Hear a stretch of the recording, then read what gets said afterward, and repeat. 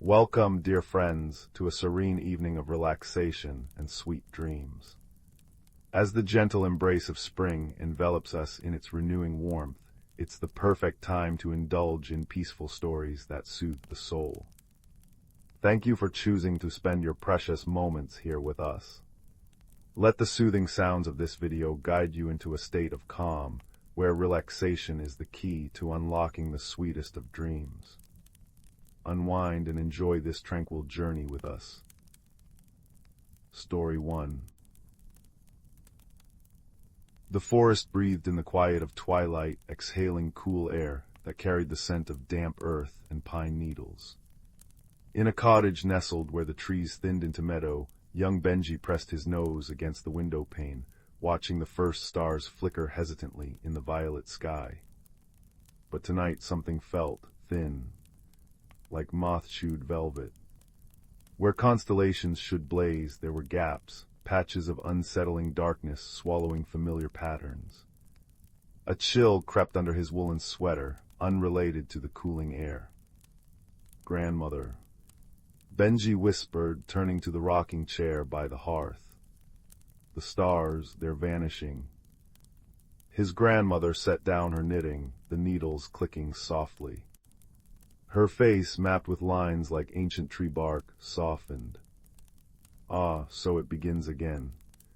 She rose, her movements slow but steady, and walked to the heavy oak chest beside the fireplace.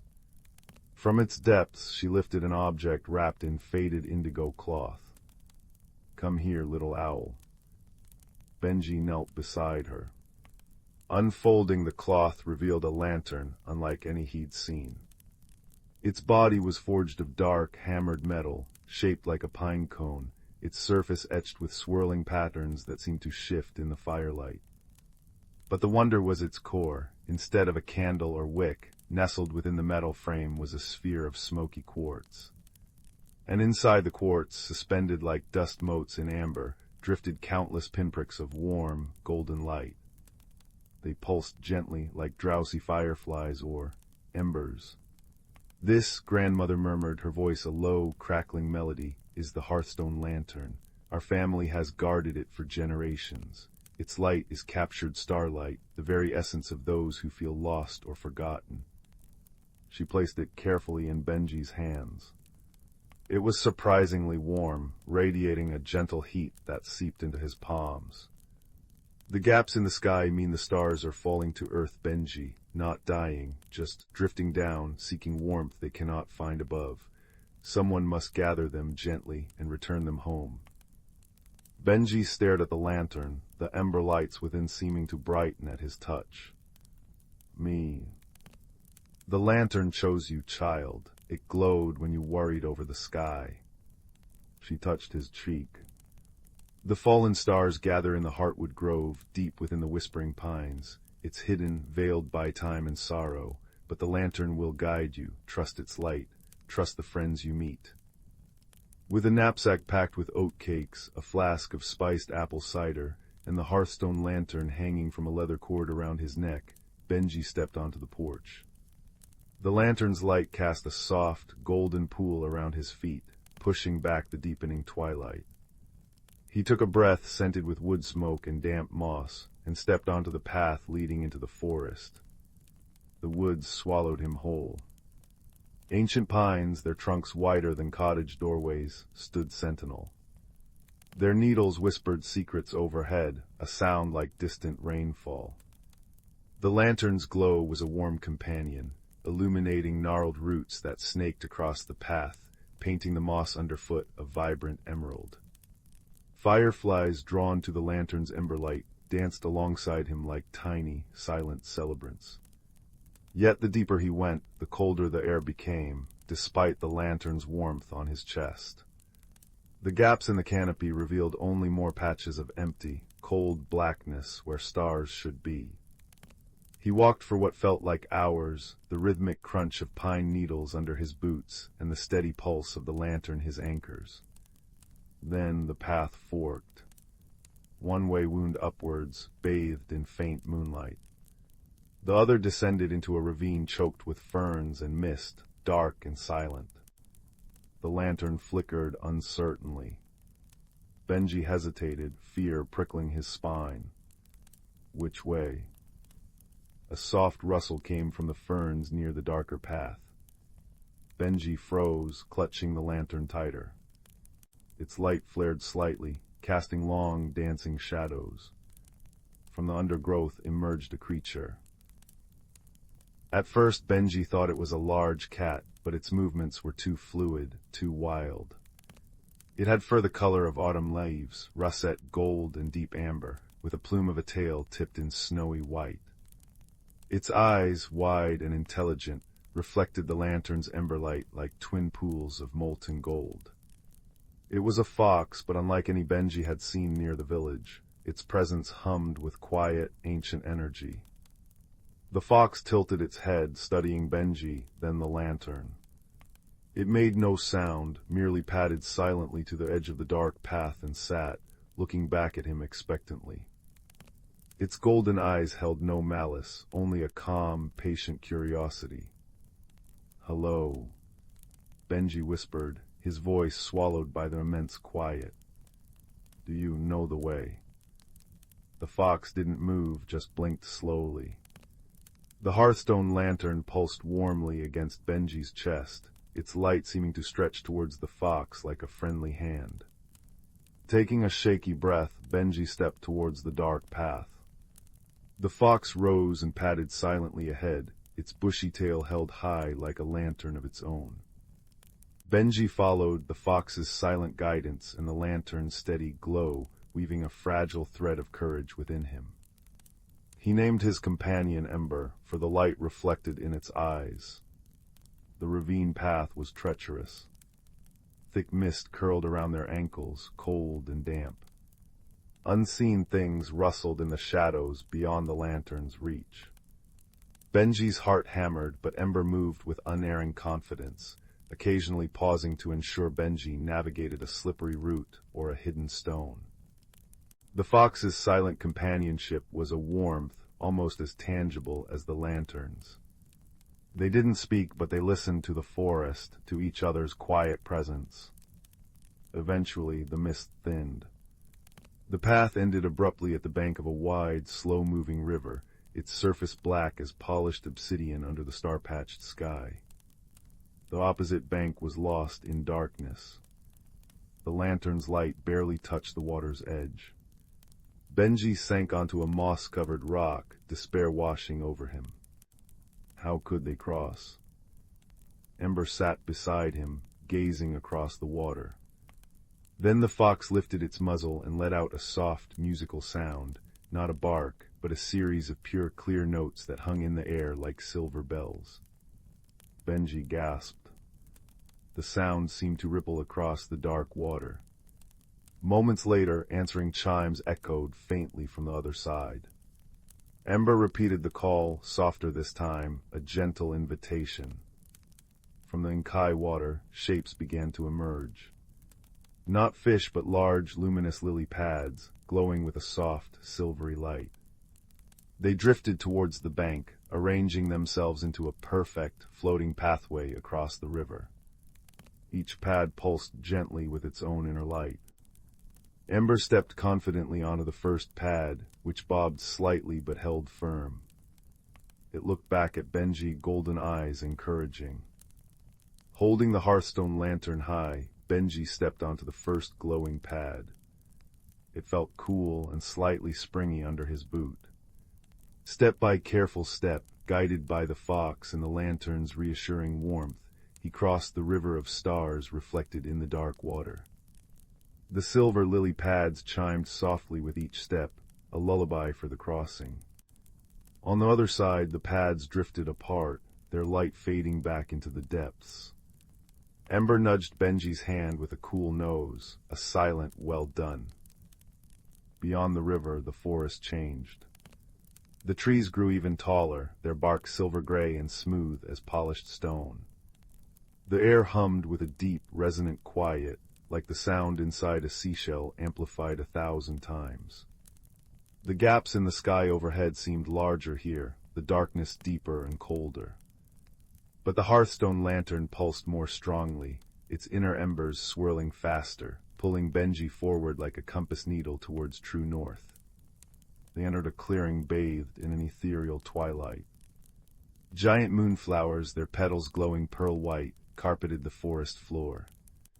In the center stood the most astonishing tree Benji had ever seen. It wasn't merely tall, it seemed old, radiating an age that made the surrounding pines seem like saplings. Its trunk was vast, twisted with time, covered in moss that shimmered with dew like crushed diamonds. Its branches, bare of leaves, stretched upwards like skeletal fingers reaching for the absent stars. And caught within its highest branches, tangled like cobwebs or trapped birds, were dozens, no hundreds, of tiny flickering points of cold, blue-white light. Fallen stars. Their light was weak, strained, casting long, trembling shadows. Beneath the tree, seated on a root as wide as a bench, was a figure. At first glance, Benji thought it was a bundle of moss and twigs. Then it shifted, and Benji saw it was a being woven from the forest itself. Skin like knotted bark, hair like cascading lichen, eyes like deep pools reflecting the captured starlight above. Its form was ancient and weary, radiating a profound, aching loneliness that settled over the grove like a heavy fog. This was the Heartwood spirit. Ember stopped at the edge of the moonflowers, giving a soft, respectful whine. Benji stepped forward, the Hearthstone Lantern held before him like an offering. Its warm, golden glow pushed back the cold light of the captured stars and the oppressive sadness. The spirit lifted its head slowly. Its bark-like face creaked softly. Who disturbs the gathering dark? Its voice was the rustle of dry leaves, the groan of ancient timber shifting in the wind. Its deep pool eyes fixed on the lantern. That light, it burns, put it out, it hurts the stars. Benji's throat felt tight. And no, he stammered, finding his voice. Its warm light, safe light, like a hearth. He took another step. The stars belong in the sky, spirit. Everyone misses them. The nights are cold and afraid. The spirit sighed, a sound like wind through barren branches. The sky is vast and empty. They were lonely, falling, forgotten. I gathered them. I keep them safe. Here they are not alone. It gestured weakly towards the tangled lights in its branches. I am not alone. Benji understood then. The spirit wasn't stealing the stars out of malice, but out of a desperate loneliness, mirroring their own perceived abandonment. It had created a cage of companionship. He remembered his grandmother's words, seeking warmth they cannot find above. The sky isn't empty, Benji said softly, moving closer. He could feel the spirit's sorrow, a tangible cold radiating from it. Ember pressed against his leg, a warm, solid comfort. People look up, they tell stories, they wish upon them. My grandmother told me stories about them every night. The stars are loved, they warm hearts, even from far away. He held the lantern higher. This light comes from stars that were gathered long ago with kindness. It's warm because it remembers being part of something bigger. It's not meant to be kept hidden. He pointed to the captured stars. Their light is cold now. They miss their home. They miss being part of the whole sky. They miss warming the world. The spirit looked from Benji to the lantern, then up at the tangled stars in its branches. A single tear, like liquid amber, welled in its deep pool eye and traced a path down its bark-like cheek. Loved, remembered. It sounded like a forgotten word being rediscovered. But who remembers me? Who comes to this hidden grove? The world forgets the old trees, the deep woods. I am alone. Benji thought of the silent journey, Ember's quiet guidance, the silver lily pads that answered a fox's call. He thought of his grandmother, keeping the lantern safe, knowing its purpose. He thought of the villagers looking worriedly at the patchy sky. We remember, Benji said firmly. My grandmother remembered, she sent me. And Ember, he gestured to the fox, who gave a soft yip, remembered the way. People do care. They just sometimes forget to look. But the stars remind them to look up.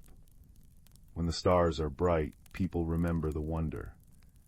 They remember the forest holds magic. They remember you. He took the final steps until he stood directly before the ancient spirit. He held out the Hearthstone Lantern. This light is warmth, it's friendship, it's a promise. Let the stars go home. Let them shine again, and I promise, we won't forget this place, we won't forget you. The spirit gazed into the lantern, at the swirling golden embers within the smoky quartz. Slowly, hesitantly, it reached out a hand woven from gnarled twigs and velvety moss. It touched the lantern's warm metal. A tremor ran through the spirit, starting at its fingertips and spreading through its ancient form. The cold sadness radiating from it lessened, replaced by a dawning warmth, like the first sunrise after a long winter. The spirit looked up at its captured stars, then back at Benji and Ember. It took a deep, shuddering breath, like roots drawing water from deep earth. A promise, it echoed, its voice gaining a hint of warmth, like sap rising in spring. A hearth-light promise. The spirit raised both hands towards the tangled branches. It didn't speak, but a deep, resonant hum filled the grove, vibrating through the earth and the air, a sound like the forest itself sighing in release. The knotted branches began to gently untwine. One by one, the captured points of cold, blue-white light were freed. Instead of falling, they drifted downwards like dandelion seeds, drawn towards the Hearthstone Lantern. As each tiny star touched the smoky quartz sphere, it flared brightly for a moment, a flash of pure, cold light before being absorbed. Inside the lantern, the swirling golden embers flared with new intensity, absorbing the blue-white light, transforming it. The lantern grew warmer in Benji's hands, not hot, but deeply comforting, like sunlight on stone. Its golden glow expanded, filling the Heartwood Grove with a warm, buttery light that made the moonflowers glow brighter and chased the lingering shadows into the trees. The oppressive cold lifted entirely, replaced by a gentle, earthy warmth. As the last captured star was absorbed and transformed within the lantern, the spirit lowered its hands. It looked lighter, less burdened. A soft green glow, like new spring leaves, began to pulse beneath its bark-like skin. It smiled at Benji, a slow, creaking but genuine expression that lit up its deep pool eyes. The warmth returns, it murmured. To them, to me. The spirit placed a gentle, moss-covered hand on Benji's head. A sense of profound peace, deep-rooted and ancient, flowed into him. You carry the hearth light now, little gatherer. It burns steady and true within you. Take it back to the sky. The journey home felt different. The Hearthstone Lantern blazed with a brilliant, steady golden light, illuminating the path through the silver-barked trees with unwavering clarity. The cold patches of darkness were gone. The canopy overhead was now a breathtaking tapestry of countless stars, blazing with renewed vigor, their light pure and strong. They seemed closer, brighter, bathing the forest in a silvery blue radiance that mingled beautifully with the lantern's warm gold. Ember trotted beside Benji, its autumn leaf fur gleaming, its golden eyes reflecting the celestial spectacle. The silver lily pads chimed happily as they crossed the river once more, now reflecting the dazzling starfield above. When Benji finally stepped out of the forest's edge near dawn, the meadow was washed in the soft pink and gold of sunrise. The cottage chimney puffed cheerful smoke. His grandmother stood on the porch, her shawl pulled tight, her face turned upwards, tears glistening on her cheeks as she beheld the fully restored, glorious starscape. She turned as Benji approached, Ember at his heels. She didn't ask. She simply opened her arms. Benji ran into them, the warm weight of the Hearthstone Lantern resting between them. Ember circled their legs, giving a soft, contented chuff. "Their home, grandmother," Benji whispered, his voice thick with exhaustion and wonder. And the spirit, it remembered it wasn't alone. His grandmother held him tight, rocking gently. She looked down at the lantern, its inner embers now swirling slowly, peacefully, a miniature galaxy contained within smoky quartz. "And so do we," she murmured, her voice thick with emotion. "So do we." Word spread through the village like warm honey. The stars had returned, brighter than ever. And Benji, with Ember always by his side and the Hearthstone Lantern glowing softly on their cottage mantelpiece, told the story. He told of the ancient spirit, the hidden Heartwood Grove, and the importance of remembering the quiet wonders, the deep woods, the old trees. He spoke of loneliness that hoards and warmth that liberates. He spoke of unexpected friendships found in autumn leaf foxes and guiding lights held in small hands. On the first full moon after the stars returned, guided by Benji and Ember, the villagers made a quiet procession into the whispering pines.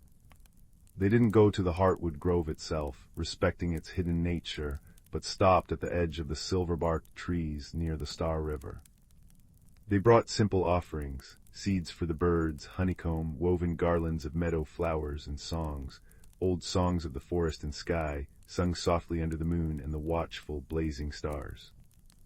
Benji held the Hearthstone Lantern aloft, its warm light mingling with the cool moonlight and starlight. Deep within the Heartwood Grove, the ancient spirit felt the ripple of song, the warmth of shared remembrance carried on the night breeze. It touched the trunk of its great tree, now subtly glowing with a healthy, deep green light beneath its bark. High in its branches, a single new star, a tiny, warm, golden point of light, born from the ember of the Hearthstone's promise, flickered softly. The profound silence of the grove was no longer lonely.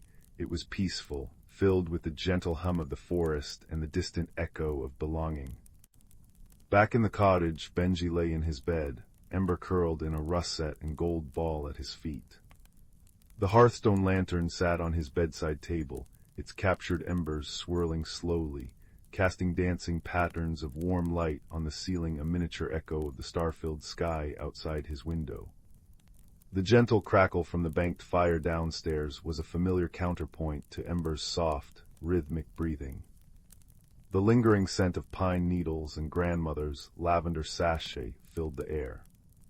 His journey had started with cold gaps in the heavens and ended with a warmth that filled the world, inside and out. He had carried an ember into the darkness and found it could light the sky. He had been afraid, but friendship had walked beside him on silent paws. He had felt small, but he had reminded an ancient spirit of its connection to the vast, starry whole. As sleep began to pull him under, warm and safe, Benji watched the lantern's light patterns dance. They weren't just embers anymore. They were promises kept, friendships forged, loneliness banished by shared remembrance. They were the gentle, glowing proof that even the smallest light, held with courage and kindness, could guide the lost home and warm the coldest night.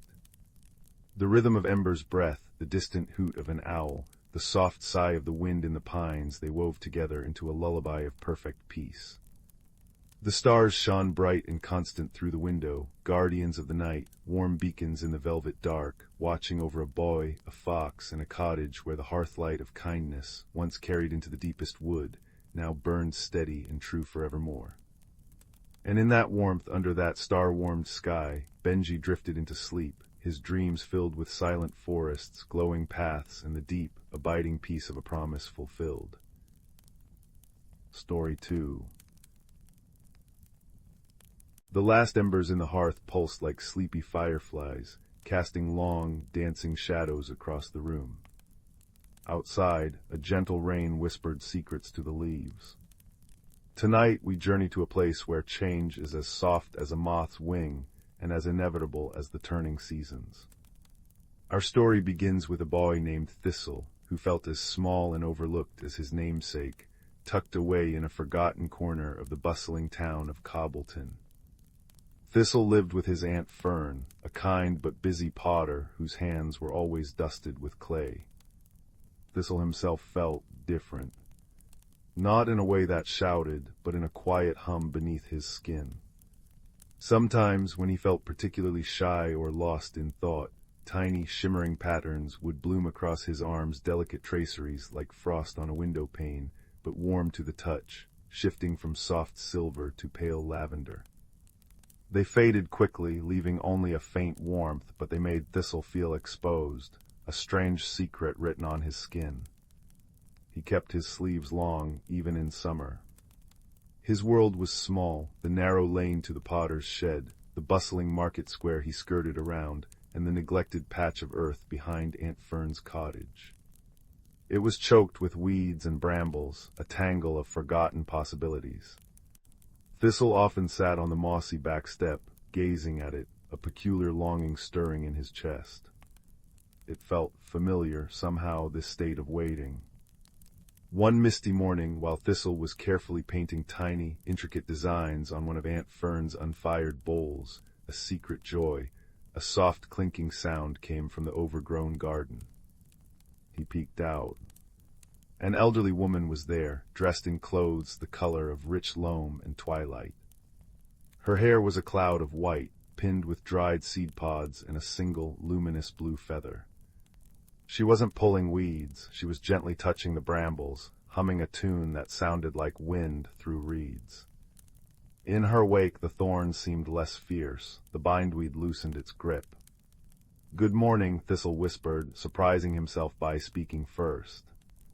The woman turned. Her eyes were the deep, calm green of forest pools. "Good morning, young gardener," she smiled. Her voice was like warm earth. "I am Willow. This patch, it has potential, don't you think? It just needs remembering." Gardener. Thistle looked down at his hands, still dusted with clay and paint. I don't know how." Willow's gaze was gentle but perceptive. She didn't comment on his long sleeves, but her eyes lingered for a moment on the faintest shimmer of silver near his wrist. "Everything begins with a seed," she said simply. "And a little faith. Would you like to help it remember?" So began Thistle's quiet apprenticeship. Willow didn't come every day, but always when Thistle felt that familiar knot of uncertainty tightening in his chest. She never gave grand instructions. Instead, she offered small, patient tasks. "Clear just this corner today, Thistle. Feel the earth beneath your fingers." As he worked, loosening the stubborn soil, the shimmering patterns on his skin would sometimes flare softly, like captured moonlight, pulsing in time with his careful movements. He noticed the soil felt warmer where they touched. One afternoon, after a small victory of clearing a patch large enough for a single seedling, Thistle felt a wave of frustration. The work was slow, the garden immense. He slumped on the step. "It feels impossible," he murmured, a tear escaping. As it traced a path down his cheek, a tiny, perfect dewdrop fell onto the newly turned earth where he sat. Where it landed, a single, impossibly blue flower unfurled instantly, no bigger than his thumbnail, glowing with an inner light. Willow appeared beside him, as if summoned by the bloom. She didn't mention the tear or the miraculous flower.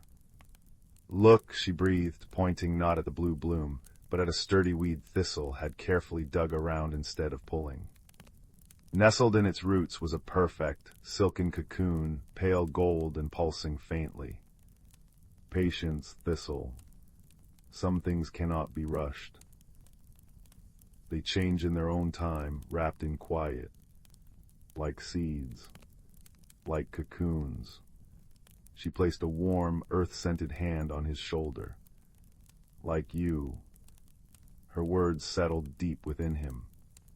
He began to understand that his shimmering skin wasn't something to hide, but perhaps a reflection. When he felt brave enough to ask Willow about a particularly stubborn root, the patterns swirled into vibrant gold.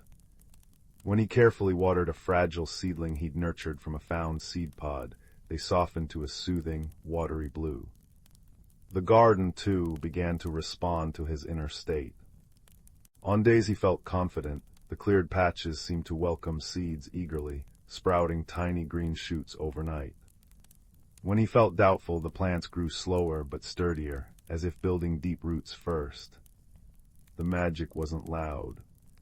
It was the way morning glories unfurled exactly as the first sunbeam touched them, their colors shifting subtly throughout the day, pale pink with morning shyness, vibrant violet with midday confidence, softening to lavender blue in the evening calm. It was the way butterflies, drawn by the burgeoning life, seemed particularly drawn to Thistle, landing gently on his hands or shoulders, their wings brushing his skin and leaving trails of faint, sparkling dust that mingled with his own shimmer. He stopped wearing long sleeves at home. One crisp autumn morning, Willow brought him a small, rough clay pot. Inside was not a seed, but a handful of rich, dark earth. "This," she said, her green eyes holding his, "is for you to tend, not with water from the well, but with what you feel. Plant your intention within it." Thistle cradled the pot. What did he want to grow? Courage. Understanding. He closed his eyes, focusing not on grand desires, but on the small, warm feeling he got when a seedling pushed through, or when a butterfly trusted him. He focused on the quiet peace he found digging in the earth. He poured that feeling into the dark soil. When he opened his eyes, the surface of the earth shimmered faintly, mirroring the soft gold patterns now glowing steadily on his own arms. Days turned to weeks. Thistle tended his special pot, simply holding it sometimes, pouring his quiet hopes into it. The neglected garden patch transformed. Where brambles once ruled, now grew fragrant lavender bushes that hummed when brushed against, moonflowers that opened with luminous sighs at dusk, and climbing roses whose petals shifted from blush to deep crimson depending on the warmth of the sun. It wasn't grand or showy. It was a haven of gentle beauty and quiet magic. People passing the lane would pause, drawn by the unexpected serenity and the sweet, calming scent. One evening, as the first stars pricked the violet sky, Thistle sat beside his special pot. A tiny crack appeared in the dark earth. Slowly, incredibly, a single, slender green shoot emerged. It unfurled 2 perfect leaves, not like any plant Thistle knew. They were translucent, veined with silver and gold, catching the starlight and glowing with a soft, internal radiance. As it grew taller than his hand, a single bud formed at its tip, tightly furled, shimmering like a captured moonbeam. Willow stood beside him, her presence a comforting warmth. She didn't speak, only smiled, her eyes reflecting the gentle light of the bud. Thistle looked at the miraculous little plant, then down at his own hands. The shimmering patterns were constant now, no longer flaring and fading, but a soft, steady glow beneath his skin, like sunlight seen through leaves. He felt settled. Not finished, but no longer afraid of his own unfolding. He understood the cocoon now. He hadn't burst out dramatically. He had simply softened, stretched, and grown into the space he'd patiently made for himself, nurtured by small acts of courage and Willow's quiet wisdom. The garden was his testament not to sudden change, but to patient, persistent becoming. His shimmer wasn't a flaw, it was his inner light, finally visible, harmonizing with the world around him. Aunt Fern, carrying a tray of steaming chamomile tea, joined them on the step. She looked at the transformed garden, at the glowing plant in Thistle's pot, and at Thistle himself, his face peaceful in the twilight, his skin softly aglow. Her eyes widened, then softened with a deep, quiet understanding. She didn't ask questions. She simply placed the tray down and sat beside him, her hand resting gently on his. The warmth of her touch mingled with his own light. The bud on the strange plant trembled. Not opening, not yet. But it pulsed gently, a slow, steady rhythm like a heartbeat, like breathing. It held the promise of unimaginable beauty, waiting for its own perfect moment. Thistle knew that feeling. His journey wasn't ending here on the mossy step. It was just beginning to bloom. He looked out over the garden he had coaxed from neglect, alive with whispering leaves and shifting colors. He looked at the glowing bud, full of tomorrow's mystery. He felt the steady warmth in his own skin, no longer a secret, but a quiet song. And he smiled, a small, sure smile that mirrored the first shy star in the darkening sky. The embers in the hearth sighed, content. Outside, the gentle rain continued, nurturing the seeds of tomorrow. The world held its breath, waiting for the next gentle unfolding. Story 3. The hearth crackled softly, painting dancing shadows on the cottage walls as young Alara tucked her chin deeper into her quilt. Outside, the first frost of late autumn whispered over the village of Willowbrook, silencing crickets and silvering the cobblestones. Yet Alara's gaze wasn't on the cozy fire or the frost-kissed windowpane. It was drawn, night after night, to a faint, warm flicker deep within the whisperwood.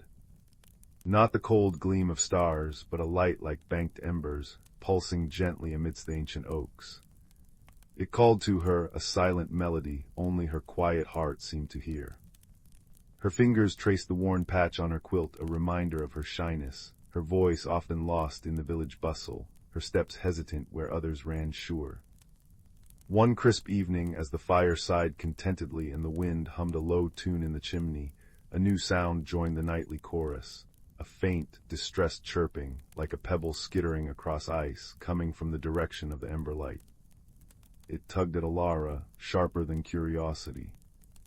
Gathering her thickest shawl, its wool smelling faintly of lavender and wood smoke, she slipped outside. The frosty air nipped her cheeks, but the ember glow beckoned, a warm promise against the velvet dark. Her boots crunched softly on the frosted path, each step a small drumbeat in the vast quiet.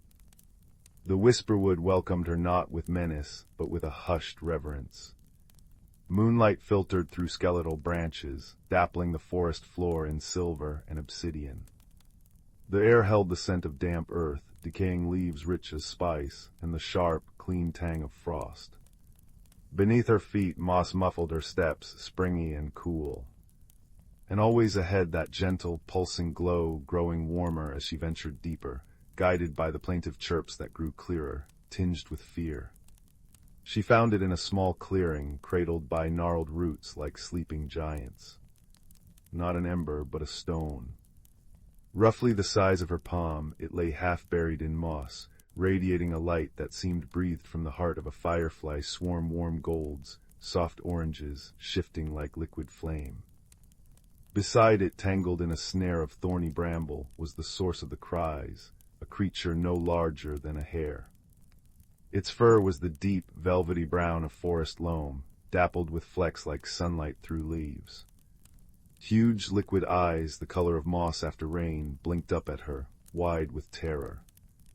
It had long, sensitive ears that twitched at every rustle, and delicate paws scrabbling uselessly against the cruel thorns. Alara breathed, her voice barely a wisp in the stillness. She knelt, the frosty ground seeping cold through her woolen skirt. The creature flinched, pressing itself flat. "I won't hurt you." She moved slowly, deliberately, her fingers finding the rough, surprisingly warm surface of the glowing stone. As she touched it, a wave of pure, comforting warmth flowed up her arm, settling in her chest like a sip of spiced cider. The stone's light pulsed brighter for a moment, casting long, dancing shadows. Emboldened, she carefully began to work at the thorny snare, her fingers stinging as she gently pried apart the sharp vines. "There now," she murmured, her voice finding a softness she rarely used. "Almost free." The moment the last thorn released its grip, the little creature scrambled backwards, then froze, trembling, watching her with those enormous, wary eyes. Alara sat back on her heels, holding very still. She placed the glowing stone on the moss between them. Its light bathed the clearing, turning the frost on the leaves into tiny, glittering diamonds. Slowly, cautiously, the creature crept forward. It sniffed the air, then nudged the stone with its nose. A soft, musical hum emanated from the stone, vibrating gently in the air. The creature's trembling eased.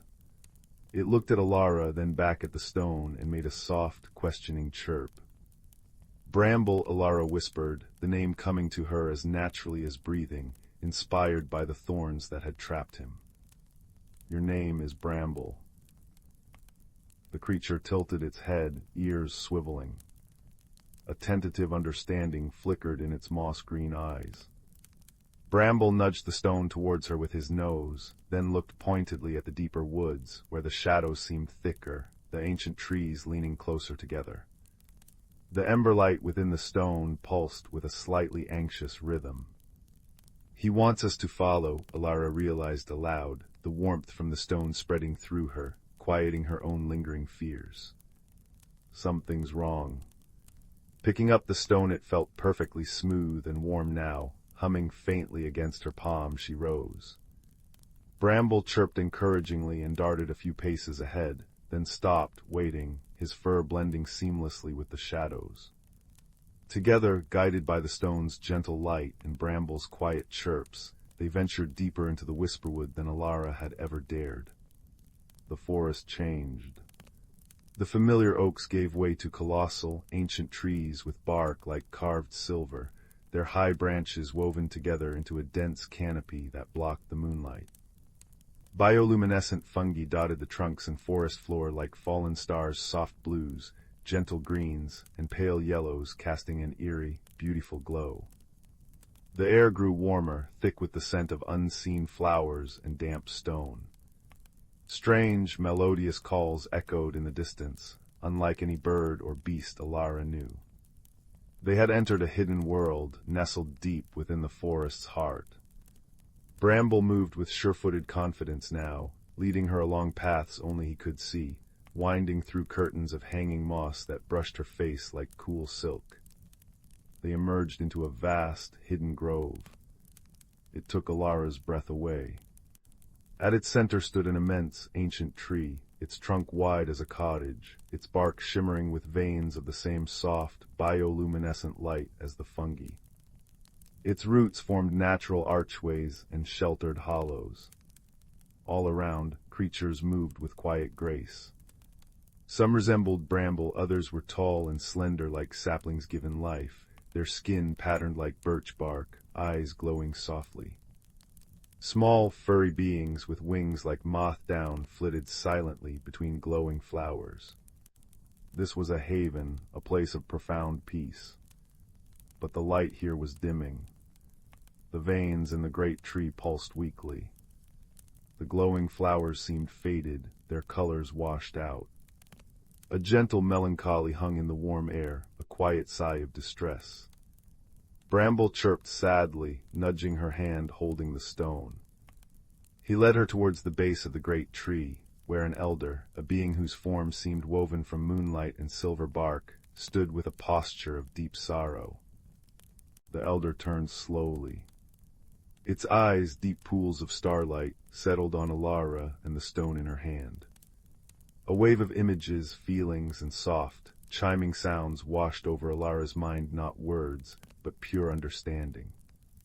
The stone was a heartember, a fragment of the great tree's own life-light, scattered long ago for safekeeping. It was a beacon, a source of warmth and vitality for the hidden grove. But the main heartember, deep within the great tree itself, was failing. Its light was dwindling, and with it, the life of the grove.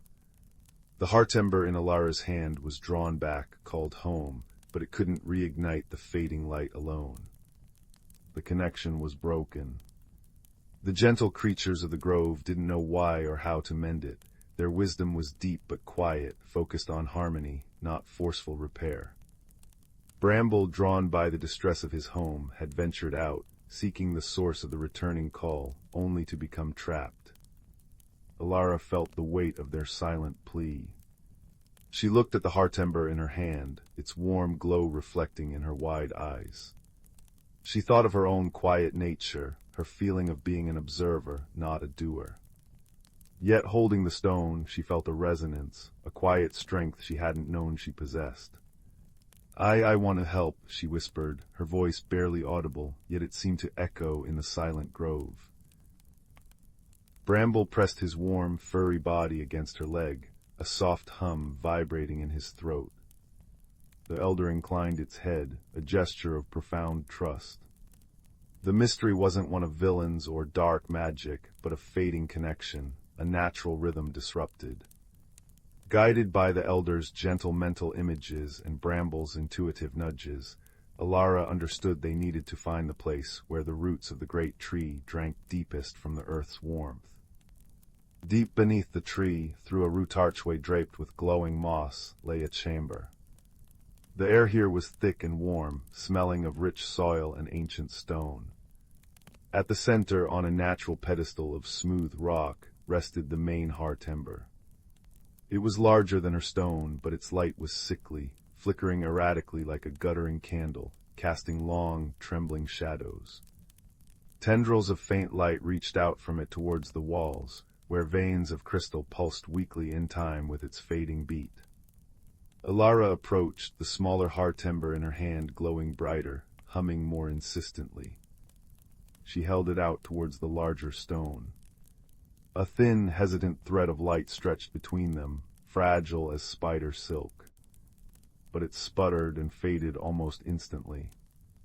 The connection wasn't strong enough. The chamber felt colder. Bramble chirped anxiously, his large eyes reflecting the faltering light. Alara closed her eyes, blocking out the fear, the vastness of the task. She focused on the warmth in her palm, the steady hum of the small hearth ember. She thought of the cozy hearth back home, the crackle of the fire, the scent of wood smoke. She thought of the frosty air outside the grove, the crunch under her boots, the vast, silent beauty of the whisperwood. She thought of Bramble's trusting eyes, the elder's quiet hope, the gentle creatures depending on this light. She poured all that, feeling the warmth, the quiet wonder, the fierce desire to protect this fragile beauty into the stone she held. She didn't shout or command, she simply felt, deeply and purely, focusing her quiet spirit into a channel for connection. The small hearth ember flared. Its light didn't just brighten, it deepened, becoming richer, more alive. The humming steadied into a strong, resonant tone that vibrated through the chamber, making the crystals in the walls hum in sympathy. This time, when the thread of light reached out to the larger stone, it wasn't hesitant. It was strong, bright, and sure. It touched the flickering hearth ember. A soft gasp escaped Alara. She felt the connection snap into place, not just between the stones, but through her. Warmth, pure and vital, flowed like molten gold from the small stone into the larger one, then through it, coursing out along the crystal veins in the walls. The flickering steadied. The erratic pulse became a strong, rhythmic thrum, deep and resonant, like the heartbeat of the earth itself. Light blossomed warm, golden, ember-bright light flooding the chamber, then surging upwards. It raced along the veins within the great tree above, visible even through the roots overhead. The light grew, spreading outwards, filling the hidden grove. Alara opened her eyes. The chamber was radiant, bathed in a warm, comforting glow that chased away every shadow. The hearth ember pulsed steadily, strongly, its light reflecting brilliantly in the now vibrant crystals. Bramble danced around her feet, chirping with pure, musical joy. The very air felt warmer, charged with renewed life. Emerging back into the grove was like stepping into a sunrise. The great tree blazed with veins of golden light, its ancient bark seeming to shimmer with inner fire. The bioluminescent flowers glowed with renewed intensity, their colors vibrant and deep. The air hummed with a chorus of soft, happy chirps, trills, and rustles from the creatures of the grove. The gentle melancholy was gone, replaced by a profound sense of peace and vibrant well-being. The elder stood before the great tree, its starlit eyes fixed on Alara. It raised a hand, not in grand gesture, but in simple, deep gratitude. A wave of pure warmth, acceptance, and belonging washed over Alara, more eloquent than any words. She hadn't just restored light, she had rekindled a connection, become part of the grove's quiet rhythm. Bramble nudged her hand. It was time to return. The journey back through the hidden paths felt different. The forest seemed to breathe easier. The Whisperwood wasn't just trees and shadows anymore. It felt alive, aware, and welcoming. Bramble trotted beside her, occasionally darting off to investigate a glowing mushroom or a rustle in the undergrowth, but always returning to her side. The small heart ember still glowed warmly in her hand, though its light was calmer now, a steady companion rather than a beacon. When they reached the edge of the hidden world, near the clearing where they'd met, Bramble stopped. He looked up at her, his moss-green eyes holding a depth of understanding. He nudged the heart ember in her hand, then gently pushed her palm closed around it. A soft chirp filled with affection and farewell. He didn't need to speak. The stone was hers now, a bond, a reminder. He turned and melted into the shadows, a brown blur disappearing into the vibrant, light-filled depths of his home. Alara stood for a moment, the warmth of the stone seeping into her skin, the memory of the grove's light warming her heart. The frosty air outside felt crisp, clean, not cold. As she walked back towards Willowbrook, the first pale streaks of dawn began to lighten the eastern sky. The village slept, windows dark, chimneys still. She slipped back into her cottage. The fire in the hearth had burned low, just embers glowing deep within the ashes, mirroring the gentle pulse of the stone in her hand. She placed the heart ember on her windowsill, where it cast a soft, warm pool of light on the frost patterns outside. It hummed softly, a comforting counterpoint to the sighing wind. She curled back under her quilt, but sleep didn't come immediately. She wasn't the same Alara who had left. The quiet girl was still there, but within her burned a new warmth, a quiet ember of courage and connection. She had ventured into the unknown, guided by kindness. She had faced the mystery not with force, but with empathy and stillness. She had found friendship in the most unexpected place, a friendship that warmed her heart like the stone warmed her hand.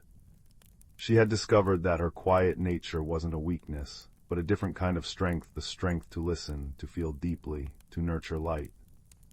As drowsiness finally began to pull at her eyelids, she watched the heart ember's gentle glow. It pulsed softly, steadily, a tiny echo of the great tree's vibrant heart. Outside, the world was waking, frost glittering under the rising sun. Inside, the embers in the hearth sighed contentedly. The stone on the sill hummed its low, soothing song. Alara smiled, a small, peaceful curve of her lips. She felt the warmth of the grove, the trust of Bramble, the quiet strength within herself, all blending together like the comforting heat from the hearthstones. Her breathing deepened, syncing with the stone's gentle pulse. The shadows in the room were soft, friendly. The journey was over, the light restored, both in the hidden grove and within her own spirit. The warmth surrounded her, the gentle sounds lulled her, and the soft glow on the sill was a promise of enduring light, a guardian against the dark. She drifted not into blankness, but into peaceful, dreamless rest, cradled by the quiet magic of a transformed heart and the steady, ember-bright glow of a friendship that would forever warm the edges of her world. The last thing she heard was the deep, contented sigh of the sleeping cottage, and the faint, comforting hum of the stone, a lullaby sung in the language of light. Story 4. The fire crackles softly, casting dancing shadows on the walls like shy forest spirits. Tonight, let us wander beneath a canopy woven from starlight and ancient secrets, into the heart of the whispering woods. Here, where the moon spills liquid silver onto moss so deep and velvety it feels like walking on clouds, and the air hums with the quiet music of 1,000 unseen lives. In this timeless realm lived a small, prickly hedgehog, with fur the color of twilight shadows and eyes as dark and curious as polished river stones. He was called Moss for his favorite napping spot nestled between the roots of a grand, gnarled oak draped in emerald cloaks of lichen. Moss loved the night world. He'd watch as fireflies, tiny living lanterns, blinked their golden-green codes across the clearings, painting constellations on the forest floor. He'd listen to the soft whoosh-whoosh of a badger's passage through the undergrowth, the delicate tick-tick of a bat's echolocation overhead, and the gentle symphony of the creek nearby, a constant, soothing babble over smooth, water-worn pebbles. One crisp autumn night, as the scent of damp earth and decaying leaves hung heavy and sweet, Moss noticed something unusual. The whispering stones, 3 moss-covered boulders that sat like ancient guardians beside the singing creek, seemed dimmer. Usually under the full moon they held a soft, internal glow, a subtle bioluminescence that pulsed faintly, like the slow heartbeat of the earth itself. Tonight their light was feeble, flickering weakly beneath their blanket of moss. A thread of unease, soft as a spider's silk, wound its way through Moss's heart. The stones were the heart of the forest's quiet conversations. They listened to the trees, translated the stream's song, and murmured secrets to the wind. If they grew silent, what would happen to the woods? Seeking wisdom, Moss made his way through a tunnel of ferns that glistened with dew like scattered diamonds. His destination was the Great Sentinel, an ancient oak whose branches scraped the belly of the star-strewn sky. High in its gnarled embrace lived Silas, a tawny owl whose feathers held the patterns of bark and moonlight, and whose eyes were vast, golden pools reflecting centuries of forest lore. Silas wasn't one for pronouncements. He spoke in rustles, hoots, and the profound silence between heartbeats. Hoo-hoo-hoo, the soft call drifted down as Moss approached. Silas swiveled his great head, moonlight catching the intricate patterns on his feathers. Trouble stirs the quiet waters, little wanderer. His voice was the sound of dry leaves skittering over stones, soft, deep, and infinitely calm. Moss explained his worry about the whispering stones. They barely glow, Elder Silas. Their song feels tired. Silas blinked slowly, a gesture of deep contemplation. Ah, the stones remember. They hold the weight of seasons passing, the joys and sorrows whispered on the wind, the secrets sunk deep by the stream. Like the forest itself, even stones need time to breathe, to rest beneath their mossy blankets.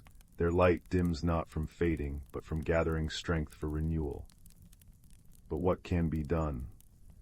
Moss asked, his small paws kneading the cool, damp earth nervously. The forest needs their voice. The forest also understands the need for quiet, Silas murmured, his gaze drifting towards the stones. Listen not just for their song, Moss, but for the song around them. The creek sings of cleansing. The wind carries whispers of patience. The trees share strength through their deep, silent roots. Perhaps the stones need reminding that they are not alone in their vigil. A gentle touch, a shared breath, these two are part of the ancient language. Understanding dawned on Moss, warm and soft as the first rays of dawn. It wasn't about forcing light, but about offering care. He thanked Silas, whose only reply was the soft rustle of feathers as he settled deeper into the oak's embrace, a silent sentinel once more. Guided by the soft plink-plink of water dripping from leaves and the distant chirr of a nightjar, Moss returned to the whispering stones. He sat beside the largest one, its surface cool and damp beneath his paws. He closed his eyes and listened, truly listened. He heard the creek's constant, reassuring babble wash away, make smooth again. He felt the deep, resonant hum of the trees surrounding the clearing, a vibration felt more in the earth than heard hold fast, we stand together. He heard the wind sighing through the pines on the ridge, breathe deep, all things in time. Inspired, Moss began to gently, ever so gently, brush away the thickest layers of moss and fallen leaves from the stones. He wasn't stripping them bare, but clearing the channels where their faint light might breathe.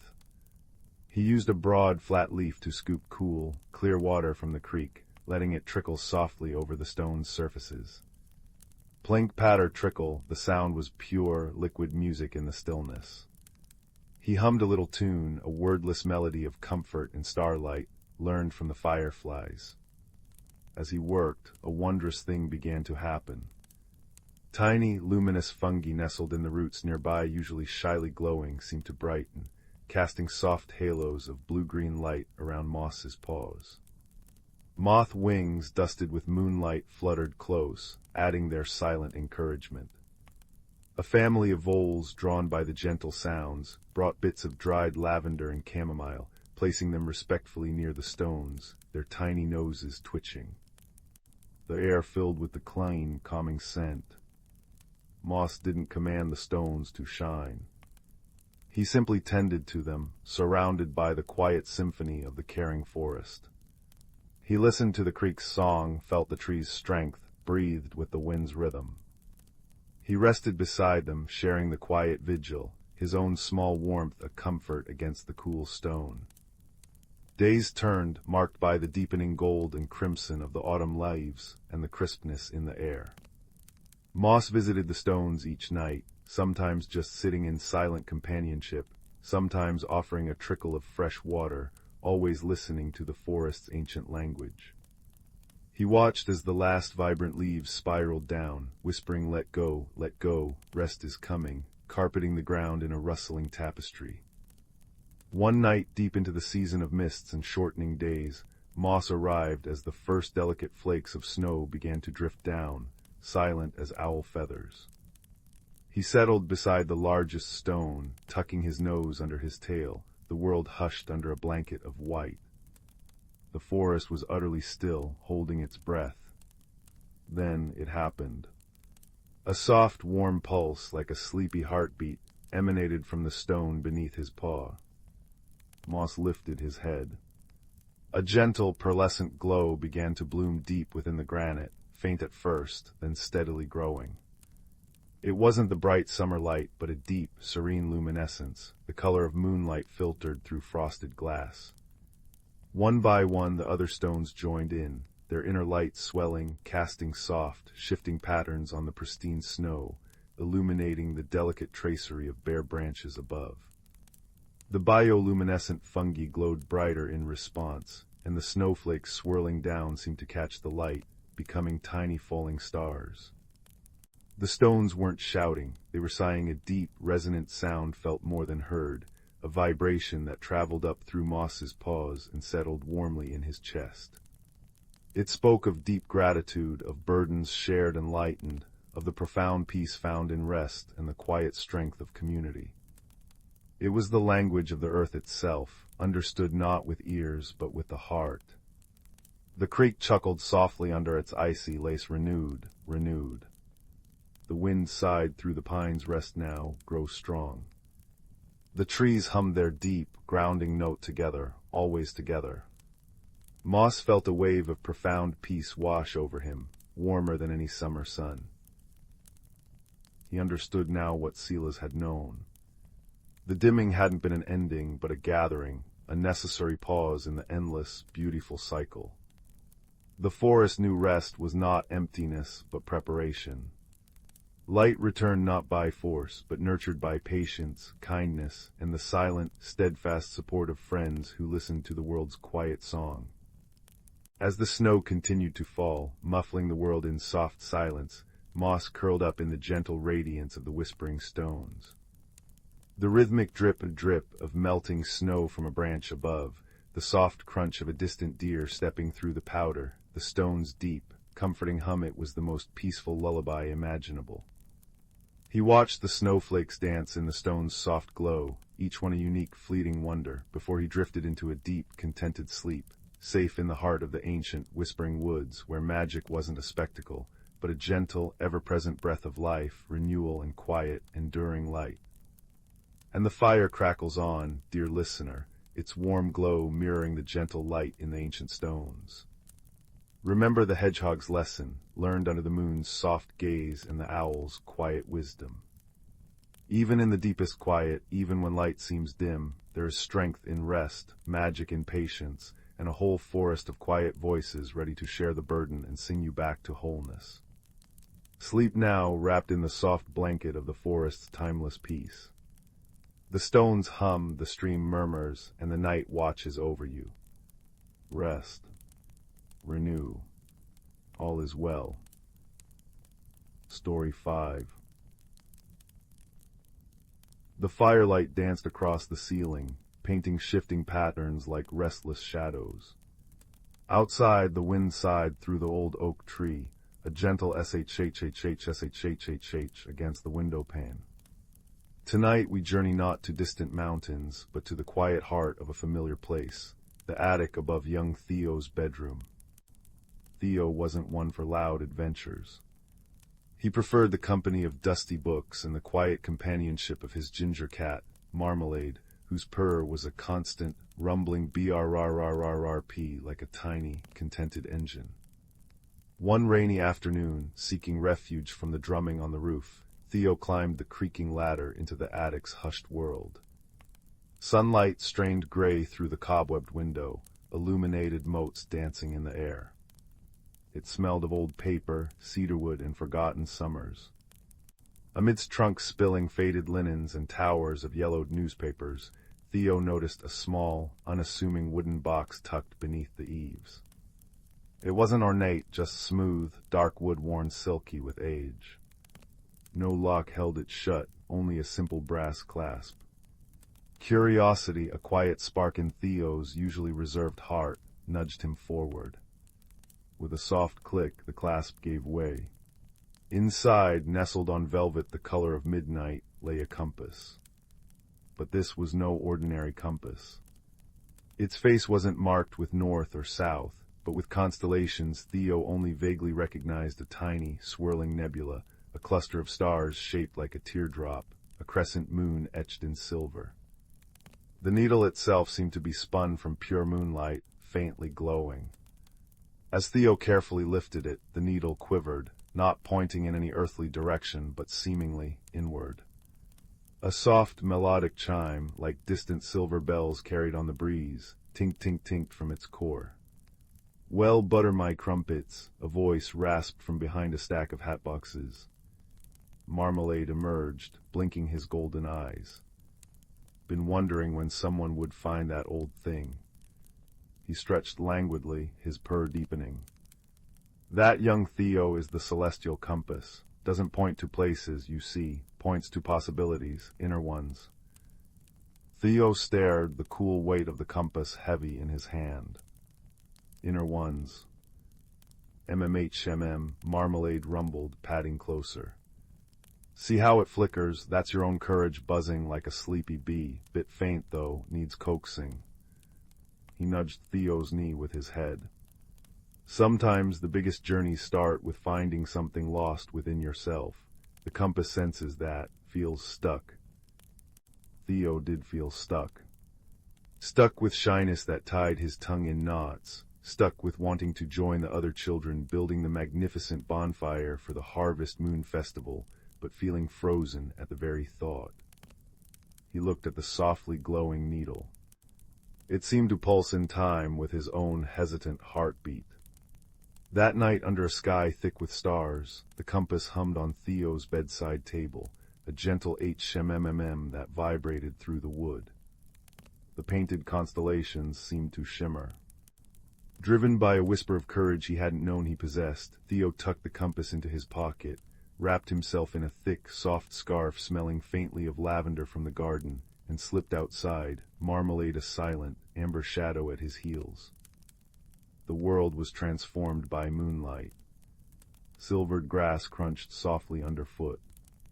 The air held the crisp, clean scent of autumn and the distant, comforting smell of wood smoke from hearths.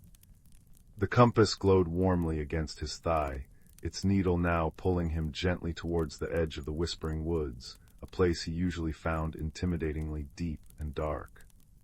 Tonight, however, the woods seemed less forbidding, more like a tunnel woven from moonlight and shadow.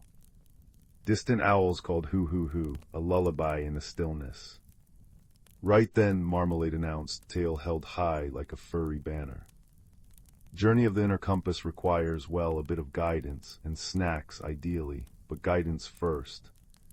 He trotted towards a large, mossy oak stump.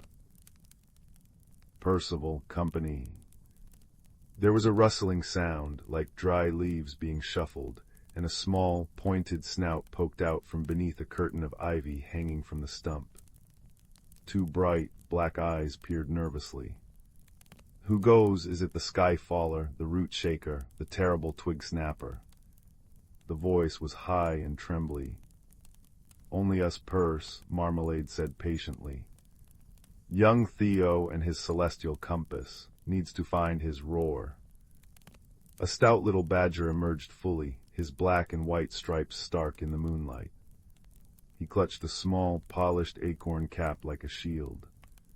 "The roar, oh dear, that sounds loud and possibly dangerous. Are there skyfallers involved?" Percival sniffed the air cautiously. "I specialize in quiet vigilance and underground mapping. Roaring is outside my purview, unless it's a very quiet roar, a whisper roar."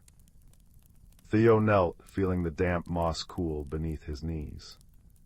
"Hello, Percival. I just need to find my courage. The compass led me here." He showed the badger the softly glowing instrument. The needle quivered towards Percival, then back towards the deeper woods. Percival's eyes widened, reflecting the compass's light. Ooh, shiny and interdirectional, fascinating. His nervousness seemed momentarily forgotten in scholarly interest. He tapped his acorn cap. "Courage, you say? Tricky thing. Often hides in the most unexpected burrows. Like that particularly juicy earthworm I found last Tuesday. Unexpected, but rather courageous of him to be so plump near my set." He shook his head. "But I digress. The Whispering Woods hold many secrets, and secrets sometimes need coaxing." He looked thoughtful. "Perhaps the compass seeks the Hearthstone glade. They say moonlight pools there, and whispers become clear." Marmalade nodded sagely.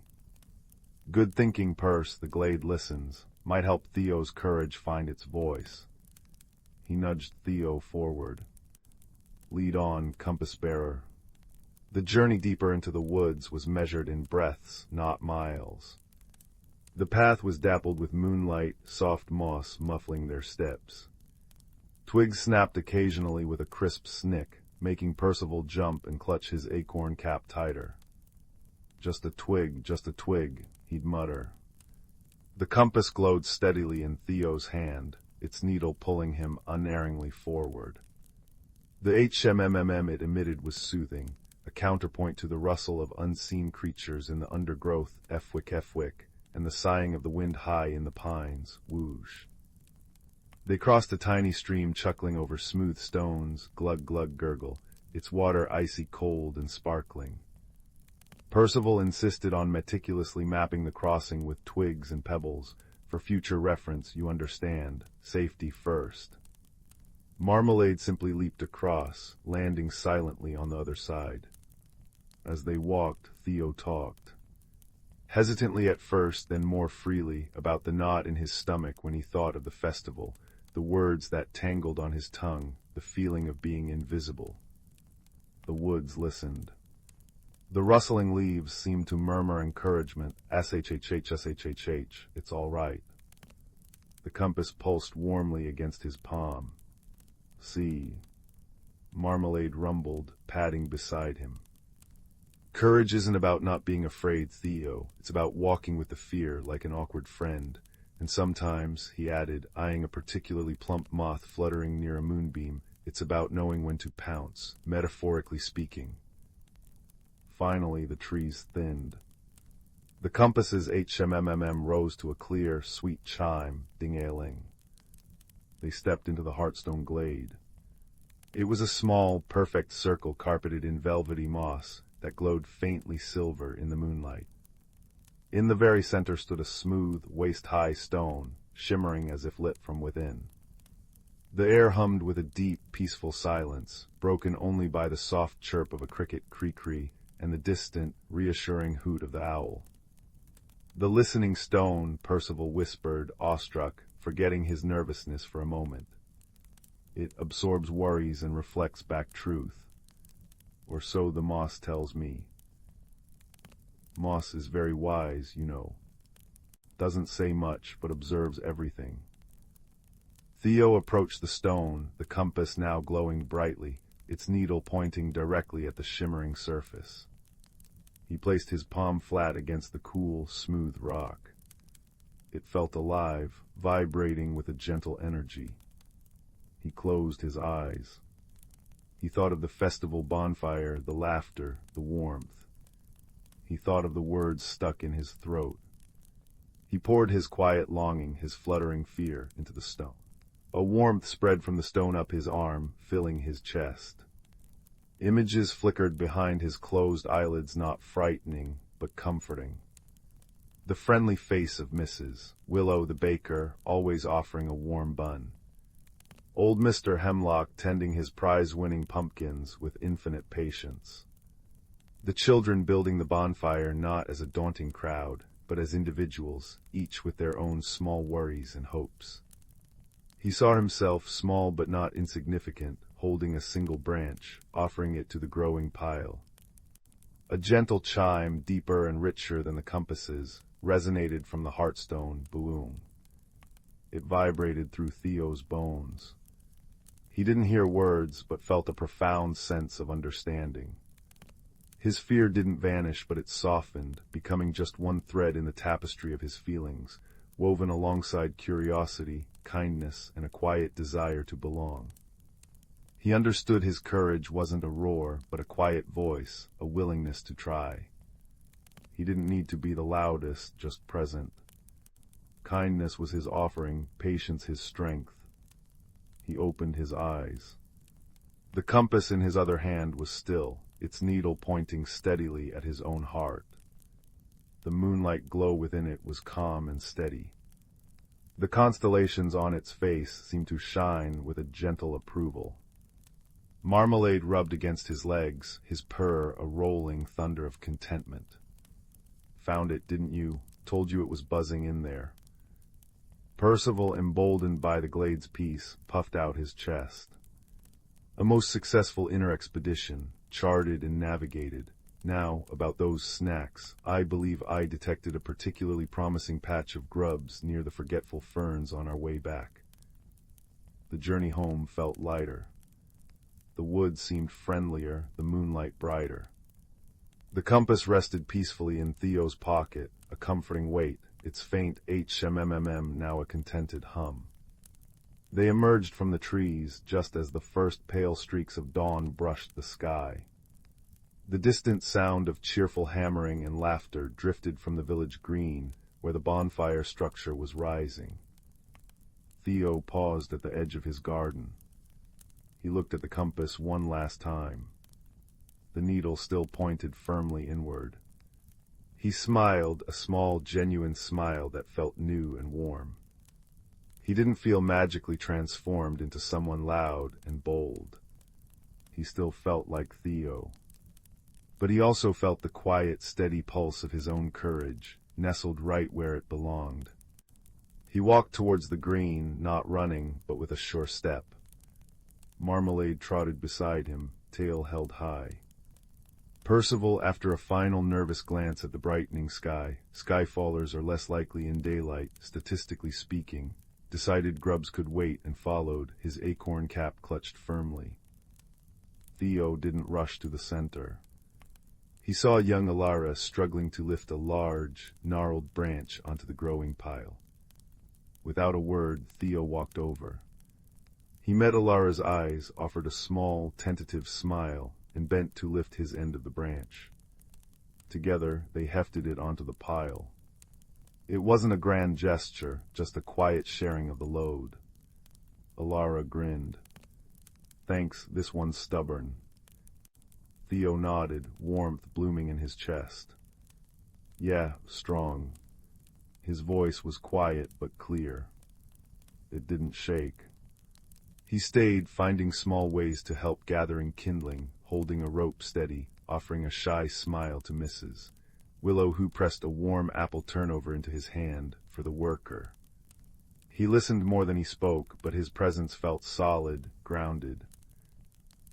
The compass was a quiet secret in his pocket, a reminder of the journey measured in heartbeats and whispered truths, not miles. The crackle of the first small flames being coaxed to life in the bonfire pit, snap crackle pop, sounded like applause just for him. Later tucked back into his own bed as the real bonfire roared in the distance, sending sparks dancing like fireflies towards the harvest moon, Theo held the celestial compass. Its constellations glowed softly in the dark room. Marmalade purred on the pillow beside him, a steady, rumbling lullaby, brrrrrrrp brrrrrrrp. The wind sighed gently outside, shhhhshhhh, and the distant chime of the village clock drifted in bong, bong. The extraordinary secret wasn't just in the compass. It was in the quiet spaces within, discovered not through force but through kindness shown to oneself, patience in the face of fear, and the gentle guidance of unexpected friends found along a moonlit path. The needle pointed steadily inward, a silent promise that courage, once found, never truly gets lost again. It simply waits, glowing softly, ready for the next quiet journey that begins right where you are. And the firelight, dear listener, continues to dance, painting dreams on the ceiling as the world outside settles into a peaceful, starlit slumber. Story 6. The firelight dances on the hearthstones, casting long, whispering shadows that seem to echo the deep, ancient rhythms of the world beyond these walls. Tonight let us journey together to the heart of the Whispering Woods, a place where time moves like sap beneath bark, slow and rich, and where moonlight doesn't just shine, it lives. Here, beneath a velvet canopy pricked with 1,000,000 diamond stars, magic isn't a spectacle, it's the gentle breath of the forest itself. Listen, can you hear it? The soft pitter-pat-pat of rain beginning to fall, not a downpour, but a tender sigh against the broad leaves of ancient oaks and the delicate ferns carpeting the ground. It mingles with the constant, calming murmur of Mossdrop Brook, its clear waters singing over smooth, dark stones worn silken by centuries of flow. The air, cool and damp, carries the scent of wet earth, decaying leaves releasing their final sweetness, and the faint, clean perfume of night-blooming heartsease flowers. In a small clearing, bathed in a pool of silver moonlight so pure it seemed liquid, lived a young hedgehog named Thistle. Thistle wasn't afraid of the dark, he reveled in it. But lately a small worry had burrowed into his heart like a chilly seed. The air was growing crisper, the nights longer. The great wheel of seasons was turning towards the long sleep, winter's deep. While others spoke of cozy burrows and stored nuts, Thistle felt a flutter of unease. What if the quiet was too deep? What if the cold seeped into his bones and stayed? One particularly luminous night, as glowing strands of moon moss draped from the branches like fairy lanterns and clusters of tiny star-blue mushrooms pulsed gently at the roots of the trees, Thistle voiced his worry to the oldest resident of the clearing, Selene, a great gray owl. She perched on a low, moss-furred branch, her feathers the color of wood smoke in moonlight, her eyes vast, dark pools holding the wisdom of countless turning seasons. Selene, Thistle whispered, his small voice barely louder than the rustle of a falling leaf, the deep is coming. How do you keep the quiet from feeling empty? Selene tilted her head, her gaze soft. She didn't offer lectures or easy answers. Instead, she spoke with the quiet certainty of stone and starlight. The quiet little Thistle is not empty, it is full of secrets waiting to be heard, not with ears but with the heart. Listen, truly listen. Her words hung in the damp air. Thistle cocked his head, trying. He heard the rain's pitter-pat, the brook's babble hush, the wind's soft sigh-sigh through the high pines. But it was just sound. Go to the singing stones, Selene murmured, her voice blending with the night breeze. Where Mossdrop Brook tumbles over the smooth, dark rocks near the old sentinel oak, sit quietly, feel the water, listen not just to the splash but to the memory in the stone. Then seek the heartwood tree where the rings hold the story of ages, feel its bark, listen not to the creak but to the strength in the grain. Finally follow the scent of damp earth and wild mint towards the fox hollow. Listen not for words but for the warmth in the earth. It wasn't a command, but an invitation. Thistle, his tiny heart thrumming with a mixture of trepidation and curiosity, set off. The path was dappled with shifting moonlight and deep shadow. Bioluminescent beetles traced fleeting green lines through the air, and patches of ghostly white foxfire fungus glowed softly on fallen logs. The forest felt alive, watching, breathing. He reached the singing stones. Mossdrop Brook chuckled as it flowed over them, creating 1,000 tiny waterfalls that sparkled like liquid silver. Thistle carefully climbed onto a large, flat stone, cool and smooth beneath his paws. The water swirled around his feet, surprisingly warm where it had been sun-warmed earlier, chilling where it rushed fresh from the deeper pools. He closed his eyes, as Selene suggested. He felt the vibration of the water rushing over the stone, a deep, resonant hum that seemed to travel up through his paws and into his bones. Patience, the stone seemed to murmur through the water's song. We hold the sun's warmth long after it sets. We remember the touch of every raindrop, the scrape of every flood. The cold is but a pause, a time for the water to rest deep within the earth, gathering strength for the spring's return. Rest is not emptiness, it is renewal. The constant, soothing rush of the water became a lullaby of endurance. Emboldened, Thistle padded deeper into the woods, guided by the scent of rich loam and ancient wood. He found the heartwood tree and oak so vast its trunk seemed a wall of gnarled bark. He pressed his small body against its rough, deeply furrowed surface. It was solid, immovable, radiating a quiet, enduring strength. He closed his eyes again, tuning out the rustle of leaves far above. Beneath the surface roughness, he felt a deep, slow pulse, the thrum of life flowing unseen within. He felt the intricate patterns of the bark ridges, each groove a story etched by wind and time. Roots deep, the tree seemed to breathe against him. Branches reaching. Winter strips the leaves, yes, but the heartwood holds strong. The sap slows, dreams deepen. The quiet is where the plans for spring unfurl, silent and sure. Trust the core. Trust the cycle. The sheer, silent stability of the ancient oak seeped into Thistle, a quiet antidote to his fluttery fear. Finally, following the mingled scents of damp earth and sharp, clean mint, Thistle found the entrance to Fox Hollow, a cleverly concealed dip beneath the roots of a lightning-struck cedar, curtained by thick ferns. He hesitated. Foxes could be fox-like, but Selene had sent him. He crouched low, peering into the shadowed entrance.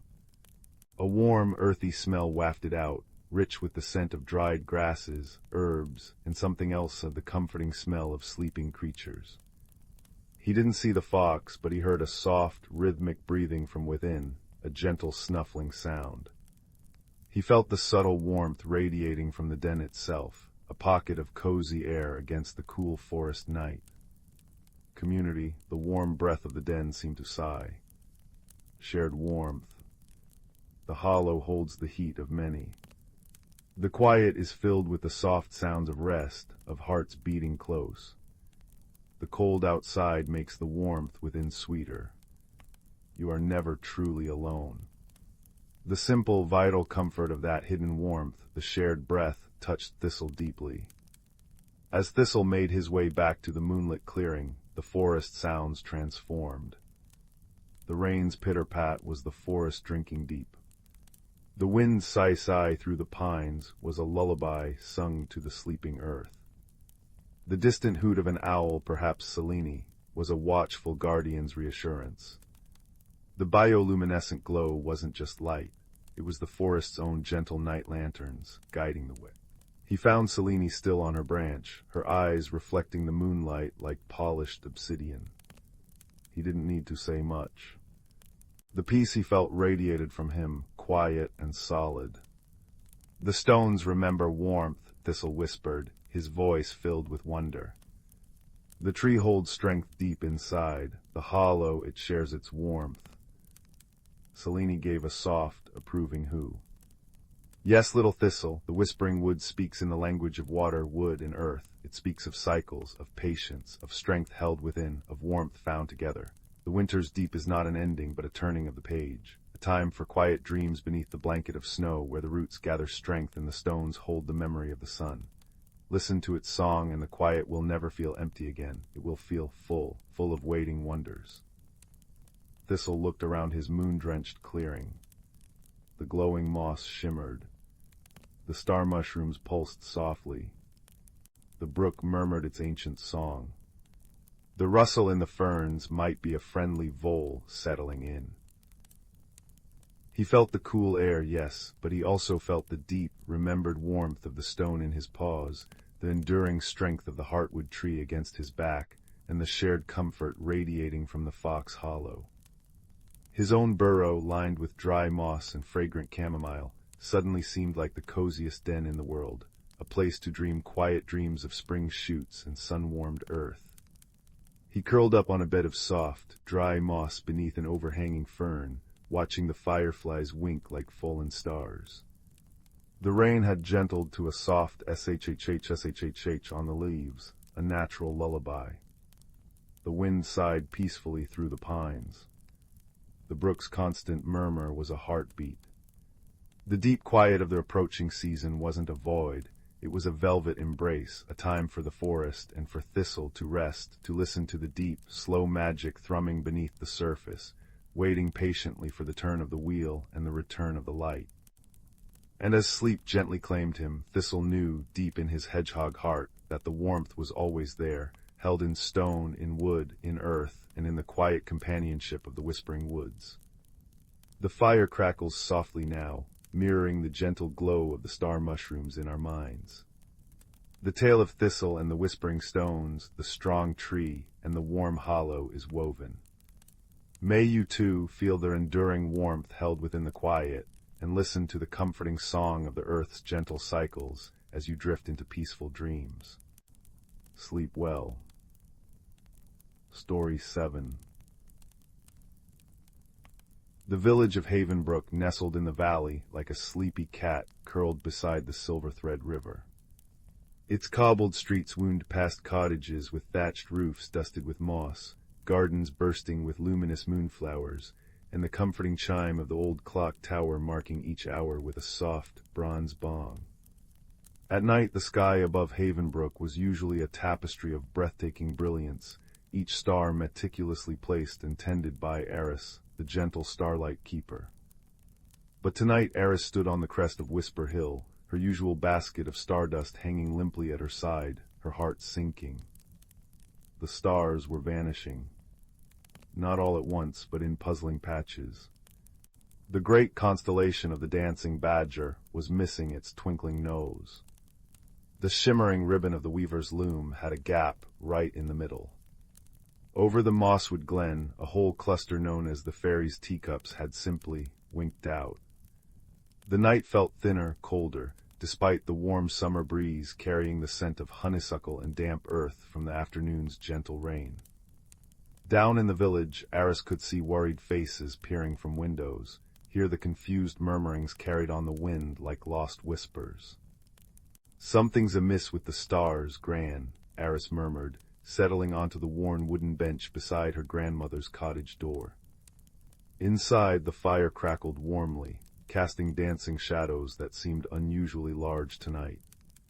Gran, her silver hair catching the firelight, looked up from her knitting a scarf the color of twilight. "Stars don't just wander off for no reason, child, not our Havenbrook stars, they're loyal." Her needles clicked a steady rhythm. "Remember the old rhyme, the one about the light that's borrowed?" Eris frowned, sifting through memories. "Light that's borrowed, not stolen away, slash found again before break of day, slash look not up, but down and low, slash where the hidden rivers flow."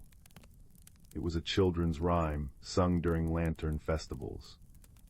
"But Gran, stars are up, how can looking down help?" "Rhymes hold kernels, Eris," Gran said softly. "Kernels of truth wrapped in riddles. Perhaps something here is borrowing the starlight, needing it more than the sky right now." The next morning, Havenbrook buzzed with quiet concern. Old Man Hemlock, the clockmaker, reported his finest cuckoo clock running backwards, the little bird popping out to chime the hour before it happened. Young Finn discovered his prized patch of rainbow petunias had turned entirely pale blue overnight. And Mrs. Nettle from the bakery swore her sourdough starter bubbled with silver flecks. Peculiar happenings, yes, but none frightening. Intriguing, like puzzle pieces scattered about.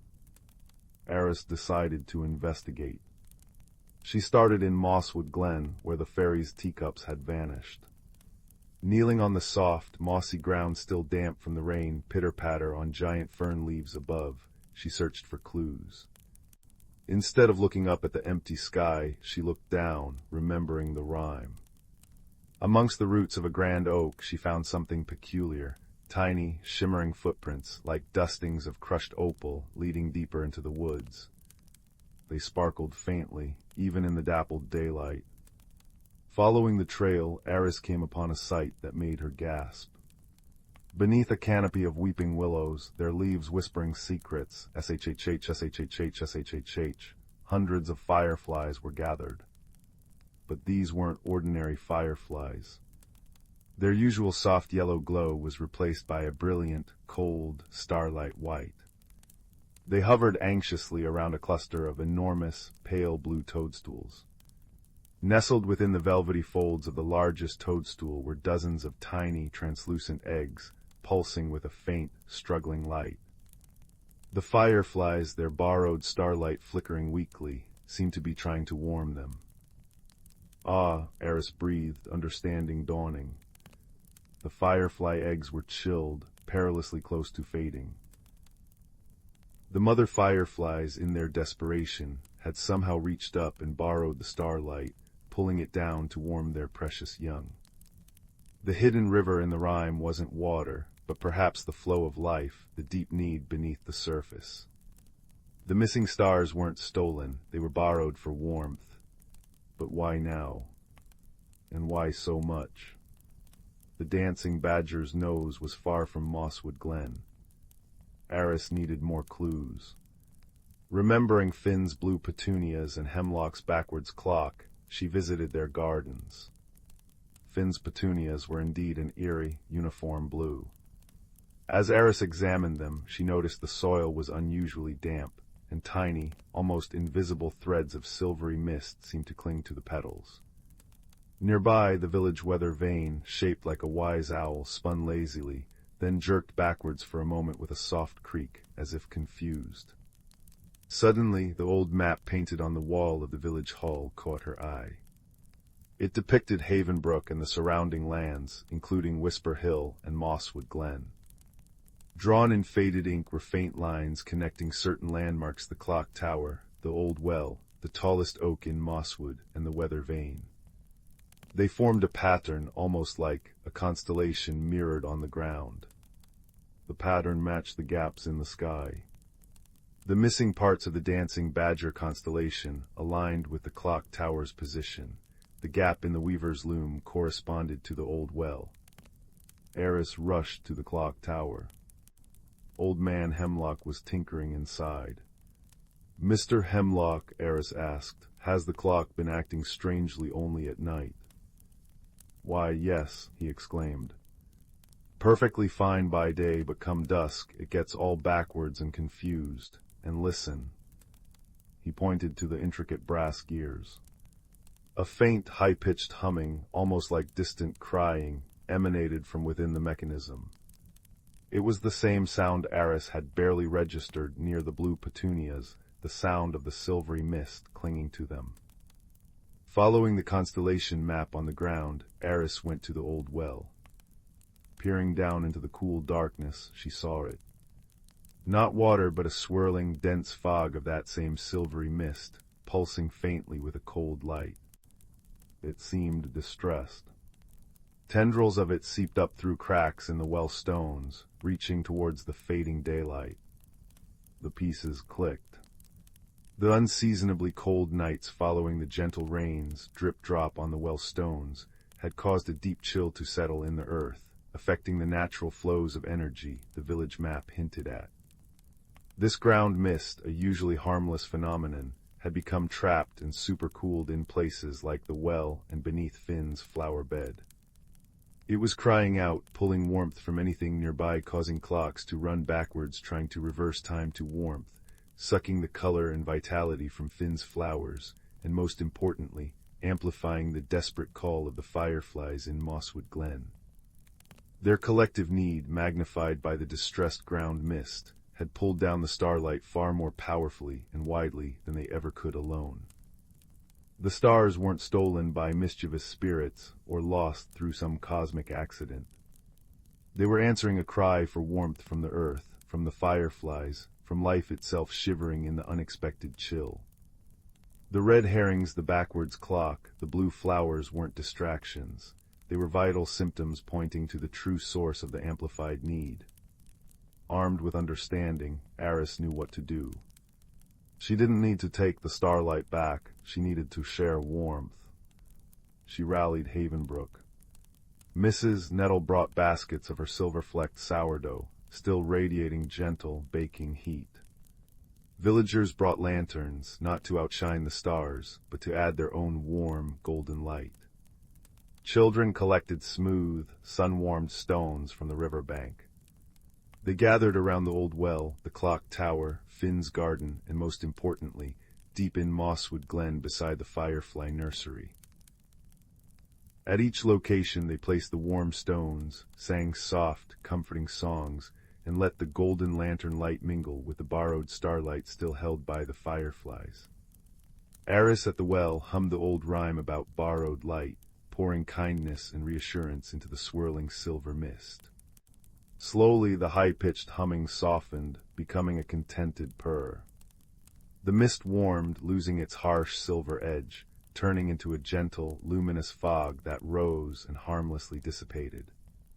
Finn's petunias began to blush with color again. Old Man Hemlock's clock gave a final, decisive tick and settled into its proper rhythm. In Mosswood Glen, the fireflies, their borrowed task complete, gently released the captured starlight. It rose like shimmering dust motes, swirling upwards through the willow leaves, rustle sigh, returning to its rightful place in the velvet sky above Havenbrook. One by one, the dancing badger's nose twinkled back into existence, the weaver's loom thread became whole, and the fairy's teacups gleamed once more, brighter than ever. The mother fireflies, their own light now a warm, healthy gold, settled peacefully around their eggs, which now pulsed with a strong, steady glow. That night, the entire village gathered on Whisper Hill. The sky was restored, magnificent and deep. The air, no longer thin and cold, was soft and fragrant. The gentle bong of the clock tower sounded perfectly on time. Down in the glen, the faint, golden flicker of happy fireflies could be seen. Eris stood beside Gran, looking not just at the stars, but at her village. Lanterns glowed warmly in hands, faces were turned upwards in wonder, and a soft hum of shared contentment filled the air. The peculiar happenings hadn't been a crisis, but a call answered not with alarm, but with observation, empathy, and community. "We found the light," Eris whispered to Gran. Gran smiled, the starlight reflecting in her kind eyes. "We shared our warmth, child. That's how borrowed light is always best returned with kindness added." She squeezed Eris's hand. "Look, even the stars seem to shine a little brighter for it tonight." And as the villagers of Havenbrook stood together under the restored heavens, the gentle sounds of the night, the shhh of the willows, the distant chirp of a cricket, the comforting bong of the clock wrapped around them like a soft blanket. The mystery was solved not by force, but by listening to the whispers of the earth and the needs of the smallest creatures. It left them not scared, but closer, warmer, and filled with a peaceful wonder that promised the sweetest of dreams. The borrowed light had been returned, generously multiplied by the shared warmth of Havenbrook's heart. And high above, the stars, secure once more, winked down in quiet approval. Story 8. The fire crackles softly, casting dancing shadows that seem to beckon you deeper into the story. Tonight we journey to the heart of the Elderglen, an ancient forest where time moves like the slow, deep breaths of the earth itself. Here, beneath a sky thick with stars, moonlight doesn't just fall, it weaves itself into the very air, turning spiderwebs into silver lace and dewdrops into scattered diamonds. And when the world sleeps, the Elderglen truly wakes, humming with a quiet, profound magic. Our tale begins with a small, rather weary hedgehog named Fern. Fern was usually a creature of dusk and dawn, but tonight, a strange restlessness prickled beneath her spines. Sleep eluded her. Her cozy burrow, lined with fragrant dried clover and downy milkweed silk, felt strangely confining. Outside the forest sighed a long, low sound like the earth settling. It wasn't just the wind in the pines, it was the trees themselves, murmuring in their slow, woody language. Fern knew this language, as all true dwellers of the Elderglen did.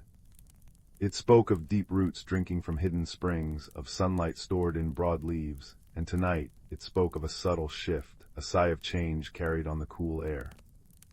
Pushing aside her mossy door, Fern stepped into the silvered night. The air was crisp, tasting of frost to come and damp earth. Moonbeams thick as cream poured through the canopy, illuminating a path of moss-covered stones that gleamed like polished jade. Each step she took released the scent of crushed thyme and damp loam. Nearby, the whispering brook babbled its endless song, a constant, soothing counterpoint to the rustling leaves overhead. Its language was one of movement and connection, tales of mountain snowmelt, journeys through sun-dappled glades, and the secrets carried by minnows. Fern paused by the brook, dipping her snout to drink. The water was achingly cold and sweet. As the ripples settled, she saw reflected not just the moon, but clusters of tiny, soft green lights clinging to the undersides of broad ferns nearby. Moon moss, it was called, glowing with its own gentle bioluminescence, like captured starlight. The sight calmed her a little, but the restless feeling persisted, a quiet hum beneath her fur. Trouble sleeping, little root tapper. The voice was deep, soft, and seemed to come from everywhere and nowhere. It vibrated through the soles of Fern's paws. She looked up into the gnarled branches of an ancient oak, wider than 10 hedgehogs laid nose to tail. High above, 2 great luminous eyes blinked slowly. Silas, the elder owl. He was as much a part of the forest as the bedrock beneath it, his feathers the color of tree bark and shadow, his face etched with the wisdom of countless seasons. Silas, Fern whispered, her voice small in the vast quiet. The trees, they sigh differently tonight, and the stones feel expectant. She placed a small paw on a large, smooth stone warmed slightly by the day's sun. It hummed faintly, a low, resonant thrum she felt rather than heard. The stone spoke the oldest language of pressure, time, and stillness. Silas tilted his great head, moonlight catching the silver edges of his feathers. They do, little one, they speak of the great turning. The season of deep sleep draws near. The forest prepares to rest, to dream beneath the frost. He ruffled his feathers softly, the sound like dry leaves skittering across stone. Restlessness before the quiet is natural. It is the forest gathering its breath, settling its accounts. But why does it make me feel so adrift? Fern asked, tracing the cool, damp moss on the stone. A gentle breeze sighed through the leaves above, a susurrus that sounded like distant, whispered secrets. Listen, listen.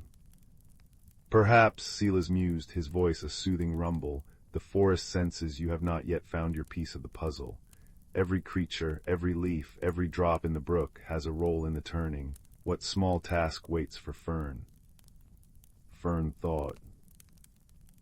She gathered seeds, she tended the moss near her burrow, she listened to the brook's stories.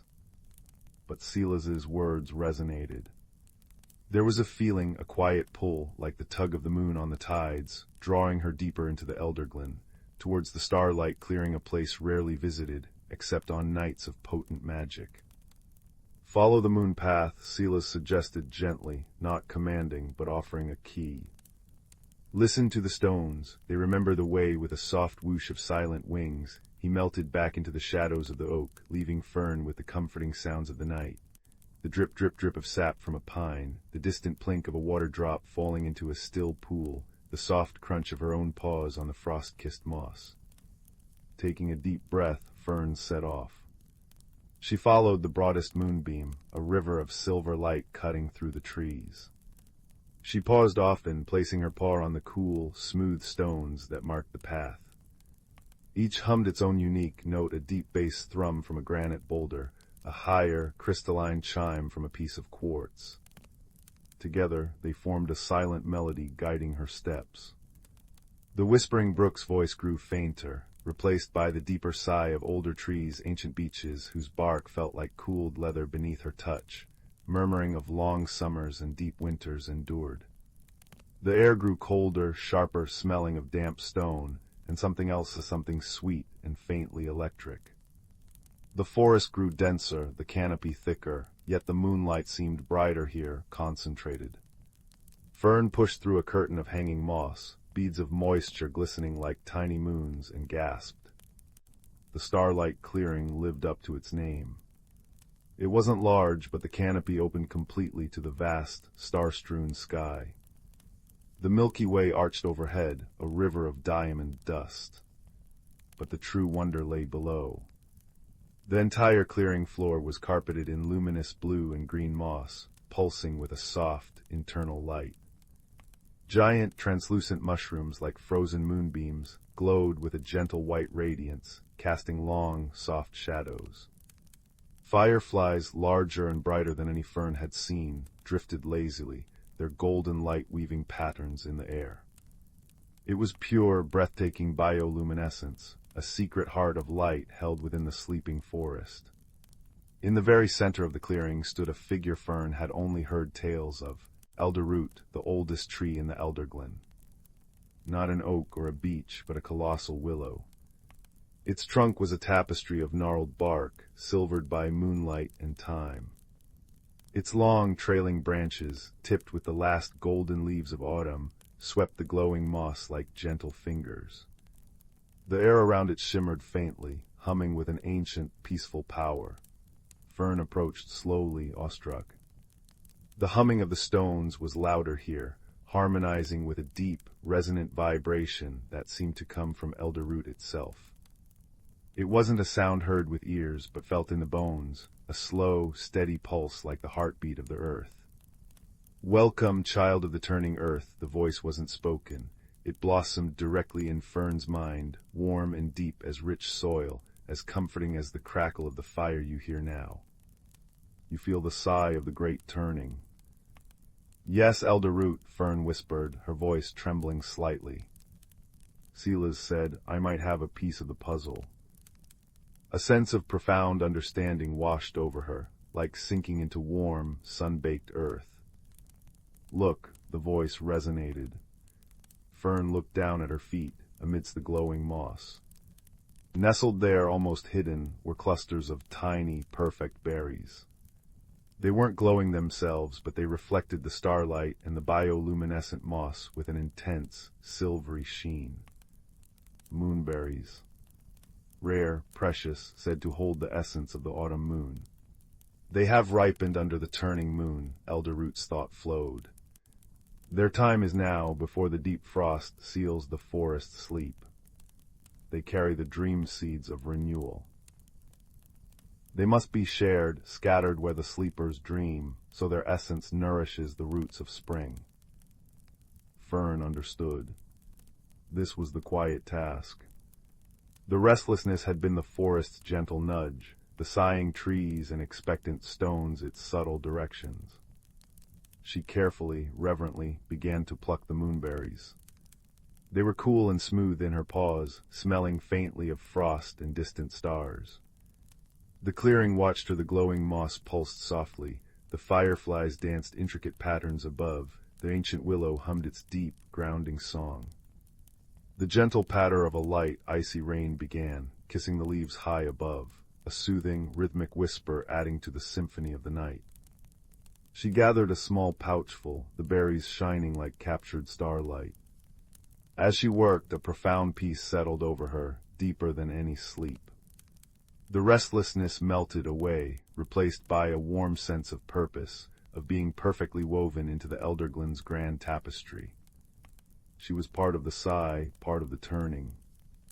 "Well done, little keeper," Elder Root's thought brushed her mind like a trailing willow branch. "Carry the moon's promise to the dreamers. The forest rests easier knowing its treasures are tended." Fern bowed her head, a deep feeling of gratitude filling her small chest. She turned, the pouch of moonberries held gently. The path back seemed clearer now, the stones humming a comforting, familiar tune. The rain fell a little heavier, a soft shush-shush-shush on the canopy, but beneath the trees, Fern walked in a pocket of quiet peace. She stopped by the whispering brook, scattering a few moonberries along its banks. They gleamed like fallen stars against the dark water, destined to nourish the roots of water plants dreaming below. She left some near the entrance to the rabbit warren, where deep sleepers would unknowingly breathe in their renewing essence. Finally, she placed a few precious berries near her own burrow entrance, a promise for the spring to come. Her task complete, Fern slipped back inside her cozy burrow. The scent of clover and milkweed welcomed her. The restlessness was gone, replaced by a delicious, bone-deep weariness. The forest sighs outside were no longer unsettling, but a gentle lullaby, the sigh of contentment, of settling into rest. The drip-drip-drip of rain from the eaves, the distant murmur of the brook, the deep, resonant hum of the resting earth, it was a symphony of peace. She curled into her nest, the pouch of remaining moonberries glowing softly beside her, a tiny piece of the starlight clearing brought home. Outside, the Elderglen settled deeper into its seasonal slumber. The moonberries, scattered and nestled into the earth, began their quiet work, weaving dreams of green shoots and warm sun into the fabric of the frozen months. The great turning was complete. Fern closed her eyes, her breath slowing, matching the deep, restful rhythm of the ancient forest. She drifted into sleep, not adrift, but anchored, cradled by the wisdom of owls and trees, the language of stones and streams, and the soft, luminous promise of renewal that glowed even in the deepest dark. The fire crackles softly now, mirroring the gentle pulse of the Elderglen's heart, a reminder that even in stillness life dreams and prepares, ever so gently, to bloom again. Sleep well, little dreamer, sleep well. Story 9. The fire crackled softly in the hearth, casting dancing shadows that leapt like shy sprites across the walls. Outside, a gentle wind sighed through the ancient oak tree, a lullaby for the sleeping world.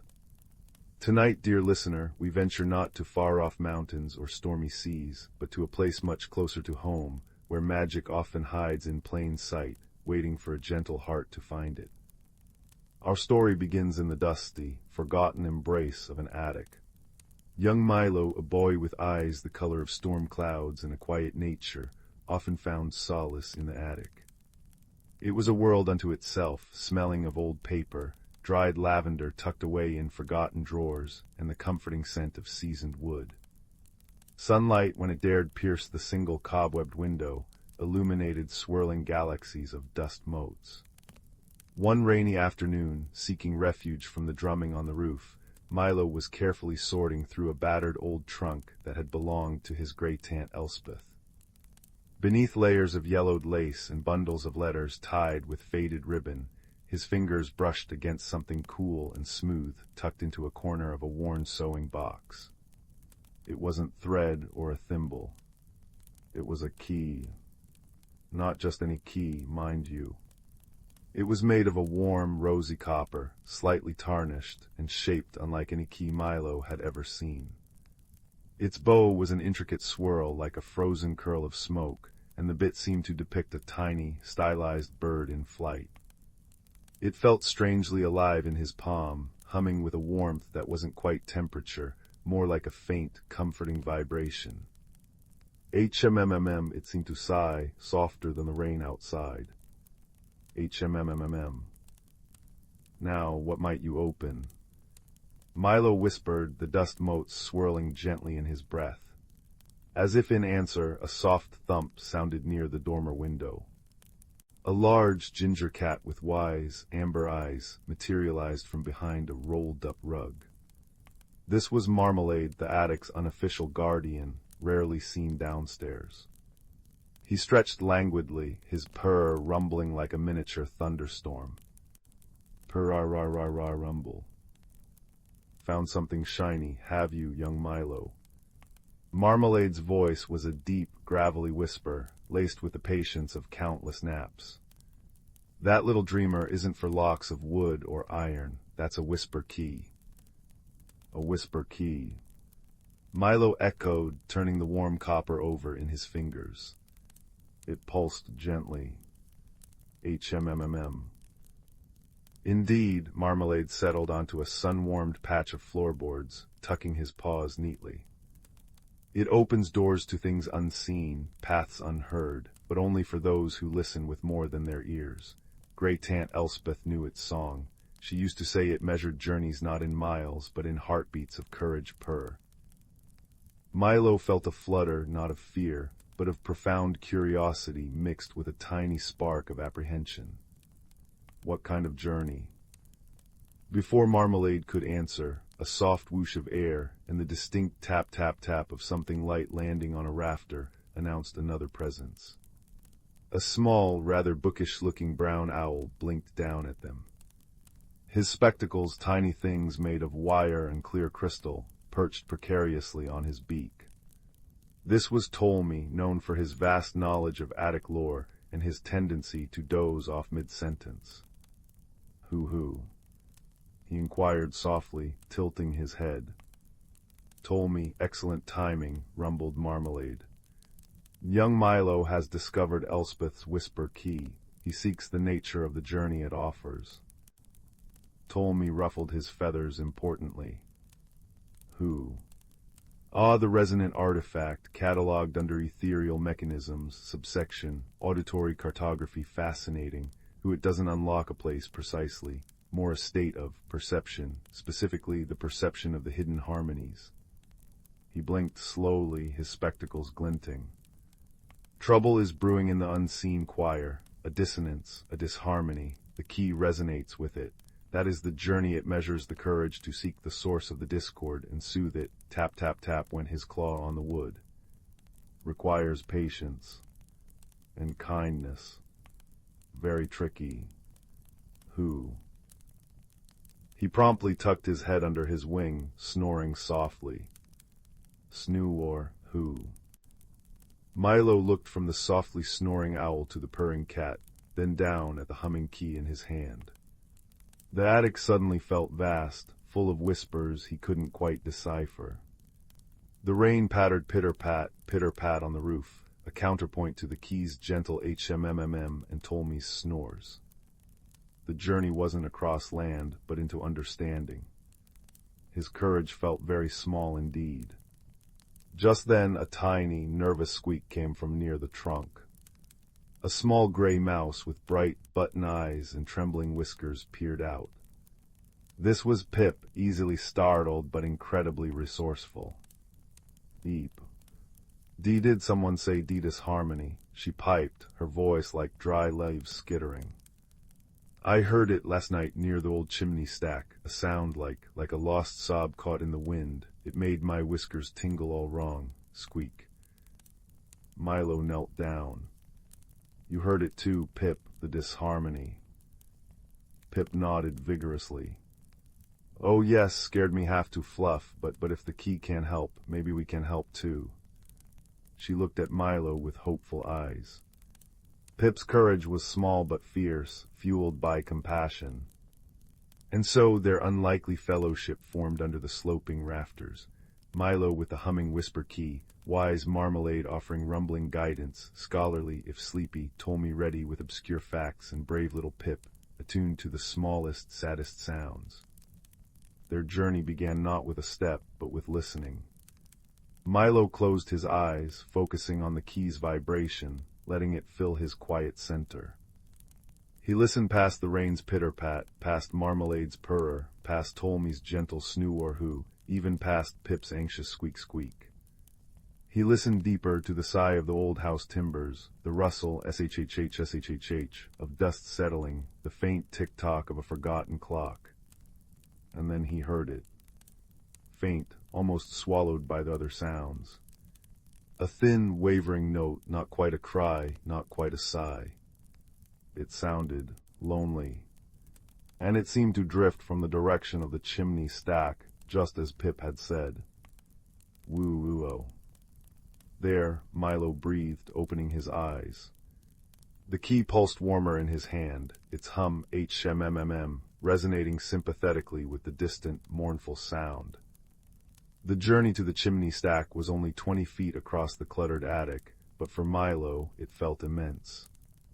He had to navigate precarious stacks of hat boxes that wobbled alarmingly, creak-groan, squeeze past a dressmaker's dummy that seemed to watch him with empty eyes, and climb a small, rickety set of library steps that Ptolemy assured him were structurally sound, circa 1892, who each wobble, each creak was a test.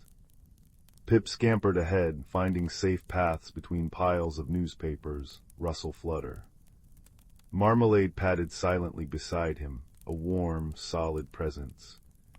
Ptolemy occasionally woke up, blinked, offered an observation like chimneys often act as conduits for aerial resonances, and promptly fell asleep again.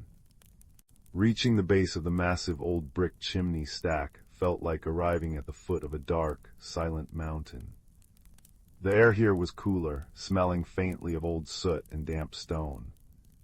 The lonely sound was clearer now, echoing slightly within the bricks. Woo-woo-oh, why alone? Milo held up the whisper key. Its glow intensified, casting a warm, coppery light on the soot-stained bricks. The intricate bird on its bit seemed to shimmer. The mournful sound paused, then tentatively echoed the key's gentle hum. HMMM. Woo-woo-oh. Who's there? Milo asked softly, his voice barely a whisper itself. Why are you so sad? A gust of wind whistled whoosh down the chimney flue, swirling dust at their feet. Within it the voice seemed to coalesce, thin and reedy like wind through a crack. Alone it sighed. Always moving, never staying, never heard, only felt as push, as cold, never as song. Milo understood. This wasn't a monster. It was a small, lost wind current, a tiny eddy that had become separated from the great symphony of breezes and zephyrs. Trapped in the chimney, its natural song had twisted into lonely dissonance. It wasn't angry, it was heartbroken. Ptolemy, roused by the concentrated emotion, blinked rapidly. A fractured zephyr, common in enclosed vertical structures, requires integration, reconnection to the larger air currents. He looked at Milo. Kindness, acceptance, offering it a voice within the chorus. Milo knew what to do. It wasn't about forcing or fixing. It was about listening, truly listening, and offering friendship. He sat down cross-legged on the dusty floorboards, the whisper key warm in his lap. Marmalade settled beside him, his purr deepening into a soothing drone, purr rumble. Pip cautiously crept onto Milo's knee, her tiny body trembling but determined. Ptolemy fluttered down to perch on a nearby crate, wide awake now, observing intently. Milo closed his eyes again, focusing on the key's resonance, letting it fill him with calm. He thought of the wind outside, the gentle sigh through the oak leaves, rustle hush, the playful tug on the washing line, flap snap, the soft whisper around the corners of the house, shhhhh. He poured this feeling of connection, of belonging to a vast, beautiful song, into the hum of the key. HMMMM, you belong. He began to hum himself softly, wordlessly. Not trying to overpower the zephyr's lonely woo, but weaving around it, harmonizing with it. Marmalade's purr provided a deep, grounding bass note. Pip, encouraged, let out a tiny, brave whistle, tweet-wee. Ptolemy surprised everyone by adding a soft, rhythmic tap-tap-tap with his claw on the wood. It wasn't perfect music, but it was kind. It was welcoming. The trapped zephyr hesitated. Its woo faltered. Then, tentatively, it tried to mimic Milo's hum. HMMMM. The sound was less sharp, less lonely. Milo smiled, humming a little louder, pouring warmth and acceptance into the sound.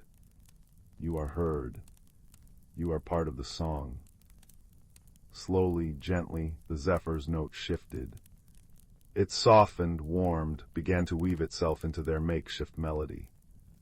The dissonance faded, replaced by a fragile harmony. The air around the chimney stack stirred, not with a mournful gust, but with a gentle, hopeful breeze. HMMMMWoo, together. The whisper key in Milo's lap pulsed brightly once, then settled back into its warm, steady hum.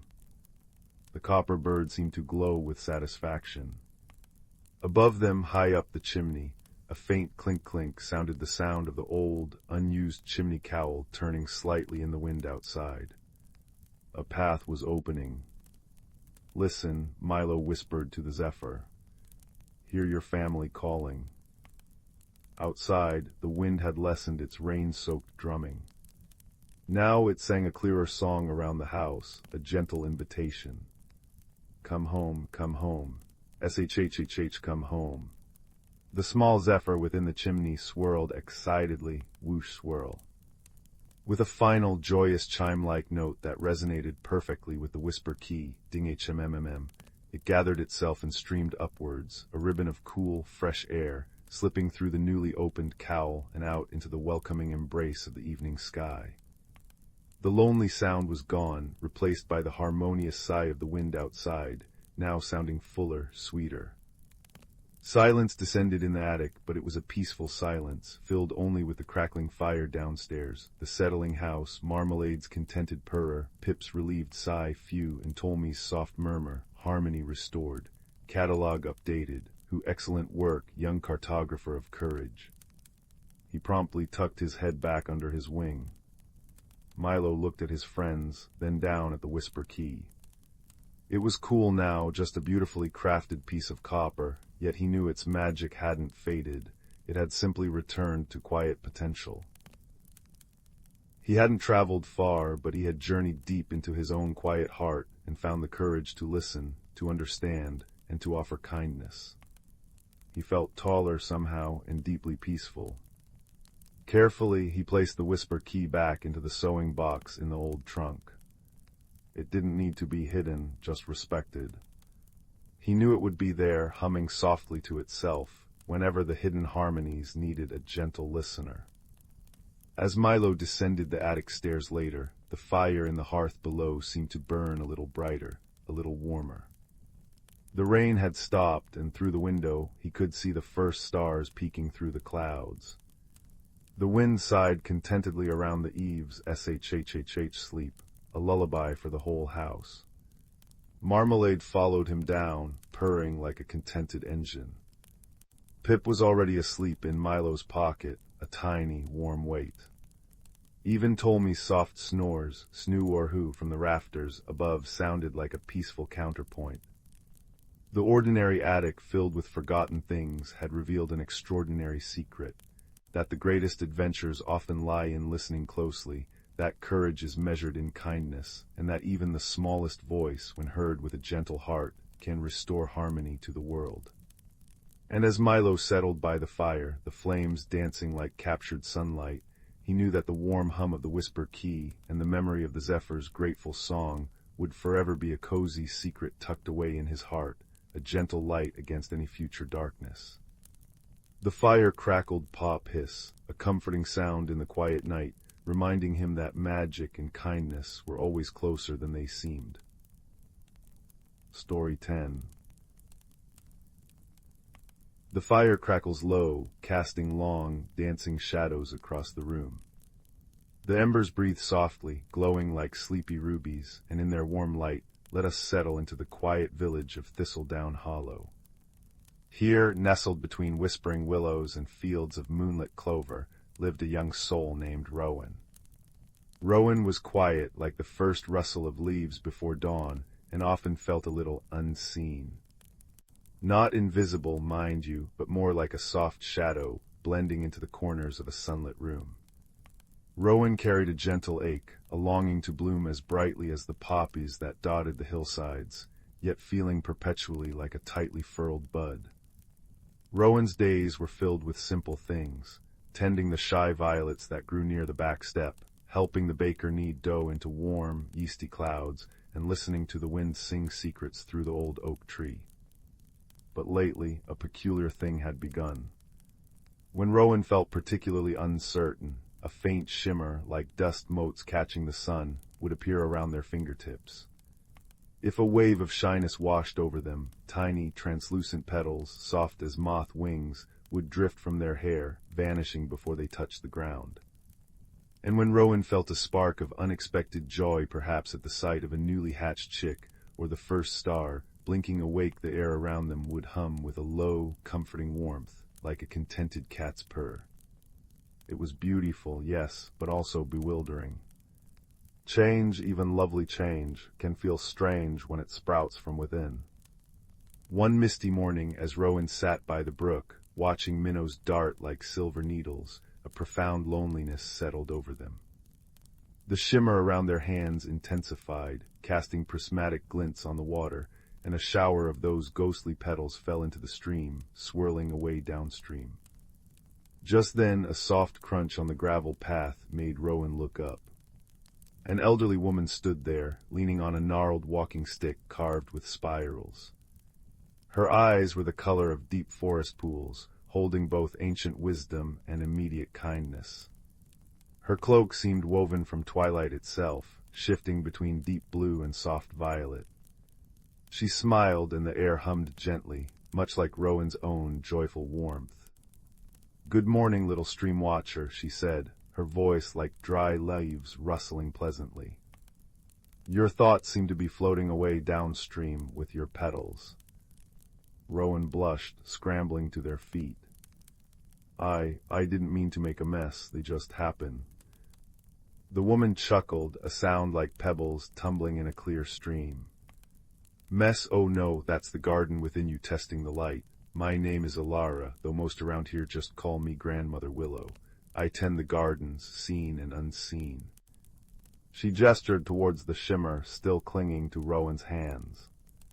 "Tell me, when did the seeds start to stir?" And so, under the soft gray sky, Rowan shared the confusion, the shimmer, the petals, the warmth. Alara listened intently, nodding as if Rowan were describing the most natural thing in the world. "Ah," she murmured finally. "The cocooning, it comes to some who hold their light deep inside, waiting for just the right moment to unfurl. It's not a sickness, child, but a becoming. Your feelings are watering the seeds within your spirit, and those seeds are pushing towards the sun, even if you can't see them yet." She pointed her stick towards a hidden path Rowan had never noticed, winding up a hillside thick with wild honeysuckle. "Come, I know a place where the unseen garden breathes. It might help you understand." The path was soft with moss, and the air grew thick with the scent of damp earth and hidden blooms. They climbed until they reached a hidden clearing, shielded by ancient, weeping willows. It wasn't a garden like any Rowan had ever known. Flowers bloomed in colors that shifted like oil on water, one moment deep indigo, the next shimmering gold. Strange, luminous fruits hung from vines that seemed to pulse with a soft inner light. But the most astonishing thing was the state of the plants. Some were vibrant and strong, others drooped, wilting under unseen burdens, and a few looked utterly dormant, like tightly closed fists. "This," Alara said softly, her voice blending with the sighing willows, "is the garden of hearts. It reflects what grows inside us. See that drooping moonflower?" She pointed to a large, silvery blossom hanging its head. "That belongs to Old Man Hemlock, who carries a heavy grief he won't let go. And that vibrant, twisting vine covered in star-shaped blooms, That's young Finn, full of wild, untamed dreams. She gestured towards a patch of bare, rich earth. That, dear Rowan, is yours, waiting. Rowan stared at the bare soil. It looked expectant, but it's empty. Seeds grow in darkness first, Alara replied gently. Patience, your feelings are the rain and sun. Tend this patch, not with your hands, but with your heart. When you feel your own shimmer, your petals, your warmth, send that feeling here. Imagine it sinking into this earth, and watch. The next weeks became a quiet practice in tending the inner garden. Rowan would visit the clearing, often finding Alara nearby, humming softly as she gently touched a wilting plant, her own cloak shimmering with soothing colors. Sometimes she offered quiet wisdom. Fear is like too much shade, child. It chokes the light. Let the sun of your courage peek through, even just a little. Or kindness is the sweetest rain. Pour it freely, especially on your own patch. Rowan began to notice small shifts. One day, after helping a lost lamb find its mother, a genuine warmth spread through Rowan's chest. Sitting by their patch in the Garden of Hearts, Rowan focused that feeling the solid satisfaction of helping down into the dark soil. The next morning, a single, impossibly green shoot had pierced the earth, topped with a tiny, tightly closed bud the color of dawn. A victory. Small but undeniable. Rowan felt a flutter of excitement, and a soft shower of shimmering dust drifted from their shoulders. They sent that feeling down too. Another day, Rowan felt overwhelmed trying to speak up in the village meeting. The shimmer around them grew frantic, almost anxious. Later at the garden, the tiny shoot looked slightly parched. Remembering Alara's words about fear being shade, Rowan took a deep breath. It's okay, they whispered, more to themselves than the plant. It's just talking, you don't have to shout. They imagined the shade lifting, imagined a gentle warmth. Slowly, the plant seemed to perk up. The bud grew. It remained tightly closed, but its color deepened to a rich rose gold. Rowan noticed changes within, too. The shimmer became less startling, more like a familiar glow. The ghostly petals still fell, but Rowan started to see their delicate beauty instead of feeling embarrassed. The warm hum often accompanied moments of quiet contentment. One afternoon, while carefully replanting a struggling seedling near their cottage, Rowan felt a surge of pure, quiet joy. It wasn't loud or showy, but deep and steady, like the roots of the old oak. As that feeling flowed into the garden patch, the rose gold buds slowly, gracefully unfurled. It wasn't a single flower, but a cluster of small, perfect blooms. Their petals were the softest velvet, shifting colors as Rowan watched from the pale pink of shyness, to the warm gold of joy, to a deep, peaceful blue like twilight. And each bloom emitted a soft, golden light, like captured fireflies. Rowan gasped, tears welling up, not of sadness, but of profound recognition. This was their light. This was the bloom they carried inside. Alara appeared beside them, her own cloak shimmering with pride. Ah, she breathed. There she is, the heartbloom, told you seeds need darkness. She placed a gentle, wrinkled hand on Rowan's shoulder. See how it holds all your colors. It doesn't erase the shyness, the uncertainty. It embraces them, transforms their energy into something luminous. That's the true metamorphosis, child. Not becoming someone else entirely, but letting your deepest, truest self unfold. Rowan looked at the radiant cluster, then at their own hands, which now glowed with a soft, steady light, no longer shimmering erratically. The ghostly petals had ceased, replaced by a faint, sweet fragrance that clung to them like the memory of spring. The change felt whole, comfortable, like slipping into a perfectly fitting garment they'd always owned but never worn. News of the strange, beautiful light in the hidden garden spread softly through Thistledown Hollow. People came, drawn by a gentle curiosity. They saw Rowan's heart bloom pulsing with its soft, shifting light. They saw Rowan no longer fading into corners, but moving with a new, quiet confidence, a serene glow about them. The baker noticed how the dough seemed to rise higher and taste sweeter under Rowan's hands. The children noticed how Rowan's quiet voice now held a captivating warmth when telling stories. And Rowan felt seen, truly seen, not for being loud or flashy, but for being exactly who they were, a quiet soul who nurtured light. One evening, as the fireflies began their dance and the first stars pricked the velvet sky, Rowan sat with Alara on a moss-covered bench in the Garden of Hearts. Rowan's patch was now a vibrant little haven of shifting, glowing heart blooms, their light mingling with the other unique plants. Alara's cloak mirrored the deepening twilight. "My time tending this particular corner is drawing to a close, little bloom," Alara said softly, her voice full of affection. "Your garden is thriving. You understand its language now." Rowan felt a pang, but it wasn't sharp. It was more like the gentle tug of a seedling ready for its own pot. But who will tend it? Who will help others? Alara smiled, her forest pool eyes twinkling. "The garden finds its tenders. Perhaps you'll hear a whisper on the wind someday, or notice a faint shimmer near the brook where we first met. The cocooning happens in many ways, and you, dear Rowan, have learned the most important lesson. That change, even the most beautiful metamorphosis, begins within the quiet cocoon of acceptance. It's nurtured by kindness, watered by patience, and blooms brightest when we finally understand that our own light, however softly it shines, is exactly what the world needs." She handed Rowan a small, smooth stone, warm from her pocket. It glowed faintly with the same soft light as the heart blooms. "A seed for the next beginning. Plant it where it feels right. Tend it as you tend your own heart." As the moon rose, bathing the garden in silver, Alara stood. She touched a wilting plant nearby, and it instantly straightened, its leaves regaining their luster. She gave Rowan one last, fond look, her form seeming to blend with the deepening shadows under the willows. Then, with a soft sigh like the wind through leaves, she was gone.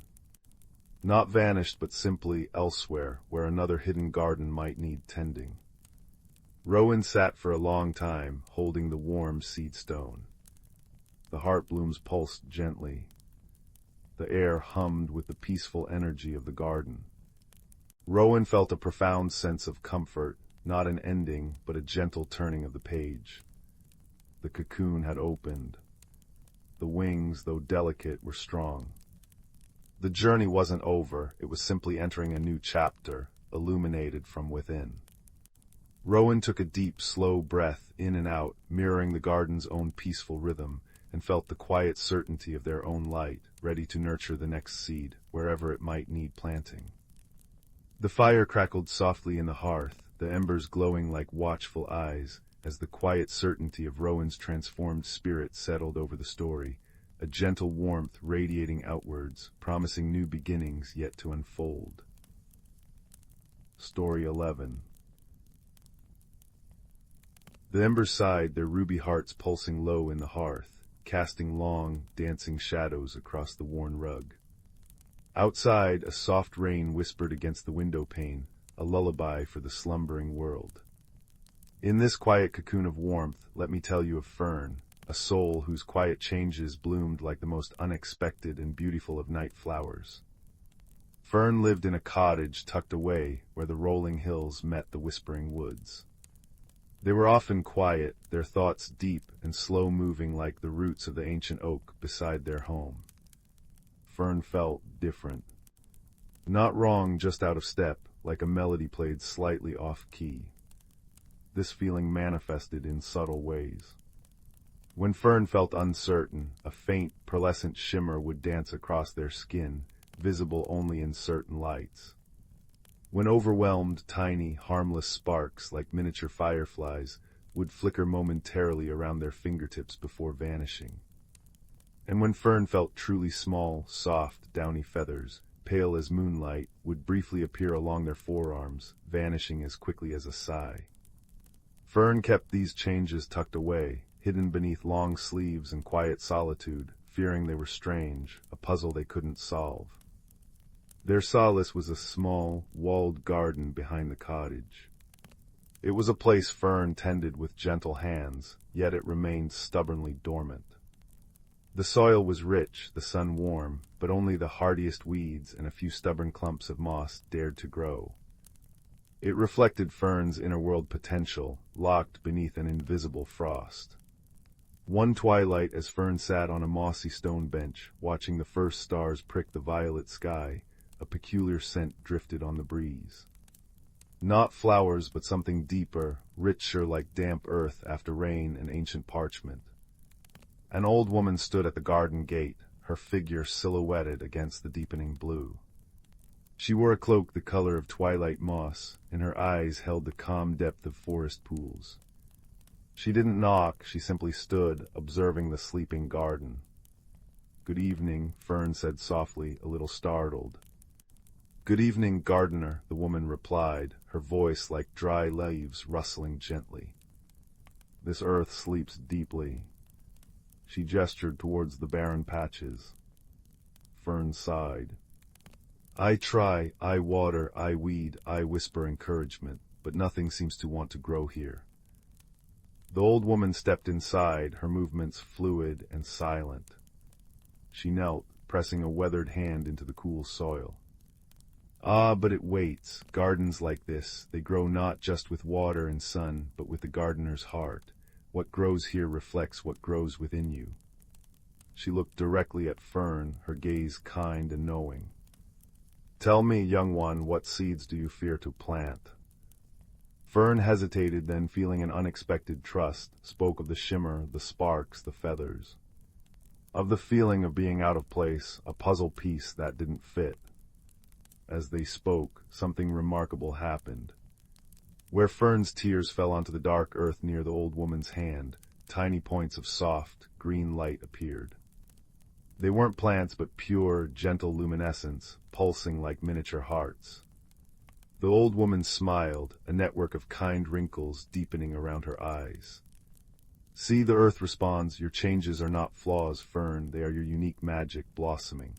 The shimmer is your sensitivity catching the light. The sparks are your vibrant spirit flickering to life. The feathers speak of a deep longing for lightness, for rising above the heavy things. You are not broken. You are transforming. Like a seed in the dark earth or a caterpillar in its silken cradle, you are becoming."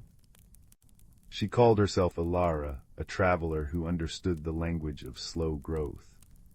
She didn't stay long that first night, but before she left, she placed a small, smooth stone, warm from her pocket, into Fern's palm. "Hold this when the world feels too loud. Remember the cocoon. Remember the seed. Patience is the gardener's greatest tool." Alara became Fern's timely mentor, appearing only occasionally, sometimes at dawn with dew still clinging to her cloak, sometimes just as the last light faded. Each visit brought a small lesson, a gentle nudge. The first victory, Alara suggested Fern sit in the garden each morning and simply breathe, focusing not on forcing growth, but on feeling the sun, the air, the quiet. One morning, as Fern sat, feeling a flicker of calm settle over them like a soft shawl, they noticed a tiny, perfect bluebell pushing through the soil right where they'd been sitting. It hadn't been there the day before. Its color deepened as Fern gazed at it, a soft hum of joy resonating in their chest. Their calm had nurtured it. The second victory, Fern confessed a fear of speaking their mind to the bustling villagers. Alara listened, then said, "Speak your truth to the garden first. Let the earth hear it." Fern stood amidst the slowly greening patch. A few more brave shoots had appeared, their leaves unfurling with painful slowness, and whispered a small, firm no about something that had always bothered them. A warm tingle spread through their feet. That evening, a cluster of tiny, star-like white flowers bloomed near the bluebell. Their small assertion had taken root. The third victory, a storm raged outside, wind howling like a wild thing. Fern felt the old anxiety surge, the pearlescent shimmer flaring brightly across their skin. Remembering Alara's words about the cocoon, a safe space for change, Fern wrapped their arms around themselves, imagining a silken warmth shielding them. They breathed deeply in and out, matching the rhythm of the rain drumming on the roof. Slowly, the shimmer softened, then faded. In the morning after the storm, the garden was unharmed. More than that, a vibrant, climbing vine with heart-shaped leaves had appeared overnight, winding its way up the old garden wall. Their self-soothing had created shelter, allowing new life to emerge. Fern's inner changes began to feel less like strange occurrences and more like natural expressions. The shimmer appeared less often, but when it did, it felt like wearing moonlight, beautiful and soft. The sparks flickered when Fern felt passionate or excited, little bursts of harmless joy. The feathers. They appeared only rarely now, but when they did, Fern felt a profound sense of peace, a connection to the vast, quiet sky. The garden flourished in tandem. Where Fern walked with newfound confidence, sunflowers stretched tall, their faces turning faithfully towards the light. Where they sat in quiet contemplation, patches of velvety moss spread, cool and comforting. Where they laughed, genuine and free, clusters of bright, fragrant lavender bloomed, scenting the air. The colors shifted subtly with Fern's understanding, the blues deepening with moments of profound calm, the yellows brightening with flashes of insight, the greens becoming richer and more vibrant as Fern's sense of self settled and grew. One evening, as autumn painted the woods in fiery hues, Fern sat in the now lush garden. It was a riot of color and life, humming with bees and rustling with leaves. The air held the crisp scent of fallen apples and wood smoke. Fern felt settled, not finished but grounded. The frantic fear of being different had melted away, replaced by a quiet acceptance, a curiosity about their own unfolding. Alara appeared as silently as ever, standing by the gate now woven with the heart-shaped vine. She looked at Fern, at the thriving garden, and nodded, her expression one of deep satisfaction. "Young gardener," she said, her voice soft as the settling dusk. "Look at what has grown, from barren earth a sanctuary, from hidden fears a gentle strength. Your metamorphosis is a beautiful sight to behold." Fern smiled, a genuine warmth spreading through them. "It feels like a beginning," they said, surprised at their own words. "Exactly so," Alara agreed, her eyes twinkling like the first stars appearing overhead. "The caterpillar doesn't fear the cocoon, it trusts the change within. The seed doesn't resist the dark earth, it knows its time to rise will come. Your true journey starts now, Fern, not because the change is over, but because you have learned to embrace its gentle rhythm." She gestured towards the garden path leading beyond the wall, into the moonlit woods.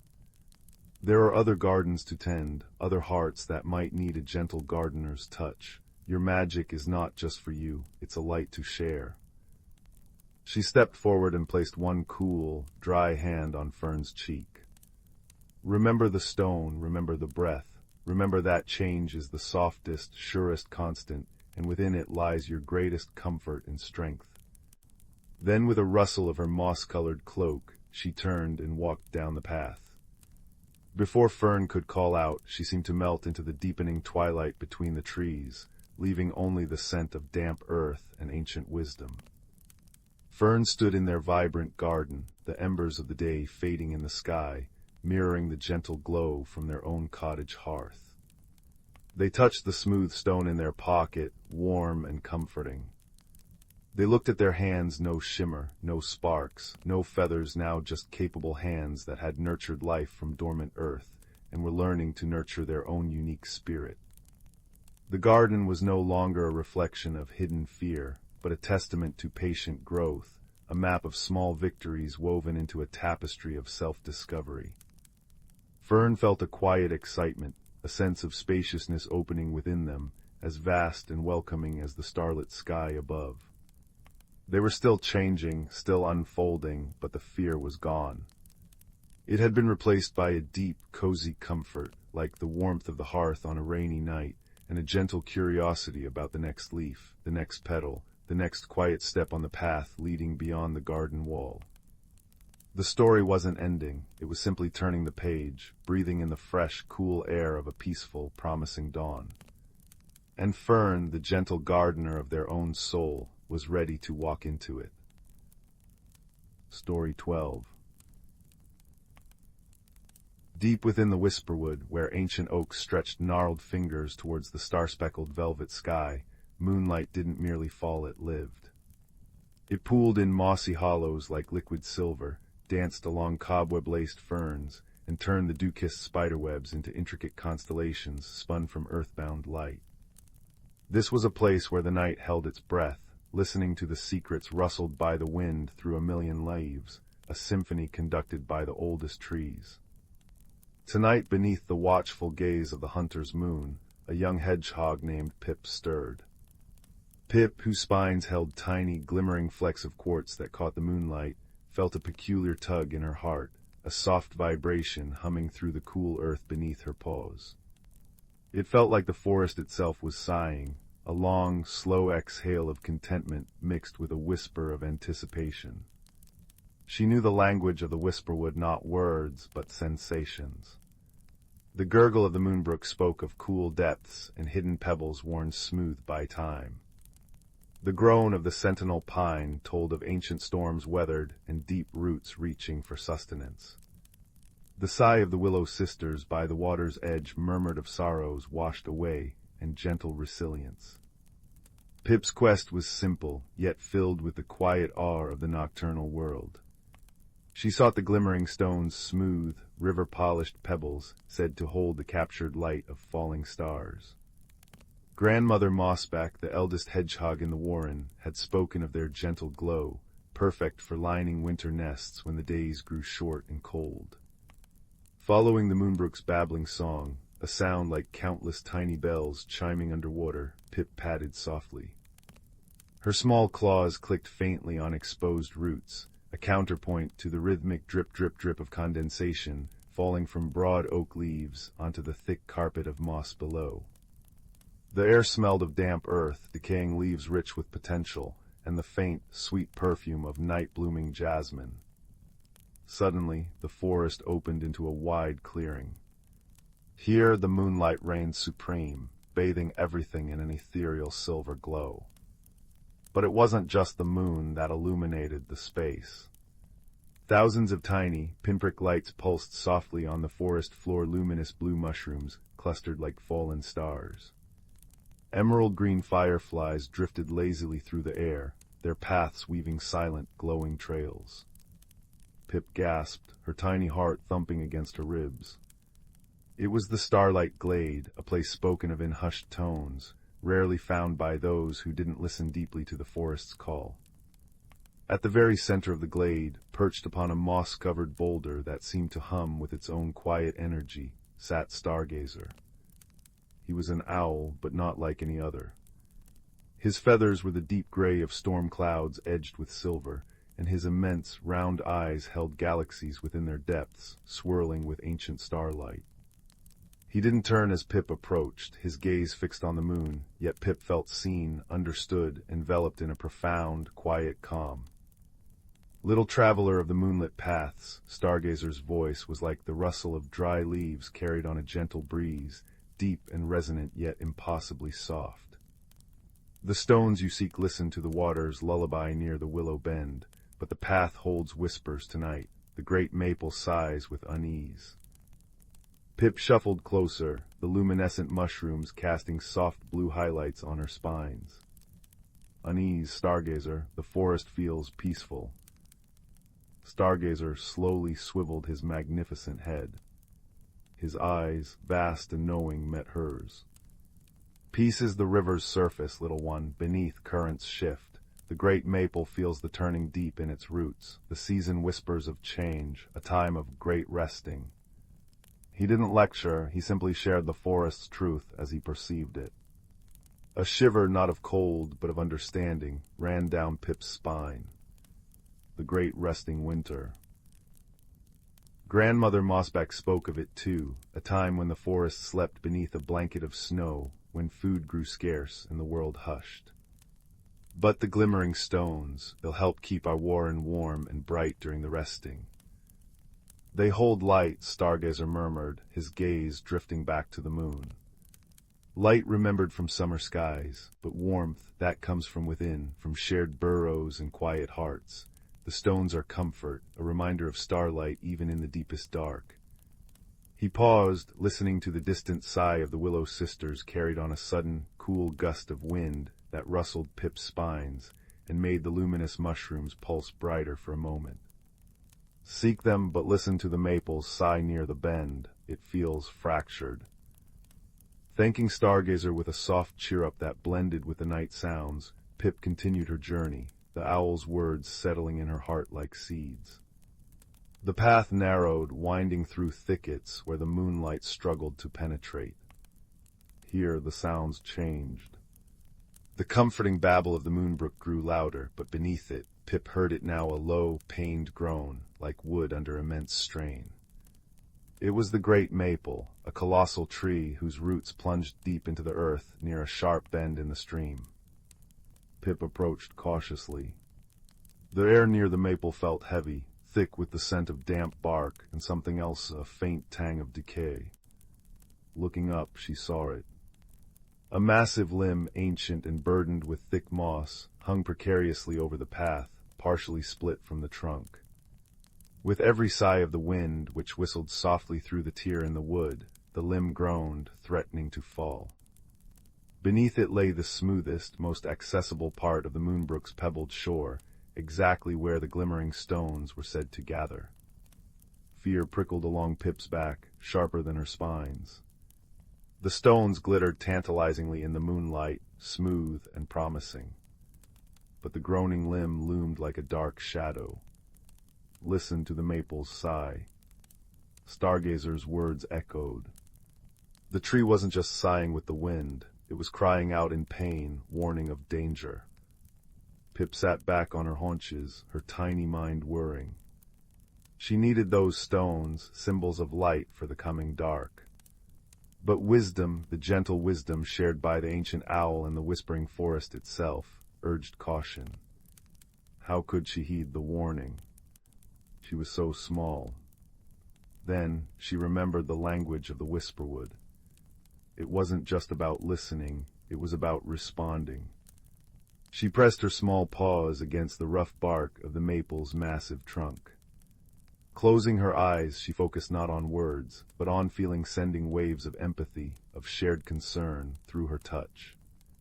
She thought of the deep roots, the strength of the tree, the comfort of its shade in summer. She sent a silent plea for strength, for the tree to hold fast. A deep, resonant thrum vibrated through the trunk, up her paws and into her bones. It wasn't a groan this time, but a sound of acknowledgement, of ancient power gathering. The wind picked up again, whistling more urgently through the crack. The limb creaked ominously. Pip jumped back just as a shower of loose bark and moss rained down. The limb held, but only just. It was a temporary reprieve. She couldn't move the limb. She couldn't fix the fracture. But perhaps she could warn others. And perhaps she didn't need to reach the easiest stones. Scampering away from the dangerous overhang, Pip followed the stream bank downstream. It was rockier, more treacherous, requiring careful navigation over slippery, water-slicked stones. The gentle plash of the water against the bank was a constant companion, mingling with the drip-drip from the overhanging ferns. Her paws grew cold, but she persevered, driven by Stargazer's wisdom and the maple's silent plea. Further down, where the current slowed and pooled, she found them. Not as many, perhaps, but nestled among ordinary gray pebbles, lay a scattering of stones that seemed to drink in the moonlight and glow with their own soft, internal radiance, pale blues, gentle greens, soft whites. They were cool and smooth in her paws, humming faintly, like captured starlight. Carefully, she tucked them into the soft moss, lining the small pouch she carried on her back. On her return journey, avoiding the groaning maple limb, Pip didn't go straight home. She visited the warren of the field mice, their burrow entrance hidden beneath a tangle of sweet woodruff. She described the fractured limb, its groans, its dangerous perch. She spoke not just of the danger, but of the maple's sigh, its need. The mice, understanding the peril to their own foraging paths, promised to spread the word, to avoid the bend, and to listen for the tree's song. Finally, weary but fulfilled, Pip returned to the starlight glade. Stargazer was still there, a silent sentinel under the moon. Pip didn't need to speak. She simply placed one small, softly glowing blue stone at the base of his mossy boulder. It pulsed gently against the dark earth. Stargazer tilted his head, his galaxy eyes reflecting the stone's light. "You listened, little traveler," he rumbled, the sound like distant, comforting thunder. "You listened to the sigh, not just the song. You heard the forest's need and offered your own small strength. The stones hold light, yes, but your heart holds the deeper magic, the wisdom to see the fracture beneath the beauty, the courage to seek another path, and the kindness to share the warning. This," he indicated the glowing stone at his perch, "is a light that warms more than any nest." The wind sighed again, softer now, carrying the scent of approaching rain, a gentle promise of renewal. High above, clouds began to gather, veiling the stars, but the luminous mushrooms glowed brighter in response, casting their ethereal blue light. The first drops began to fall, a soft pitter-patter on the broad leaves overhead, a soothing whisper joining the brook's song and the wind's rustle. Pip curled up near the glowing mushrooms, sheltered by a giant fern. She watched the rain silver the leaves, listened to the forest's nighttime lullaby, the rainfall's steady rhythm, the brook's contented babble, the distant, strengthening sigh of the wind through the canopy. She felt the cool, smooth, glimmering stones in her pouch, a promise of light for the resting time. But more than that, she felt the warmth. Stargazer spoke of the warmth of wisdom shared, of danger averted through listening and care, of being part of the Whisperwood's ancient, ever-turning cycle. The great maple still sighed, but its song now held a note of hope, carried on the rain-washed air. The forest breathed deeply, preparing for the change, safe in the knowledge that even its smallest creatures understood the language of roots and rain, of moonlight and moss, and the gentle, enduring magic of kindness in the deep, starlit dark. As Pip's eyes grew heavy, the symphony of the night rain, wind, water, and the soft pulse of earthbound stars wrapped around her like a blanket woven from moonlight and peace, a perfect lullaby for the soul. Story 13. The first star winked into existence, a silver pinprick against the deepening velvet of twilight. Below, nestled in the crook of a moss-covered root wider than a cottage, a small figure traced the familiar stitches of a worn, woven square. It was a blanket fragment, no bigger than their palm, carrying the scent of sun-warmed earth, dried lavender, and the faintest hint of wood smoke from home. Its soft ridges and smooth patches were a map of comfort pressed against their cheek. Tonight, however, the air hummed differently. Gentle currents, smelling faintly of ozone and crushed mint, lifted the edges of their simple tunic. Above, the familiar hills were replaced by islands of cloud, solid as alabaster, drifting in a sky stained with the last embers of sunset. Bridges woven from solidified moonlight arched between them, glowing with a soft, internal radiance. This was the sky realm of Ethoria, a place whispered about in bedtime tales, feeling impossibly foreign yet strangely welcoming, like the echo of a half-remembered dream. Their reason for being here was a quiet yearning. Back home, the village storyteller's voice had grown frail, her tales losing their vivid colors, her descriptions of distant wonders fading to gray. The young explorer had felt a pull, a need to see, to understand the magic beyond their valley, perhaps to find a way to rekindle the spark in the storyteller's eyes. And so, guided by the sparks rising from their own hearth fire that seemed to beckon upwards, they'd stepped onto the moon bridge. The first island was carpeted in resilient, velvety moss that felt cool and yielding underfoot, releasing a scent like dew-kissed green apples when stepped upon. Towering structures weren't built, they were grown spirals of living crystal that hummed softly, their facets catching the twilight in scattering prisms across the clouds. These were the singing spires, humming different notes depending on the wind's direction, serving as both landmarks and weather vanes. Suddenly, a flicker of light darted past. Not a bird, but a creature shaped like a floating dandelion seed, its core pulsing with soft golden light. It was a glimmer bug. It didn't speak, but as it hovered near, intricate patterns of light danced across its translucent body, swirls, dots, and gentle waves. The explorer felt a tickle of warmth against their palm, a silent inquiry, "Who are you?" "Just someone looking," they whispered back, holding up the blanket square. The glimmerbug pulsed brighter, its light warm like sunshine on skin, then darted towards a grove of trees whose leaves shimmered like spun silver. Following, the explorer found the leaves weren't leaves at all, but clusters of tiny, chiming bells that tinkled with the faintest breeze, a melody like raindrops on crystal. These were the whispering willows, their chimes guiding travelers towards the island's heart. But something felt off. The chimes were fainter than they should be. The glimmerbug's light seemed dimmer, flickering uncertainly. The scent in the air, usually fresh and vibrant, carried a stale, dusty undertone, like forgotten parchment. Near a pool reflecting the first true stars, they encountered another being.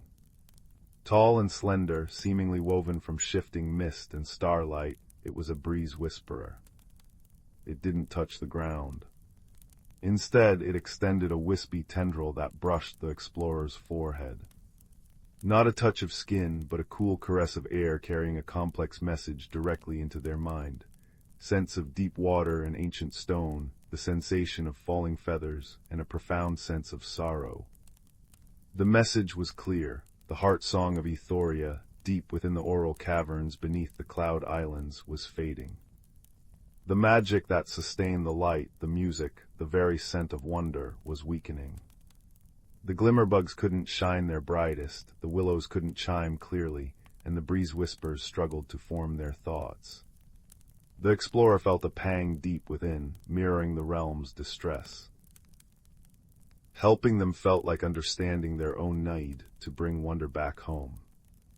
The path downwards wasn't a staircase, but a gentle slope of solidified cloud stuff, cool and slightly springy, like walking on dense fog given form.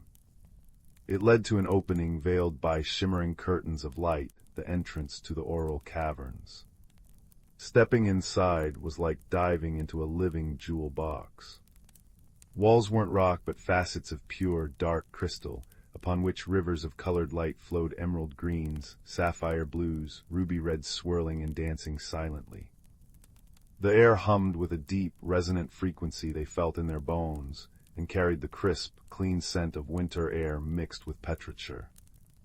This was the source, but the light rivers moved sluggishly, their colors muted, like a tapestry left too long in the sun. Guided by anxious glimmerbugs casting weak beams and a breeze whisperer whose touch now carried the scent of damp ashes, the explorer ventured deeper. The cavern opened into a vast chamber.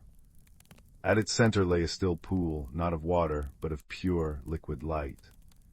Above it, suspended in the air, hung intricate, glowing filaments like a constellation woven from threads of starlight. But many threads were frayed, snapped, or dim. This was the loom of Lumina, and its fraying threads were the cause of the fading magic. The heart song was the silent resonance of this loom, now faltering. Despair threatened, cold and heavy. The explorer felt small, insignificant before such cosmic decay. Then their fingers brushed the woven square in their pocket. The familiar ridges, the scent of lavender and earth. Home. It was a tiny thing, but it held warmth, memory, connection. An idea sparked, fragile as a glimmerbug's light. They knelt by the pool of liquid light. It wasn't hot, but held a gentle warmth, like sunlight held in water. Carefully, reverently, they dipped the corner of their blanket square into the luminous pool. The worn fabric drank the light, glowing softly from within, threads shimmering like captured starlight. Holding it up, the explorer saw its simple pattern, a repeating diamond weave, echoed faintly in the grand, fractured constellation above. They hadn't brought tools or grand magic. They'd brought home. Gently, almost instinctively, they began. Using the glowing corner of the blanket like a needle, they touched the frayed end of a dim, sapphire thread hanging from the loom. Focusing on the warmth of the blanket, the scent of lavender, the comforting weight of home, they willed the connection. The blanket's glow flowed into the broken thread. With a soft chime that resonated through the cavern, pure and clear, the thread mended, its blue light flaring brilliantly. The scent of petrichor intensified, fresh and vibrant. Hope bloomed, warm and sweet. Glimmerbugs gathered, their light strengthening, bathing the explorer in golden warmth. Breeze whisperers swirled around, their touch now carrying the scent of blooming night-blooming jasmine and cool mint. Guided by their gentle light and fragrant nudges, the explorer moved from thread to thread. Mending a frayed emerald strand brought the scent of crushed pine needles and a chorus of clear chimes from above. Repairing a snapped ruby thread filled the air with the warmth of cinnamon and a deep, comforting hum. It wasn't swift, but patient, mindful work. Each mended thread was a note restored to the heart song. The rivers of light on the walls flowed faster, brighter, painting the cavern in dazzling, shifting hues. The air vibrated with a harmonious resonance, a silent symphony of restored magic. The loom of lumina pulsed with renewed vigor, its constellation whole and blazing. Emerging from the caverns onto the cloud island, the transformation was breathtaking. The singing spires hummed rich, complex melodies. The whispering willows chimed with joyous clarity, a sound like 1,000 tiny silver bells celebrating. Glimmerbugs zipped through the air, trails of brilliant gold and silver light painting the twilight. The air itself tasted sweet, carrying the mingled scents of night-blooming flowers, sun-warmed stone, and crisp ozone. The breeze whisperer approached, its form now radiant. It extended a cool, shimmering tendril not to the forehead, but to gently brush the repaired corner of the blanket square. Images flooded the explorer's mind, starlight woven into fabric, the warmth of a hearth fire, the gentle cadence of a storyteller's voice regaining its strength. A profound sense of gratitude, cool and refreshing as a mountain stream, washed over them. The message was clear: the smallest piece of home held with love could mend the grandest magic. The journey back across the moon bridges felt like floating on a warm, supportive cloud. The blanket square tucked safely away still glowed faintly, a comforting warmth against their skin. They knew the stories they carried back wouldn't just be descriptions of cloud islands and crystal spires. They would tell of glimmerbugs speaking in light, of breeze whispers carrying scented thoughts, of caverns painted by liquid auroras. They would tell of the loom of lumina and how a simple, homespun scrap imbued with love and memory had helped weave wonder back into the world. Settling back into the mossy cradle of the giant root, the first true stars now a brilliant canopy above, the explorer held the softly glowing square. The scent of lavender and wood smoke was stronger now, mingled with the lingering sweetness of night-blooming jasmine and the crispness of restored magic. The village storyteller's voice would find its colors again. And as sleep gently tugged, the explorer felt not just the comfort of the woven square, but the deep, resonant peace of a realm restored, its silent heart song a soothing lullaby carried on a fragrant, starlit breeze. They drifted off, wrapped in warmth, wonder, and the quiet certainty that even the smallest piece of home holds magic enough to light up the world. Story 14. The first star blinked awake as dusk settled over the valley of whispering pines. High above, where the earth met the sky's velvet hem, tiny sparks began to rise. Not fireflies, but fragments of purest starlight, drifting upwards like luminous dandelion seeds. Among them, a young boy named Leo watched, a worn, lavender-scented scarf tucked warmly around his neck, a gift from his grandmother, smelling always of home and hearth. Tonight the sparks seemed brighter, beckoning, whispering of a path unseen. One particularly brave spark spiraled down, brushing Leo's cheek with a warmth like sun-warmed stone. It pulsed softly, humming a note so pure it vibrated in his bones. Then it darted upwards again, towards a specific point in the darkening sky where the clouds weren't clouds at all, but great, billowing masses resembling spun sugar and risen dough. The floating isles of Athuria. With a deep breath that tasted of pine resin and cool night air, Leo felt the familiar, comforting weight of his scarf. He stepped onto an invisible stairway woven from moonbeams and spider silk, the air thickening around him like warm honey. The climb was silent but for the sighing wind and the distant, crystalline chime of unseen bells. Below, the valley shrunk into a quilt of shadow and silvered treetops. Above, the aisles beckoned. He stepped onto the first aisle. The ground wasn't hard but yielding and soft, like walking on fresh-baked bread. The scent was overwhelming cinnamon, vanilla, and the ozone tang of high altitude. Glowing orbs drifted lazily through the air, creatures shaped like softly pulsing jellyfish made of stained glass. Luminara, Leo remembered his grandmother's stories. They communicated through shifting patterns of colored light that danced across their translucent bodies. One drifted near, projecting an image of gentle curiosity, soft blues and greens swirling into a question mark. "Hello," Leo whispered, his voice swallowed by the vast, sweet air. I followed the sparks. The Luminara pulsed gold, projecting a path of shimmering light towards a colossal structure ahead. The library of echoing pages. It wasn't built of stone or wood, but of solidified cloud, its towers swirling like soft-serve ice cream, its windows glowing with an internal, warm light. The air hummed with the faint rustle of a million unseen pages. Inside, the scent shifted to old parchment, beeswax, and something else, the clean, sharp smell of lightning captured in a jar. The library stretched into impossible distances, shelves curving upwards into misty heights. Instead of librarians, small furry creatures with large, luminous eyes like polished obsidian scurried along the shelves. Page-turners. They didn't speak but communicated through gentle taps and clicks that resonated like tiny chimes against the cloud stone. One scurried down, its fur the color of storm clouds, and nudged Leo's hand with its cool, damp nose. It tapped a rhythm on the floor, tap, tap, tap, a tap. A question.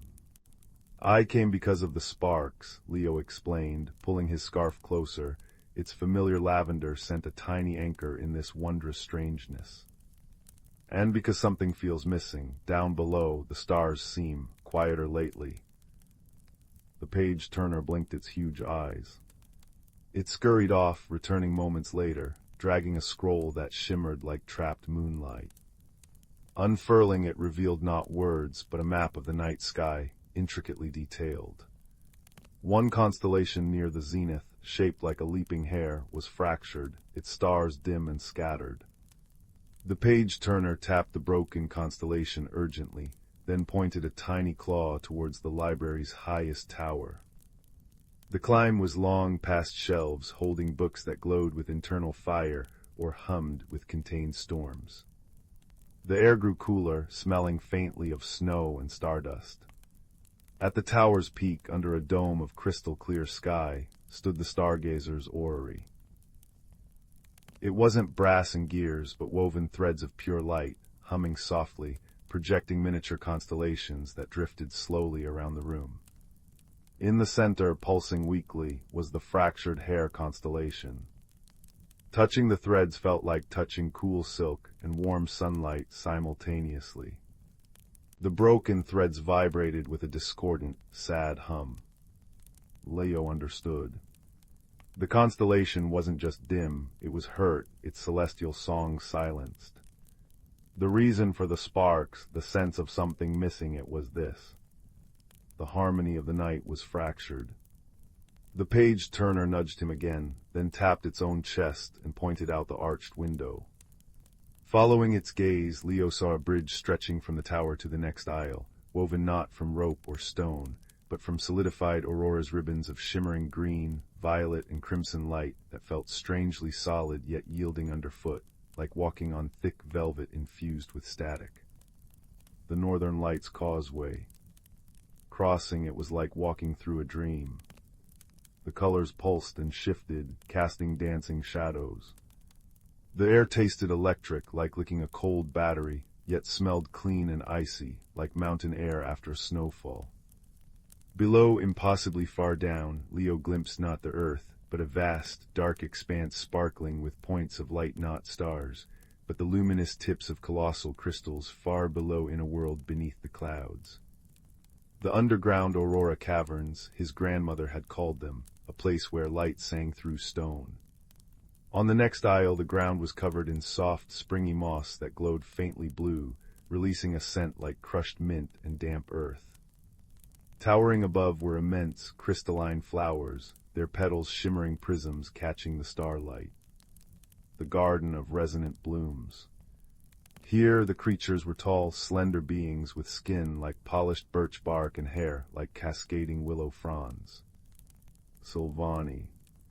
They moved silently but communicated through touch, their long, graceful fingers tracing patterns on the air that released soft, melodic notes and swirls of fragrant pollen. One sylvan approached, its touch light as a butterfly landing on Leo's shoulder. Images flooded his mind, not pictures, but sensations. The cold sorrow of the broken constellation, the warmth of his lavender scarf, the hopeful spark that had led him here. He felt the sylvan's understanding, a gentle wave of empathy like warm sunlight on his skin. With graceful movements, it led him to the heart of the garden, where a single, enormous bloom pulsed with a deep, resonant hum. Inside its crystalline heart lay scattered fragments not stone, but pieces of pure, solidified starlight, cold and sharp to the touch, smelling faintly of ozone and cold metal. The missing pieces of the hair. Gathering them felt like holding shards of frozen moonlight.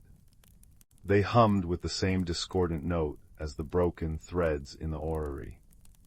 The sylvan placed a cool hand on Leo's scarf-wrapped arm and hummed a single, pure note. The note vibrated through him, warm and steady. Patience, it seemed to say. Harmony. The journey back across the Aurora Bridge felt faster, guided by the sylvan's quiet presence and the hopeful weight of the star fragments in Leo's pouch. In the stargazer's orrery, the page turner chittered excitedly. Leo carefully placed each fragment near its corresponding broken thread on the light weave. As he touched the last piece, holding the image of the whole, leaping hair in his mind and the sylvan's note of harmony in his heart, the fragments lifted. They floated towards the threads, drawn like magnets. Where they touched, the discordant hum softened, then transformed. The light threads sang. A melody emerged, clear and bright as a mountain stream, weaving the fragments seamlessly back into the constellation. The hair blazed to life in the orrery, its light strong and joyful, filling the tower with a warm, golden radiance that smelled like sunshine on dry grass and tasted faintly sweet, like honeydew. High above, visible through the crystal dome, the real constellation of the hair flared brilliantly in the night sky, whole and vibrant once more. The scattered sparks that had risen from the valley seemed to dance with renewed vigor around it. Leo felt it deep inside, the subtle shift, the quiet hum of the world restored. The missing piece wasn't just in the sky. It was the understanding that even small beings, carrying the warmth of home in a scarf, could help mend broken wonders through patience and a kind heart. The page turner tapped a grateful rhythm on his boot. A luminara drifted close, projecting an image of the lavender scarf and a feeling of deep peace. The sylvan touched his cheek, leaving behind the scent of mint and a lingering sense of tranquil belonging.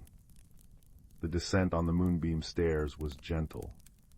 The air in the valley of whispering pines felt clearer, sweeter, filled with the vibrant chorus of night insects and the satisfied sigh of the wind through the pines. Leo looked up. The Hare constellation gleamed brightly, a beacon of restored harmony. He pulled his grandmother's scarf tight, the lavender scent mingling with the memory of cloud bread, electric auroras, and resonant blooms.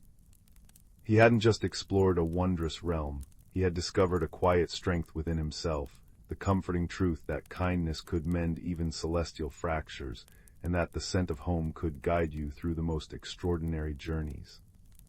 As he walked back towards his own warm hearth, the world felt perfectly balanced, wrapped in the soft, golden light of a constellation whole once more, singing its silent, joyful song into the peaceful night. Sleep would come easily tonight, cradled in the profound comfort of a universe gently mended. Story 15. The fire crackled like a chorus of tiny applause, casting long, dancing shadows that played across the walls like shy spirits. Outside, the wind sighed through the ancient oak tree, a lullaby for the slumbering world. Tonight the story unfolds not in distant kingdoms, but just upstairs in the quiet, dust-draped kingdom of the attic. Young Leo often sought refuge there, a quiet boy who found the whispers of forgotten things more comforting than the bustling noise below. He loved the scent of old paper and cedar, the soft PFFT of dust motes swirling in slanted afternoon light. One rainy Tuesday, while exploring a particularly shadowy corner piled with trunks draped in faded quilts, his fingers brushed against something cool and smooth beneath a layer of velvet. It wasn't a book or a toy soldier, but a small hexagonal box, crafted from dark, polished wood inlaid with mother-of-pearl that shimmered like captured moonlight. It felt heavy with secrets. Thump, thump went Leo's heart against his ribs, a drumbeat of discovery. There was no keyhole, only a tiny, intricate latch shaped like a sleeping dove. As Leo gently pressed it, the dove seemed to sigh, and the lid lifted with a soft click. Inside, nestled on deep blue velvet, lay not jewels, but a miniature landscape. Tiny, perfect silver trees, a winding path of crushed moonstone, and a miniature cottage with a smoke curl frozen in time. And in the center, a delicate crystal windmill, its sails still. "Hello," Leo whispered, half expecting the tiny cottage door to open. Instead, a sound began. Faint at first, like the memory of a bell, then clearer, the gentle tink-tink-tink of the crystal sails beginning to turn, catching some unfelt breeze within the box. As they spun, a melody unfolded soft, pure notes like raindrops on petals, weaving a tune both achingly familiar and utterly new. It was the sound of quiet courage, of stepping onto an unknown path. It filled the attic, muffling the drumming rain on the roof, replacing it with a peaceful shhh. Suddenly a voice, thin and airy as dandelion fluff, seemed to spin out with the music. Lost its way the light has, it sighed, seemingly coming from the windmill itself. Shadows grew bold when the music stopped, needs the heart song to find home again. Leo blinked. The heart song, what shadows, how do I help? The windmill sails spun faster, tink, tink, tink, tink. The path is here, the airy voice chimed. But seen with different eyes, not your walking feet, but your listening heart, find the keeper of whispers. She knows the way through the unseen. The attic seemed to grow larger, the shadows deeper. Leo felt a flutter of fear, cold like attic dust in his lungs. The journey wasn't across mountains, but through his own trepidation. He took a deep breath, inhaling the scent of cedar and old magic. "Okay," he murmured to the little windmill. "I'll try." Stepping carefully over forgotten hatboxes and stacks of yellowed newspapers, Leo followed the faintest shimmer in the air, a path only the music seemed to illuminate. He paused near a dormer window where the rain traced silver rivers down the glass. There, curled on a sun-bleached cushion, was Mrs. Prickly-Bottom, the ancient attic cat. Her fur was the color of storm clouds, and one eye gleamed like a wise, green moon. She opened her other eye slowly, a rusty meow escaping her as she stretched. Lost little listener, she purred, a sound like gravel rolling in velvet. The air hums different tonight, smells of old tunes and new nerves. The windmill, Leo explained, showing her the box. It says I need to find the Keeper of Whispers to help the light find its way home. There are shadows. Mrs. Pricklybottom sniffed the box delicately. Ah, the Heartwood box knew its keeper long ago, kind soul bit forgetful. She batted gently at a dust bunny. Keeper of Whispers, tricky one. Hides in the loudest quiet. Try the old breath. He sighs near the chimney stack. Might point your ears right. She settled back, her purr deepening into a comforting brrrrr, a steady anchor in the growing strangeness. Guided by the cat's cryptic advice and the box's gentle tinkling, Leo navigated the maze of trunks towards the great brick chimney. The air grew warmer there, smelling faintly of wood smoke and thyme. Near a stack of leather-bound ledgers, he felt a cool draft sigh past his ear, rustling the pages of an open book with a sound like flip, flip, flip, flip. Hoo-woo-oh breathed a voice, soft as cobwebs. Seeking the keeper, she's listening, always listening, but the unseen path is tangled with doubts. They weave webs in the corners, whisper can't TS and shouldn't TS. The draft, the old breath swirled around Leo's ankles, surprisingly gentle. Listen beneath the whispers for the hum, the keeper hums like deep roots growing. Follow the hum, child, ignore the sticky threads. Leo focused. Beneath the tinkling of the box, beneath the distant drip-drip of rain from a leaky corner, beneath the rustle of the old breath, he strained his ears. And there it was a faint, deep, resonant HMMMM, like the earth itself singing a low note. It seemed to come from behind a towering tapestry depicting a forgotten forest. Taking another steadying breath, Leo pushed aside the heavy fabric. Beyond wasn't just more attic, but a small, hidden alcove bathed in the soft, dusty light filtering through a high, round window. In the center sat the most extraordinary armchair Leo had ever seen. It seemed woven from living willow branches, draped in mossy green velvet, and nestled deep within it, almost part of it, sat a woman. Or perhaps she was the chair. Her hair was like spun silver moss, her skin the texture of smooth bark, and her eyes were deep pools reflecting starless night skies. A soft, constant HMMMM vibrated from her, a sound that made the dust motes dance in peaceful patterns.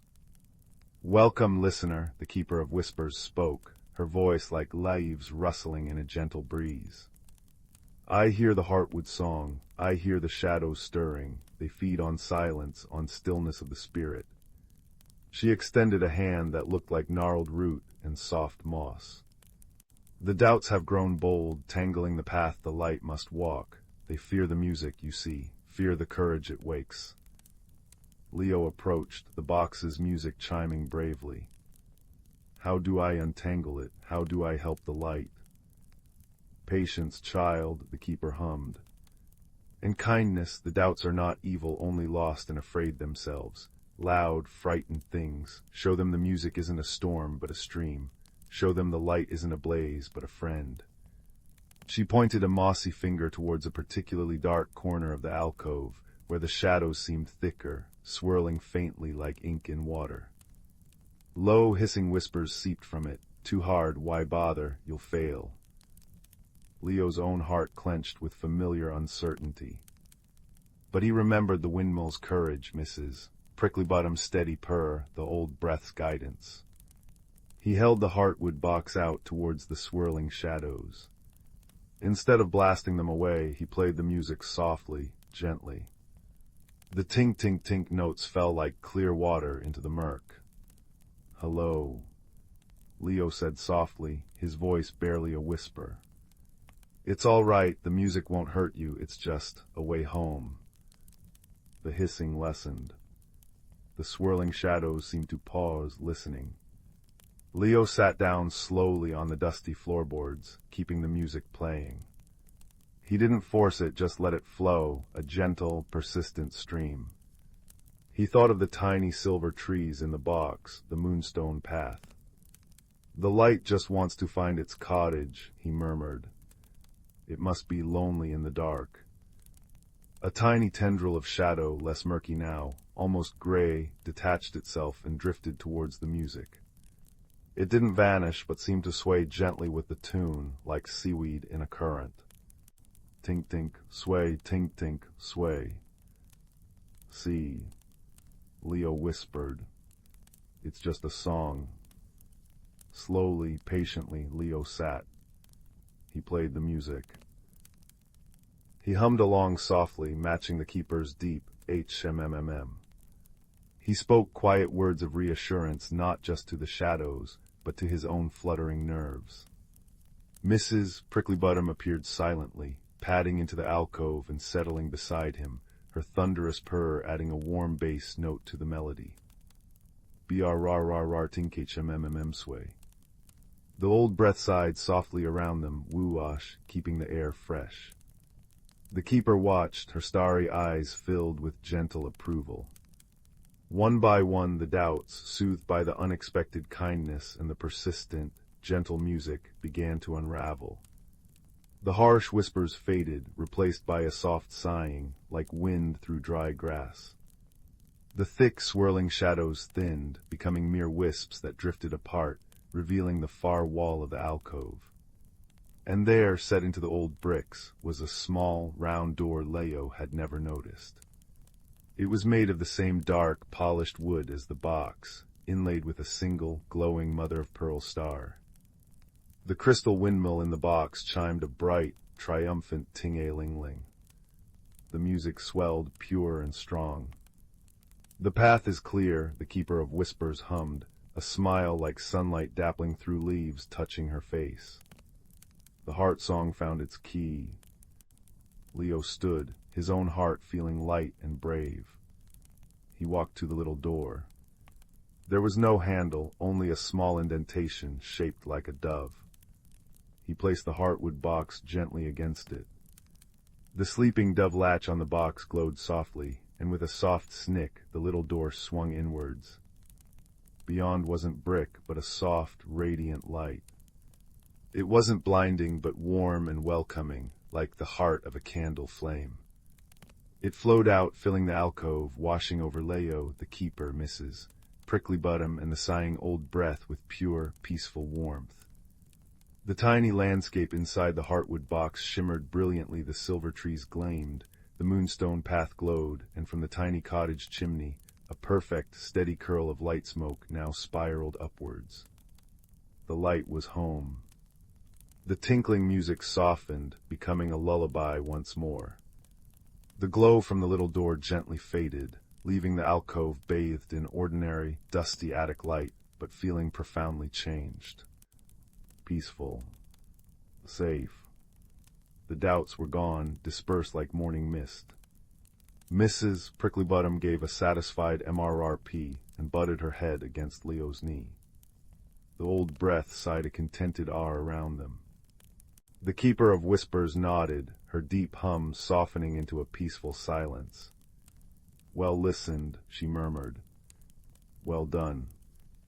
Leo carefully closed the heartwood box. The dove latch clicked softly.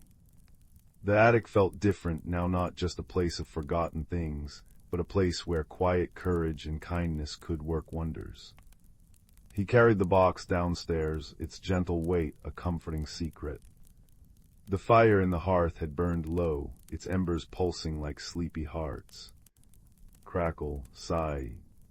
He placed the box on the mantelpiece beside a framed photo. The mother-of-pearl shimmered in the firelight. Leo curled up in the big armchair, Mrs. Pricklybottom jumping up to purr loudly on his lap, a warm, rumbling engine of comfort.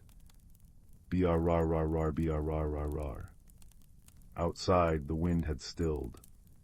The only sounds were the soft tick-tock of the grandfather clock, the gentle hiss of the embers, and the deep, steady rhythm of the cat's contentment. Leo knew the little door was still there in the attic, a secret passage not to another place, but to a quiet strength inside himself. He knew shadows might gather again, doubts might whisper. But now he also knew the tune to play, the kindness to offer, the patient listening required. He knew about helpers in unexpected places, a purring cat, a sighing draft, a rooted keeper ready to guide him. And he knew the light, once found, always remembers the way home.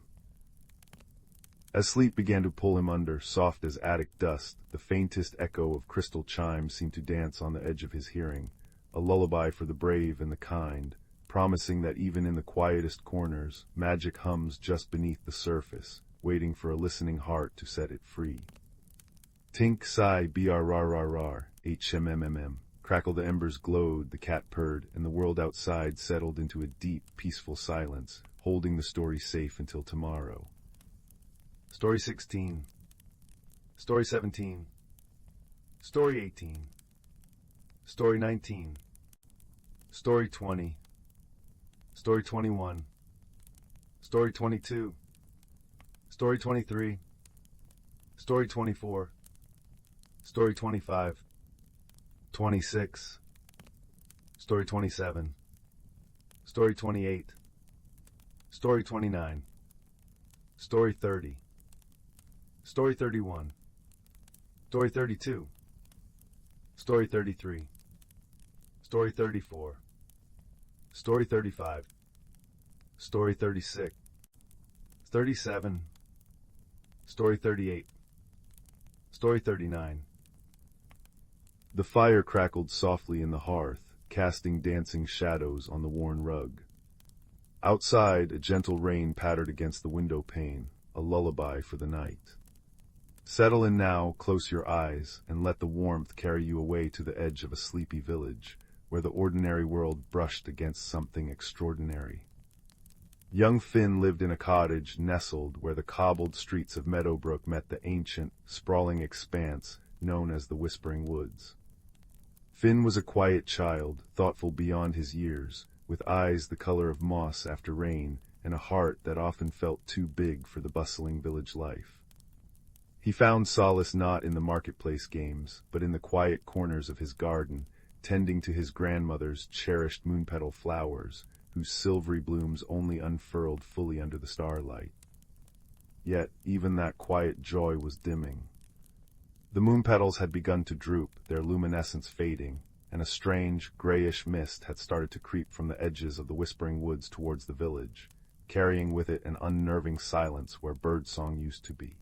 One crisp autumn afternoon, while digging near the old oak stump at the very boundary of the woods, Finn's spade struck something hard and smooth. Brushing away the damp earth, he unearthed a curious object. It wasn't metal nor stone, but seemed carved from a single piece of dark, polished wood, warm to the touch. It was shaped like a compass, but instead of cardinal points, its face held intricate, swirling carvings that seemed to shift subtly when looked at directly. At its center, nestled in a small depression, was a smooth, milky white stone that pulsed with a faint, internal light. As Finn held it, a low hum vibrated through his palm, and a single word echoed softly in his mind, clear as a bell: Whisperwood. That night, under a sky thick with stars, the compass glowed more brightly, the stone pulsing like a captured heartbeat. It tugged gently in Finn's hand, its wooden needle pointing insistently towards the dark line of the Whispering Woods. The fading moonpetals seemed to sigh towards the woods, their remaining light flickering weakly. Finn felt a pull deeper than curiosity, a sense of responsibility, a whisper that he needed to go.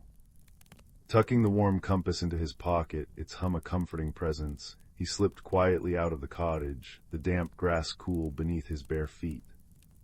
Crossing the boundary felt like stepping through an invisible curtain. The air changed instantly, becoming richer, cooler, and laden with the scent of damp earth, decaying leaves, and something ancient and green. The mist was thicker here, swirling around the gnarled roots of immense trees whose branches wove a dense canopy overhead, blocking out most of the starlight. Yet the compass glowed steadily, casting a soft, pearly radiance that pushed back the gloom, illuminating moss-covered boulders and intricate spiderwebs beaded with moisture.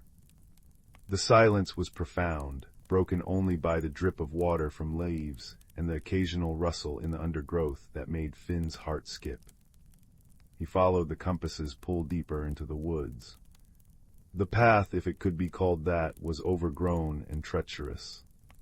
Roots snaked across the forest floor, rocks lurked beneath carpets of moss, and the mist coiled around his ankles like cold fingers. The compass guided him unerringly, its needle shifting minutely, leading him around impassable thickets and treacherous sinkholes masked by ferns. It felt less like an object and more like a patient, silent companion. After what felt like hours, the compass suddenly grew warmer. Its light flared, illuminating a small clearing. In the center stood a creature unlike anything Finn had ever imagined, let alone seen. It was roughly the size of a large badger, but covered in short, dense fur, the color of storm clouds shot through with streaks of iridescent blue. It had large, round eyes like polished amber, currently wide with surprise and suspicion, and long, tufted ears that twitched nervously. Its most striking feature was a pair of large, delicate wings, like those of a dragonfly but shimmering with the same iridescent blue as its fur, currently folded tightly against its back. It was perched on a toadstool, nibbling mournfully on a gray, withered mushroom. The creature froze, its amber eyes locking onto Finn and the glowing compass. A low growl rumbled in its chest. "HSSSD, what are you doing here, soft skin, trespassing, thieving?" Its voice was surprisingly deep and gravelly for its size, like stones tumbling in a brook. Finn stopped, holding up his hands slowly, the compass pulsing warmly in one palm. I didn't mean to trespass. My name is Finn. I found this compass. It led me here." He gestured with the glowing object. "The woods, they feel sick, and the mist is spreading to my village. My moon petals are dying." The creature's ears flattened against its head. "Sick HMPH, the woods are grieving, and why shouldn't they? Forgotten, abandoned, choked by silence and shadow." It puffed out its chest. "I am Thistle, keeper of the glimmering glade, or I was." Its defiance faltered, replaced by a profound weariness. It looked down at the withered mushroom. "The glade, the heart, it fades, the weave unravels, and I cannot mend it." A tremor ran through its small frame. Finn took a tentative step closer. "The heart, what heart, what's the weave? Maybe I can help, the compass brought me." Thistle eyed the compass warily. "The Whisperwood compass, lost for generations. It senses the weave, the living magic that binds the woods. The heart is the source, the glimmering glade, but it is hidden, protected, and now weakened." It looked at Finn, suspicion warring with a desperate hope. "Why would it lead you? Soft skins bring noise and axes, not healing." "Not me," Finn said softly, thinking of his quiet garden, his drooping moon petals. "I just want to understand, to help if I can. My grandmother said the woods and the village used to be friends. Maybe they can be again." Thistle studied Finn for a long moment, the silence stretching. Finally it gave a curt nod, a flicker of reluctant acceptance in its amber eyes. "The compass leads, Thistle follows for the glade, but no tricks, soft skin."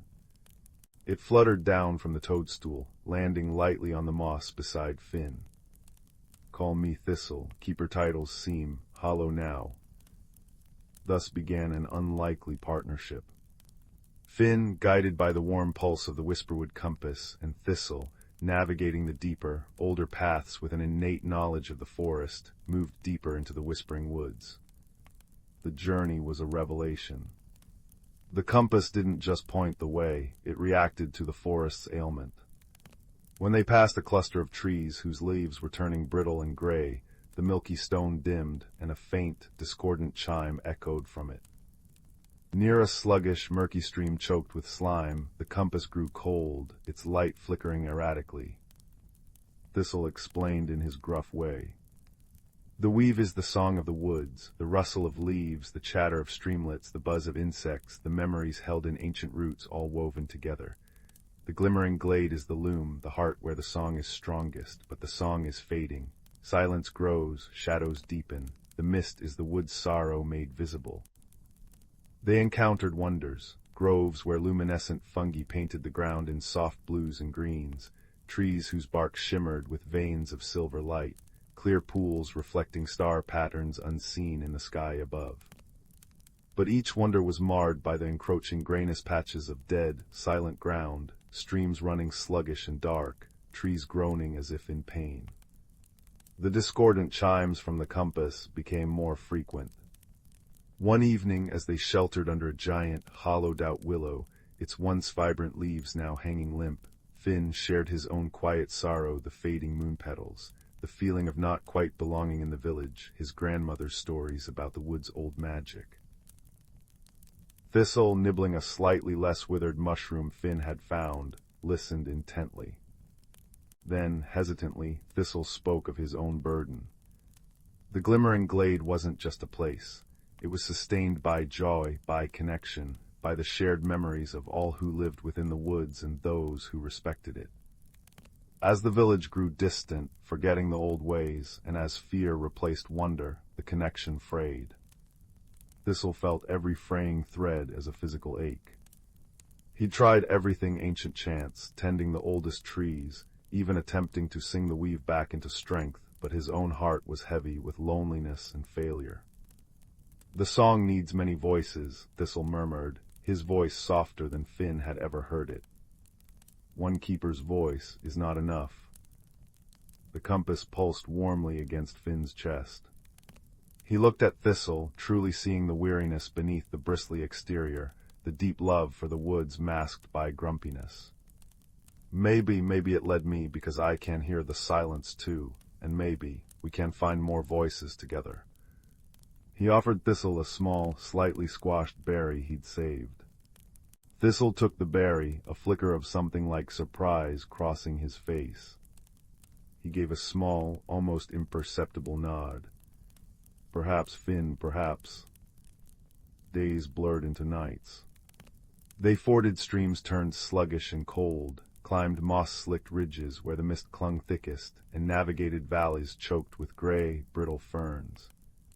The compass guided them through illusion's paths that doubled back, walls of thorn that seemed solid until the compass light touched them, revealing an opening. Thistle's knowledge saved them from hidden sinkholes and patches of quicksand, disguised as ordinary moss.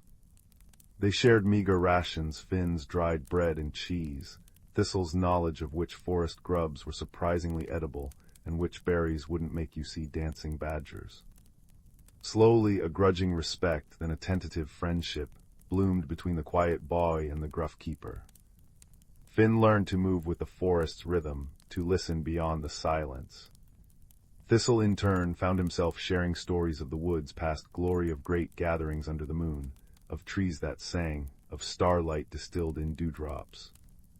Finally, after a particularly arduous climb up a sheer rock face guided by the compass's insistent light, they emerged onto a high plateau. Before them lay the glimmering glade. It was a sight that stole Finn's breath, even in its faded state. A vast natural amphitheater ringed by ancient, towering trees whose bark shimmered with embedded crystals that caught the weak sunlight filtering through the mist. At the very center stood an enormous, ancient oak, its gnarled trunk wider than Finn's cottage, its branches spreading like a protective canopy. But the crystals were dull, their light feeble. The great oak's leaves were sparse and tinged with gray. Moss that should have been emerald green was patchy and brown. A shallow pool at the oak's base, which Thistle called the memory pool, was murky and still, reflecting only the oppressive gray sky. The air hummed not with vibrant life, but with a low, discordant thrum that vibrated in Finn's bones, the sound of the weave unraveling. The mist here was thickest, swirling like smoke. "The heart," Thistle whispered, his voice thick with despair. He fluttered weakly to the base of the great oak, landing on a root. See, the loom tree weakens. The pool remembers only sorrow. The song, it's almost gone. He slumped, his iridescent wings drooping. The compass led you, Finn, but what can we do? The silence is too deep. Finn stood at the edge of the glade, the whisperwood compass burning warmly against his palm, its light a defiant beacon in the gloom. He felt the immense sadness of the place, the weight of forgotten connections. He thought of his drooping moon petals, of the village elders dismissing the mist as just weather, of Thistle's loneliness. He thought of his grandmother's stories filled with laughter shared under these very trees, of offerings of song and gratitude, of the woods and village woven together. Suddenly, the compass pulsed intensely. Its light flared not outwards but inwards, bathing Finn in its pearly radiance. An image filled his mind, not a spell or a chant, but a feeling. A memory. The pure, simple joy he felt when his moon petals bloomed under the stars, the connection he felt to the tiny plants. He remembered Thistle's face when he'd accepted the berry, the flicker of surprise and connection. The answer wasn't force. It wasn't just Thistle's duty. It was connection. It was sharing the light inside, the small joys, the memories. Taking a deep breath, Finn walked slowly towards the murky memory pool. He knelt beside it, ignoring the cold dampness seeping through his trousers. He placed his hands on the compass, its warmth flowing into him. Closing his eyes, he didn't try to sing a grand song. Instead, he focused on a single, quiet memory. He pictured his grandmother's face, kind and lined, as she showed him how to plant the first moonpetal seed. He felt the cool earth under his small fingers, the anticipation, the shared wonder when the first silver shoot emerged. He poured that feeling, the warmth, the love, the simple joy of growth and connection into the compass. The milky stone blazed. A beam of pure, soft light, warm like starlight, shot from the compass and touched the surface of the murky memory pool. Where the light touched, the murkiness cleared, like ink dispersing in clean water. For a moment, the image of Finn's grandmother smiling, holding the tiny seedling, shimmered on the pool's surface. A soft gasp came from Thistle. Finn opened his eyes. The cleared patch of water glowed faintly. The discordant thrumming lessened, just a fraction. Hope, fragile but real, flickered in Thistle's amber eyes. Thistle, Finn called softly. Your turn, think of something good, something joyful you remember here. Thistle hesitated, then fluttered closer to the pool. He looked uncertain, then closed his eyes. He thought, Finn imagined, of sunbeams dappling the glade, of the crystal trees ablaze with light, perhaps of a time when other voices filled the air. A low, hesitant hum started in Thistle's chest, rough at first, then smoothing into a deep, resonant tone. It wasn't a song with words, but a pure note of remembrance and belonging. As he hummed, a tiny spark of iridescent blue light, like a captured firefly, drifted from him and touched the pool beside Finn's clearing patch. The water there cleared too, showing a fleeting image of the glade bathed in golden sunlight. Encouraged, Finn focused again. He thought of the first time he saw a shooting star, the awe that filled him. Another beam of light, another patch of the pool cleared, shimmering with starry reflections. Thistle, gaining confidence, hummed louder, recalling the scent of rain on hot earth in the glade, releasing another spark of blue light. Finn remembered the taste of wild strawberries Thistle had shown him, the burst of sweetness. Light. Thistle remembered the feeling of the wind under his wings on a clear day. Light. They worked together, boy and keeper, kneeling by the pool. Finn shared quiet human joys, the comfort of a warm hearth on a rainy night, the smell of baking bread, the sound of his grandmother's laughter. Thistle poured in the deep, ancient joys of the forest, the unfurling of a fern, the chatter of squirrels at dawn, the silent strength of the oldest trees. Each memory, each spark of joy, Each moment of connection, channeled through the whisperwood compass, became a beam of light or a spark of blue energy that touched the memory pool, clearing the murkiness patch by patch. The discordant thrumming faded, replaced by a soft, harmonious hum that rose from the pool itself, weaving together their disparate melodies. As the pool cleared, reflecting not sorrow but the shared tapestry of their memories and joys, the change rippled outward. The crystals embedded in the surrounding trees began to glow brighter, their light pulsing in time with the hum. The gray tinge receded from the loom tree's leaves, replaced by a vibrant, healthy green. The moss at its base turned emerald and plush. The mist within the glade didn't vanish, but it thinned dramatically, becoming a soft, luminous haze that diffused the growing light beautifully.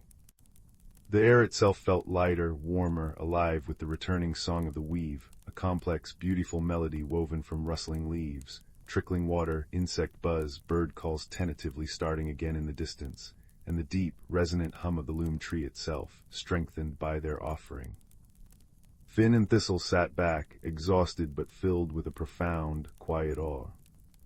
The glimmering glade was still regaining its strength, but the heart was beating again, strong and steady. The whisperwood compass in Finn's hand was warm but calm, its light soft and constant, the milky stone glowing with a serene inner light. The needle pointed steadily towards the great oak. "We did it," Finn breathed, his voice barely a whisper. Thistle looked around, his amber eyes wide, reflecting the burgeoning light. He looked at Finn, the suspicion gone, replaced by a depth of gratitude and newfound respect. "We did," he rumbled, his voice thick with emotion.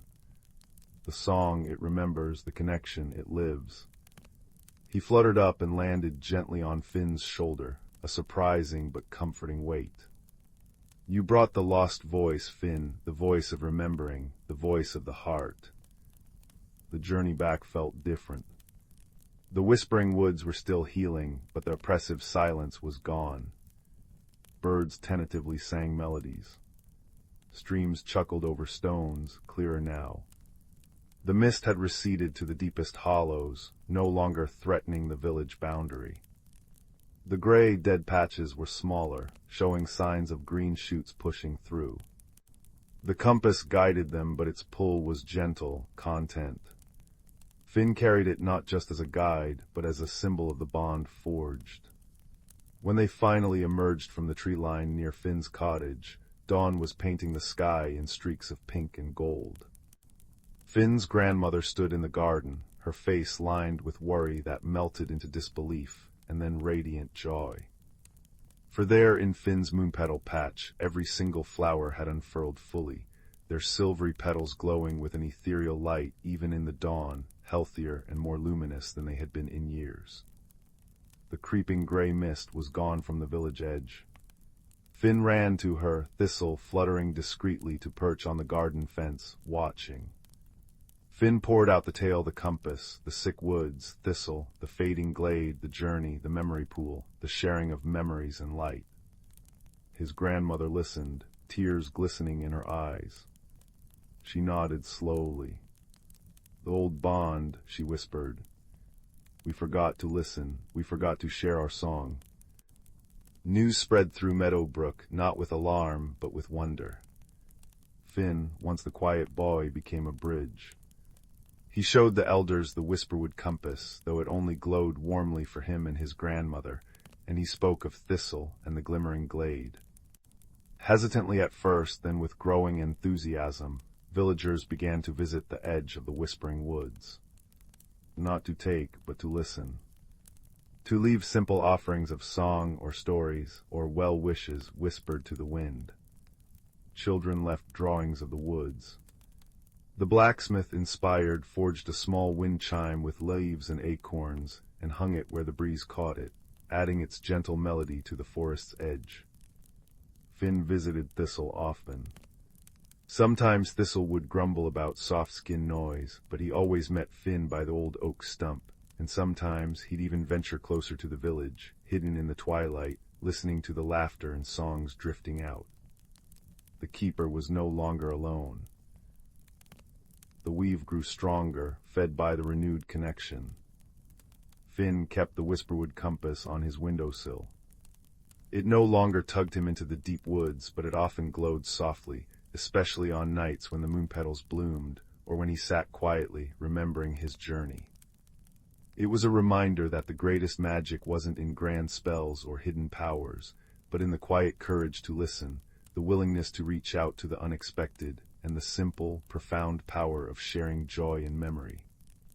It reminded him that even the smallest voice, when woven together with others in kindness and understanding, could mend a broken song and light the way home. The mist never returned to Meadowbrook's edge. The whispering woods thrived, a symphony of life once more, its song a gentle counterpoint to the village sounds. And on quiet nights, if you listened very carefully near the old oak stump, you might hear the deep, contented hum of a keeper, and the soft, answering laughter of a boy who had discovered that friendship and understanding could bloom in the most unexpected places, and that every heart, no matter how small or seemingly different, holds a light that can help heal the world. Sleep now, little one, wrapped in the warmth of that knowing. The fire crackles low, the rain whispers on the roof, and the world is full of quiet, interconnected magic. Dream well.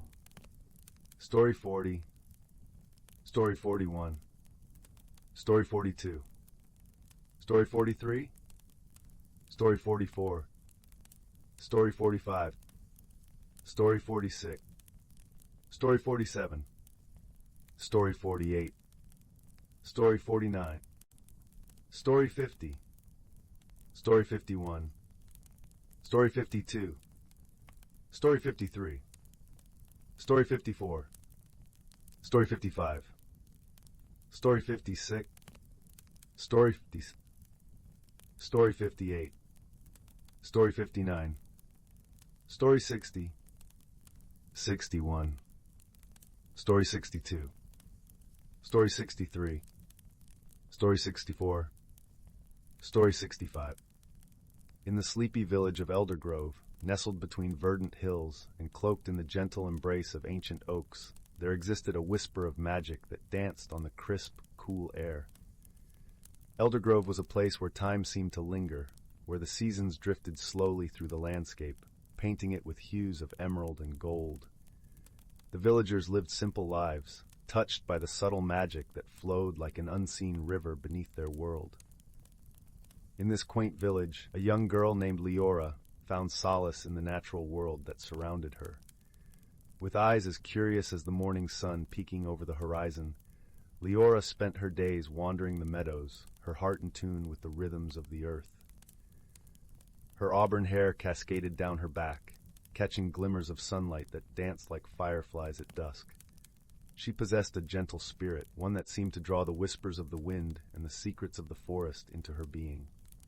One fateful afternoon, as the golden light of the setting sun bathed the landscape in a warm embrace, Leora discovered a peculiar object nestled beneath the roots of an ancient oak tree. It was a small, intricately carved wooden box, its surface adorned with swirling patterns that seemed to shift and shimmer in the fading light. Drawn by an inexplicable pull, Leora knelt beside the tree, her fingers tracing the delicate carvings that spoke of forgotten tales and hidden wonders. As she opened the lid, a soft, ethereal glow emanated from within, casting a gentle light upon her face. Inside, nestled upon a bed of moss, lay a tiny silver key. It was unlike anything Leora had ever seen, its surface glinting with a luminescence that seemed to pulse with a life of its own. With a sense of awe and wonder, she gently lifted the key, feeling a warmth spread through her fingertips and into her heart. From that moment on, Leora felt a change within her, as if the key had unlocked a door to a hidden world just beyond the reach of ordinary sight. The air seemed thicker with mystery, the colors of the forest more vibrant, the songs of the birds more melodious. It was as if the very essence of nature had revealed itself to her, inviting her to explore the depths of its magic. Emboldened by this newfound connection, Leora ventured deeper into the heart of the forest, her footsteps light upon the leaf-strewn path. As she walked, she noticed the world around her transforming, the trees whispering secrets in a language she could almost understand, the brook singing a melody that resonated with the rhythm of her heart. Her journey led her to a secluded glen, where the sunlight filtered through the canopy above, casting dappled patterns upon the forest floor. There she encountered a creature unlike any she had ever seen, a small, luminescent fox with fur that shimmered like moonlight on water. Its eyes, deep pools of understanding, gazed into hers, and Leora knew that this creature was a guardian of the forest, a keeper of its ancient magic. The fox approached with a cautious grace, its movements as fluid as the breeze that stirred the leaves. Leora knelt, extending her hand in a gesture of friendship and trust. To her delight, the fox nuzzled against her palm, a soft warmth spreading from its touch, filling her with a sense of belonging and peace. As they sat together in the glen, the fox shared its story through images and feelings that flowed into Leora's mind. She learned of the hidden world within the natural environment, a realm where magic thrived in harmony with the earth, where creatures of wonder and wisdom lived unseen by those who hurried through life without noticing the miracles around them. The fox revealed that the silver key Leora had found was a gift, a token of trust from the spirits of the forest. It granted her the ability to see beyond the veil of the mundane, to experience the world in its truest form. But with this gift came a responsibility, a duty to protect the magic of the forest and ensure its secrets remained safe. Days turned into weeks as Leora and the fox explored the hidden wonders of the forest together. They discovered groves of whispering trees that shared stories of the past, pools of crystal-clear water that reflected the dreams of those who gazed into their depths, and fields of wildflowers that bloomed with colors unseen by ordinary eyes. Each new discovery deepened their bond and strengthened their resolve to protect the magic that thrived within their world. As the seasons changed, so too did Leora. She grew wiser, her heart attuned to the delicate balance of nature, her spirit intertwined with the ancient magic that flowed through the forest. She learned to understand the language of the wind, to listen to the wisdom of the stars, and to dance with the rhythms of the earth. One moonlit night, as they rested beneath the protective canopy of the trees, Leora confided in the fox her dreams of understanding more about the origins of the forest's magic. The fox, in response, led her to an ancient, hidden library, where the walls were made of entwined branches and the shelves were lined with books and scrolls, filled with knowledge of the land's history and magic. In the library, Leora immersed herself in the rich tapestry of stories and lore. She read about the ancient guardians of the forest, legendary creatures who had once roamed the earth, and the delicate balance that sustained the magic around them.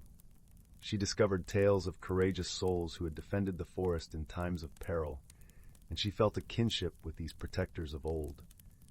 But with knowledge came challenges. One crisp autumn morning, as leaves of amber and gold carpeted the forest floor, Leora sensed a disturbance, a shadow that crept upon the edges of her awareness, a chill that whispered of danger.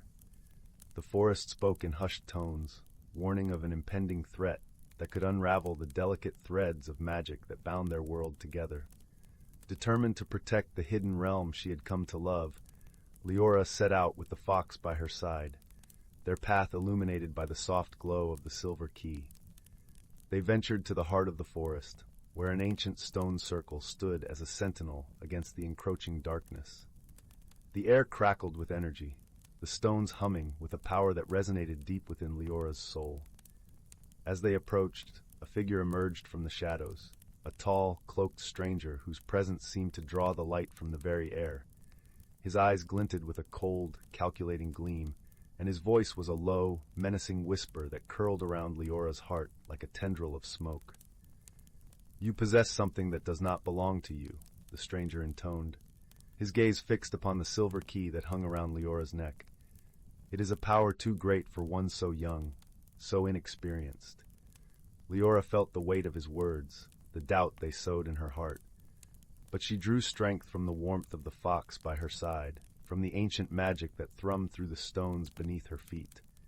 She met the stranger's gaze with unwavering resolve, her voice steady and clear. "This key was entrusted to me by the spirits of the forest," she declared, her heart burning with the courage that comes from knowing one's purpose. "I will protect the magic of this world and I will not allow you to harm it." The stranger's eyes narrowed, a flicker of frustration crossing his face. "You are but a child," he sneered, "and you cannot hope to stand against me." But Leora knew she was not alone. She felt the presence of the forest around her, the strength of the trees, the wisdom of the creatures, the power of the earth itself rising to support her. She reached for the silver key, feeling its warmth spread through her fingertips, its magic flowing into her being. In that moment, Leora understood the true nature of the gift she had been given. The key was not a weapon, but a bridge, a connection between her and the magic of the forest, a conduit through which she could draw upon its strength. She closed her eyes, feeling the energy of the forest pulse through her, filling her with light and certainty. When she opened her eyes, the stranger recoiled, his expression shifting from arrogance to fear. The air around Leora shimmered with a radiant glow, the light of the forest shining from within her, banishing the shadows that had crept into their world. "You are not alone," Leora whispered, her voice carrying the strength of the forest, the wisdom of the trees, the courage of the fox by her side. "I stand with the magic of this world, and together we will prevail."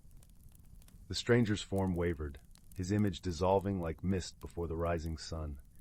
With a final, defiant snarl, he vanished into the ether, leaving behind only the whisper of his defeat. As the light faded, Leora felt the forest's gratitude surrounding her, a warm embrace that filled her heart with joy and contentment. She turned to the fox, her faithful companion and guide, and they shared a moment of understanding, a bond forged in the fires of adversity, tempered by the shared love of the world they had vowed to protect. With the threat vanquished, Leora and the fox returned to their exploration of the forest, their hearts light and their spirits unburdened. Together, they continued to discover the hidden wonders of the natural world, delighting in the magic that flowed through every leaf, every stone, every whisper of the wind. As the years passed, Leora grew into a wise and gentle guardian of the forest, her bond with the hidden realm deepening with each passing season. She learned that true strength came not from power, but from understanding, from friendship, from the willingness to stand for what was right. To deepen her understanding, Leora embarked on a journey beyond Eldergrove. She traveled to distant villages and met with other guardians of the natural world, each with their own unique connection to the magic that intertwined their lives. Through these interactions, Leora gained insight into the vastness of the magic that permeated the land, realizing that Eldergrove's enchantment was part of a larger tapestry that spanned the world. During her travels, Leora encountered a wise elder named Thalion, who had spent his life studying the ancient lore of the earth. Thalion spoke of the Great Convergence, a time when all the magical energies of the world would align, allowing those attuned to their power to glimpse the very fabric of creation. Intrigued, Leora listened intently as Thalion shared his knowledge, his words weaving a vision of a world brimming with potential and wonder. Eager to witness this event, Leora made her way to the sacred gathering place, a vast plateau overlooking the convergence of 5 great rivers. As the day of the Great Convergence dawned, guardians from across the land assembled, their presence a testament to the enduring bond between the natural world and those who cherished it. As the sun reached its zenith, the air shimmered with a kaleidoscope of colors, a radiant tapestry woven from the threads of magic that bound their world. Leora felt the energy coursing through her, a symphony of light and sound that resonated with the deepest part of her being. In that moment, she understood her place in the grand design, the interconnectedness of all things, the unity of purpose that linked every guardian, every creature, every leaf and stone. She realized that the true magic of the world lay not in the objects or the powers they wielded, but in the connections they forged, the harmony they nurtured, the love they shared. And so the magic of the forest endured, its secrets safe in the hands of those who cherished them, its wonders preserved for generations yet to come. Leora's journey had transformed her, not only in her understanding of the world, but in her understanding of herself, a journey of discovery, of friendship, of courage and compassion. In the end, Leora knew that the true magic of the forest lay not in the mysterious objects or the hidden powers, but in the connections forged between those who dared to see beyond the ordinary, to embrace the extraordinary, and to protect the beauty and wonder that surrounded them. And so, under the gentle light of the moon, with the forest as her eternal companion, Leora's heart swelled with gratitude, her spirit forever intertwined with the magic that had changed her life. She sat beside her fox friend, the crackling leaves beneath them a comforting symphony, and whispered a promise into the night, a vow to cherish the magic of their world, to guard it with all her heart, and to share its wonders with those who would listen, those who would see, those who would believe. With the stars as her guide and the forest as her home, Leora found peace in the knowledge that she was part of something greater, something timeless and beautiful.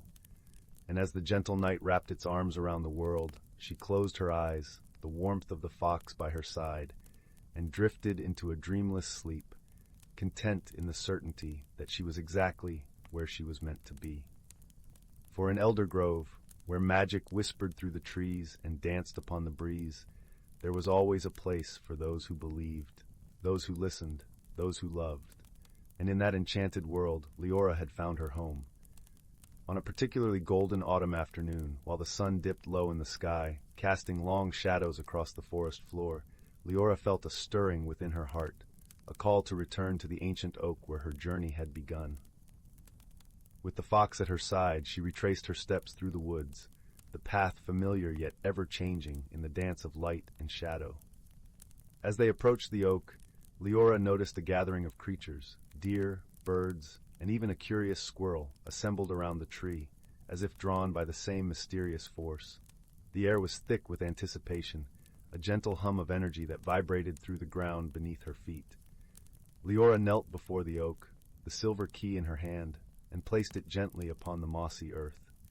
The creatures watched in silence, their eyes reflecting the glow of the setting sun.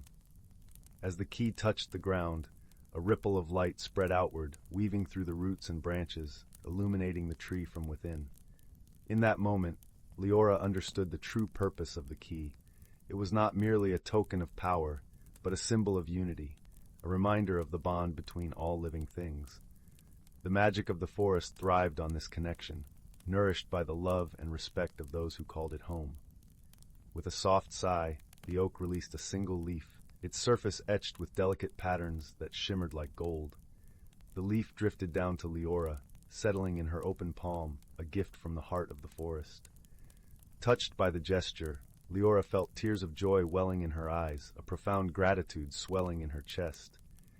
She understood now that her journey had come full circle, that her role as a guardian was not to wield power, but to nurture and protect the fragile web of life that bound them all together. As the sun dipped below the horizon, painting the sky in hues of pink and lavender, Leora stood with the fox by her side. The creatures of the forest gathered around them in a silent vow of solidarity. Together they watched as the stars emerged, each one a beacon of hope, a reminder of the magic that flowed through their world. And in the quiet of the night, with the forest as her witness, Leora whispered a promise to the stars, a vow to cherish and protect the magic of Eldergrove, to honor the connections that gave it life, and to share its wonders with those who would listen, those who would see, those who would believe. For in Eldergrove, where magic whispered through the trees and danced upon the breeze, there would always be a place for those who believed, those who listened, those who loved. And in that enchanted world, Leora had found her home, her purpose, and her peace. Story 66. Story 67. Story 68. Story 69. Story 70. Story 71. Story 72. Story 73. Story 74. Story 75. Story 76. Story 77. Story 78. Story 79. Story 80. Story 81. Story 82. Story 83. Story 84. Story 85. Story 86. Story 87. Story 88. Story 89. Story 90. Story 91. Story 92. Story 93. Story 94. Story 95. Story 96. Story 97. Story 98. Story 99. The old apothecary shop at the edge of Willowbrook Village had always smelled of forgotten things, dried lavender clinging to cedar shelves, cinnamon sticks whispering secrets to jars of tarnished buttons, and the faint metallic tang of rain-soaked copper pipes. It was here, beneath a drift of cobwebs in the attic, that 12-year-old Mira discovered the teacup that changed everything. Not a grand goblet nor a shimmering chalice, but a simple porcelain cup the color of storm clouds, its handle shaped like a crescent moon embracing a tiny star. When Mira blew dust from its rim, the star began to glow with soft amber light, and the cup filled with steaming liquid that smelled of her grandmother's apple orchard after spring rain. "That," said a voice like creaking floorboards, "isn't for drinking." Mira nearly dropped the cup. Perched on a box of weathered encyclopedias was a striped garden badger wearing round spectacles and a waistcoat stitched from maple leaves. His claws, polished to a chestnut sheen, adjusted a tiny cravat pin made from a milkweed pod. "You're talking," Mira breathed. "And you're holding the Stardust Samovar's missing piece," the badger huffed. "Though I suppose we should thank you. Been missing since the great kitchen flood of '63. He gestured with a walking stick fashioned from a goose feather. "Come along then, the others will want to see." The others turned out to be a collection of household objects brought to gentle life. In the shadowy workshop below, a quilted owl with button eyes presided over a sewing circle of animated thimbles, while a grandfather clock with a face carved like a wise old willow conducted a debate between a candlestick and a feather duster about the merits of wax versus polish. "Her name is Leora," the badger said, patting the massive copper samovar occupying the room's heart, its surface etched with constellations. "And you found her heart cup." As Mira placed the teacup against a dent in the samovar's side, golden seams flared to life, connecting stars into pictures, a fox reading poetry to ferns, mountains rearranging themselves like furniture, a river pausing mid-flow to admire its reflection. "It's a story-keeper," Leora hummed, her spout curling like a contented cat's tail. Steam billowed upward, forming shimmering scenes. "Every cup of starlight tea reveals memories too precious to lose, but the last memory—" Her voice dimmed. "The one that explains why we've been fading, it shattered when I fell. We need someone to walk the old paths and piece it together." Mira's journey began at dawn, the samovar's smallest teapot, a cheeky little thing with a whistle like a songbird, strapped to her pack. The badger, who introduced himself as Professor Thistlewick, led her to the Whisperwood's edge, where roots formed staircases and fireflies carried lanterns made of dewdrops. "Rule 1, Thistlewick grumbled as they entered the tree cathedral, "never accept directions from mushrooms. Rule 2, there she is." A spider descended on a thread of moonlight, her 8 legs weaving patterns that hung in the air like glowing lace. "Took your time," the spider chimed, her voice the sound of wind through crystal chimes. "I'm Nessa, you'll need my webs to read the memory fragments, also." She gestured to a patch of glowing moss where 3 translucent deer drank from a spring. "We're being followed." The shadow revealed itself at Moonmirror Lake, not a monster, but a girl formed of liquid night, her eyes twin pools of quiet. "I'm Kayla," she murmured, ripples spreading where her feet touched water. "The samovar's last memory, it's of my mistake." Piece by piece the story emerged. Kayla had been Leora's caretaker long ago, but in trying to preserve a painful memory of her lost family, she'd accidentally fractured it. The shards scattered a laugh caught in a maple seed spiral, a lullaby trapped in a turtle's shell, a farewell kiss preserved in the scent of crushed mint. "This isn't a quest for gathering," Nessa realized as they camped beneath a tree that bloomed glass flowers. "It's a journey of listening." Mira learned to hear memories in unexpected places the way a brook's chuckle echoed a father's joke, how willow branches brushing stone replicated a mother's knitting needles. At the Starlight Gorge, they found the memory of farewell etched in bioluminescent snails' trails. In the cavern of echoing moss, Kayla's childhood laughter rang from ancient stones. The true challenge came at the memory vault, a glacier preserving moments like insects in amber. The final fragment is here, Kayla trembled, but the vault only opens for those who understand its nature. Mira studied the ice.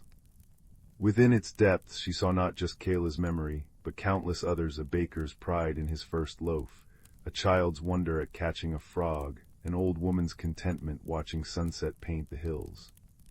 She pressed her palm to the ice. It's not a prison, she realized. It's a library. The glacier melted into a million butterflies, each carrying a memory to the stars. Kayla's restored memory wasn't of loss, but of her parents' hands teaching her to pour tea from Leora. Clumsy spills met with laughter, not scolding. Back at the apothecary, as Leora hummed with restored warmth, Thistlewick cleared his throat. Seems we've a new story keeper, if you're interested. Now, when villagers come to the shop on evenings when the northern lights dance, they find Mira serving tea from the crescent moon cup. The shy girl who once struggled to make friends now helps others find their own memories. The blacksmith discovers his late wife's smile in the clang of his hammer. Children find courage in storm clouds that mirror the teacup's hue, and even the postman rediscovers letters' magic after tasting tea that smells of sealing wax and adventure.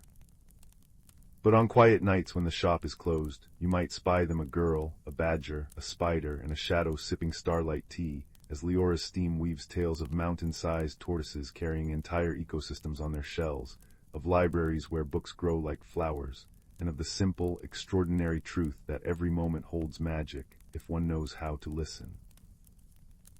In the heart of the whispering woods, where silver birches stood like sentinels and ferns curled into emerald trumpets, there existed a glade known only to its most tender guardians.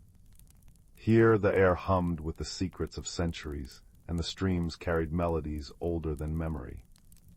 It was in this glade that a young girl named Leela tended to the moss grove, an ancient tree whose roots cradled 1,000 stories and whose branches held the fragile magic of the seasons. Leela had been chosen as the moss grove's keeper by the creatures of the forest, the rabbits who wove moonlight into their burrows, the owls with star-speckled feathers, and the foxes whose tails flickered like candle flames.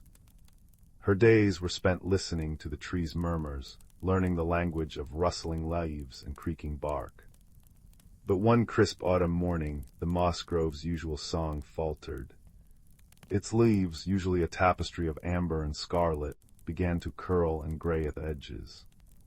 A chill seeped into the air, sharper than the season warranted, and the brook that trickled beside the tree's roots slowed to a syrupy crawl.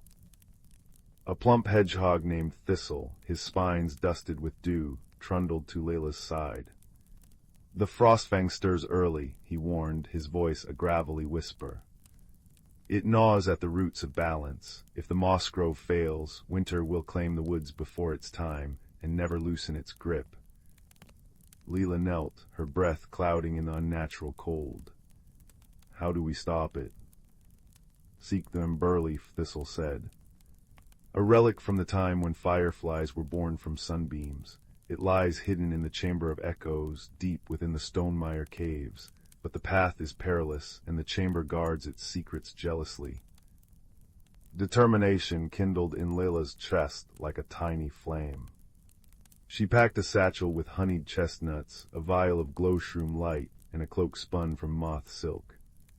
As she set off, the forest rallied around her. Arya, a red squirrel with a tail like a maple seed, scampered ahead to scout the trails. Orlin, a badger whose fur shimmered with the pearly sheen of dawn, shouldered through thorny thickets. And Wynn, a firefly with wings like stained glass, lit their way with constellations of gold. Their journey carried them through valleys where mist clung to the earth like a lover, over hills where heather buzzed with drowsy bees, and into the shadow of the Stonemire caves, a labyrinth of jagged rock where the air tasted of iron and old storms.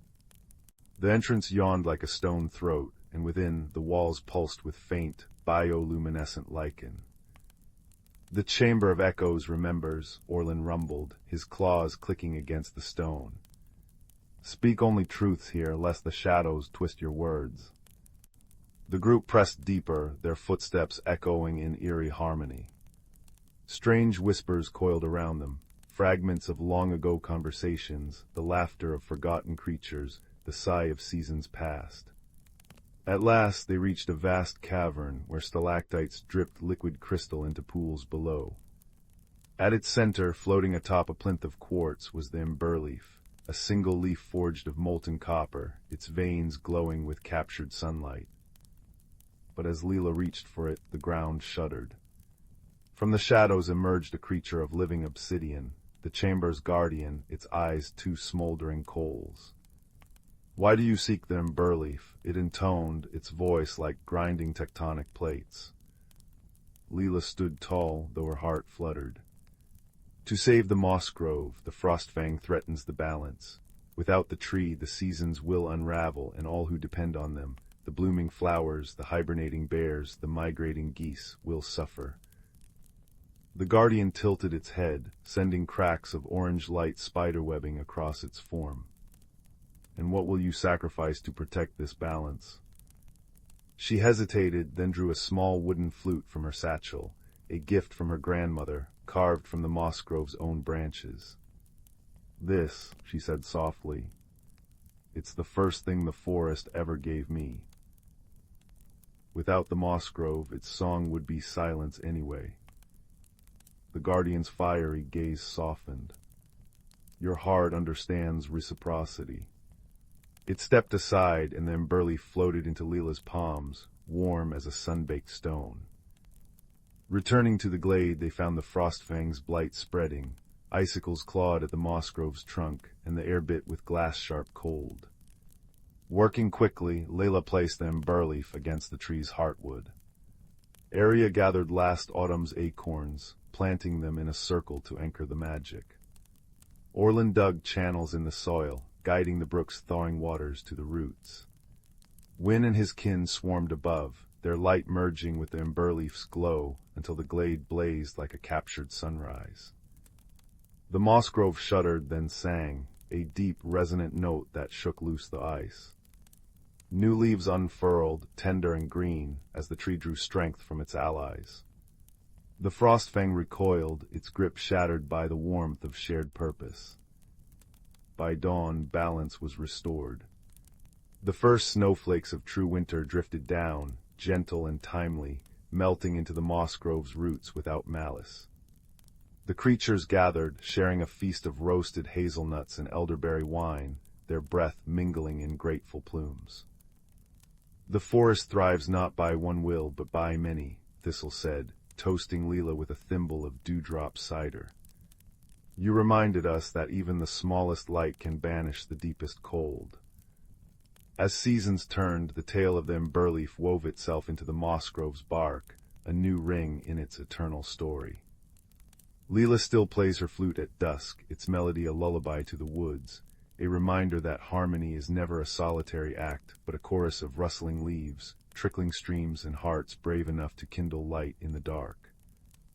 And on the coldest nights, when the frostfang's breath nips at the edges of the glade, the creatures nestle close to the moss grove, warmed by the truth that no winter lasts forever, so long as there are hands to hold the flame. The village of Willowbrook nestled in a valley cradled by whispering hills, a place where cobblestone paths wound between houses with thatched roofs that glowed softly under the moon. Magic here wasn't loud or flashy. It was the warm scent of cinnamon buns drifting from Mistress Gable's bakery at dawn, the way fireflies pulsed in perfect harmony with the village clock tower's chime, and the gentle hum of contentment that seemed to rise from the very earth. Young Theo, whose freckles looked like scattered cinnamon dust, loved Willowbrook most of all for its quiet magic, especially the nightly dance of the fireflies that painted the dusk with streaks of warm gold. But one cool autumn evening, as Theo sat on his doorstep watching the sky deepen from lavender to indigo, he noticed something unsettling. What could be dampening magic? That, Silas said, standing up and brushing cedar shavings from his worn trousers, is the heart of our little mystery. An observation, young Theo, is the key to any puzzle. Are you ready for a moonlit walk? Together, with Fern flitting ahead like a shadow, they followed the path alongside the brook. The water, usually chuckling merrily, seemed to flow more sluggishly.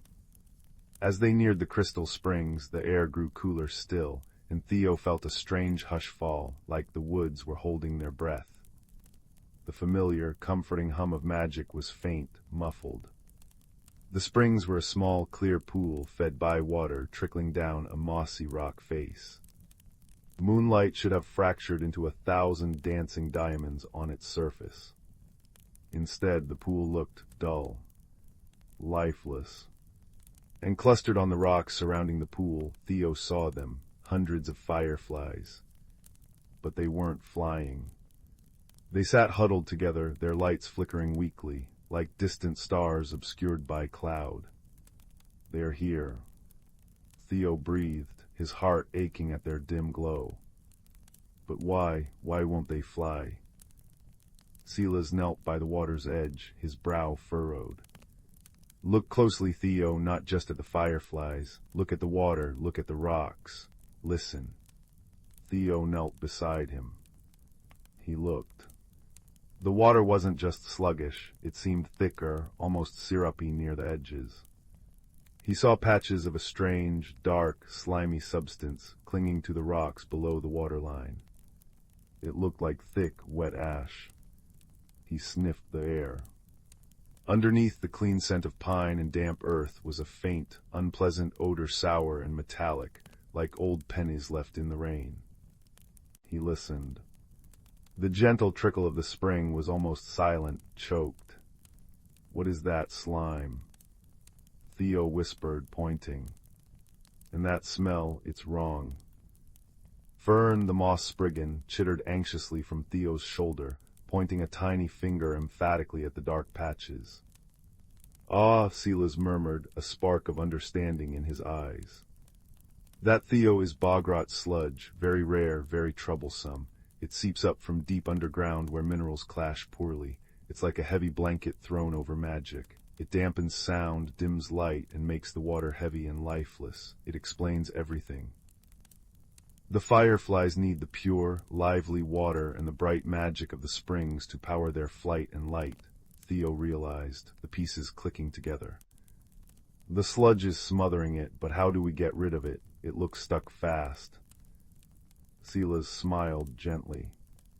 Bogrot sludge is stubborn, but it has a weakness. It fears pure vibration, clear sound, like laughter or music, especially music played with true heart, which carries its own kind of magic, but it needs to be focused right at the source. Theo thought hard. He wasn't much of a musician. He patted his pocket, his fingers closing around his smooth, worry stone. Then he remembered something. Silas, the village bell, the harmony bell in the clock tower. It rings pure and clear every hour. Could its sound reach here? Silas's smile widened. An excellent thought, Theo. The harmony bell's sound carries far on the night air, but it needs a little encouragement to reach this deeply into the woods with enough strength. We need an amplifier, a conductor for its pure note. Fern suddenly leapt from Theo's shoulder and scurried towards a cluster of tall, slender reeds growing near the spring. Moonlight glinted off their smooth stalks. Fern tapped one reed, then another, making a soft, hollow talk sound. The whisper reeds, Silas exclaimed. Of course, they channel sound, make it travel farther and clearer. Fern, you clever sprout, if we can get the sound of the harmony bell to resonate through these reeds, aimed right at the sludge. The plan formed quickly. Silas knew the woods and could move silently. He would hurry back to the village square, timing his arrival just before the next hour. He would explain the plan to Old Man Hemlock, who tended the clock tower. When the bell struck, Silas would focus all his quiet intention, his deep connection to Willowbrook's magic, on sending that clear, resonant bong towards the crystal springs. Theo's job was to stay with Fern. As the bell's sound approached, Silas assured him he would feel it coming. Theo needed to gently stroke the whisper reeds in sequence, starting from the tallest, guiding the sound wave towards the pool, just like directing water down a channel. Fern would help him know which reed to touch next. Theo waited nervously by the silent pool, the huddled fireflies casting only the faintest glow. Fern perched on his knee, a comforting, velvety weight. The woods felt vast and quiet. Then, just as the moon reached its highest point, Theo felt it. A faint tremor in the air, a deep, pure feeling rather than a sound, vibrating through the ground and up his legs. It was the distant echo of the harmony bell, carrying Silas's focused hope. Now, Theo. Silas's voice seemed to whisper on the vibration itself. Theo took a deep breath, remembering his grandmother's calm wisdom. He focused on the pure note resonating within him, the sound of home and harmony. Gently guided by Fern's tiny nudges, he began to stroke the whisper reeds. Tallest first, with a soft, steady sweep of his hand. Swoosh. Then the next tallest. Swoosh. Then the next. Swoosh. As Theo touched each reed, it seemed to hum, capturing the distant bell note and sending it onwards, clearer and stronger. The focused wave of pure sound, amplified and directed by the reeds, swept over the Crystal Springs pool. It hit the dark bogrot sludge clinging to the rocks. A remarkable thing happened. The sludge didn't melt or vanish in a puff of smoke. Instead, it shivered, like a ripple moving through thick jelly. Then it began to contract, pulling away from the rocks, retreating from the clear water. It shriveled slightly, losing its oily sheen, turning drier, grayer. As it shrank back, the clear spring water bubbled up more vigorously, pushing the retreating sludge aside. The sour, metallic smell lifted, replaced by the clean, mineral scent of fresh water and damp moss. The hush dissolved, replaced by the joyful gurgle of the spring and the rustling of leaves in a suddenly fresher breeze. The effect on the fireflies was instant and magical. As the sludge retreated and the pure magic of the springs surged back, their dim lights brightened. One by one, then in joyful clusters, they lifted from the rocks. Their wings, no longer heavy with stifled magic, buzzed with renewed energy. Their lights pulsed first tentatively, then stronger, brighter, warmer, until the clearing was filled with a swirling constellation of gold. They danced above the now sparkling, diamond-dusted pool, their light reflecting brilliantly in the pure water. Theo laughed, pure relief and wonder bubbling up inside him. Fern chittered happily, doing a little jig on the moss. The fireflies swirled around them in a silent, luminous thank you. Silas appeared at the edge of the clearing, a broad smile on his face. "Well done, young observer, well done indeed. You listened, you looked, you thought, and you acted with a calm heart. That's the best kind of magic." Walking back towards Willowbrook, Theo, Silas, and Fern were accompanied by a glorious escort. The fireflies flew ahead and alongside, a river of golden light flowing back towards the village. As they emerged from the woods, the villagers, drawn outside by the returning glow, gasped in delight. The golden light washed over the meadow, touching the tightly closed buds of the night-blooming glories. As the fireflies pulsed in their familiar, comforting rhythm, the beautiful white flowers began to slowly, gracefully unfurl, releasing their sweet, calming perfume into the night air. A collective sigh of peace settled over Willowbrook. Restless dreams were soothed away. Later, sitting again on his doorstep with a cup of warm milk, Theo watched the fireflies dance. He held his worry stone, now warm not from worry, but from contentment. The mystery had been solved not with force, but with careful watching, kind help from friends like Fern and Silas, and the pure, shared magic of their home amplified by a bell and some clever reeds. He learned that sometimes the quietest things, a strange smell, a dim light, a hush in the woods, hold the biggest clues.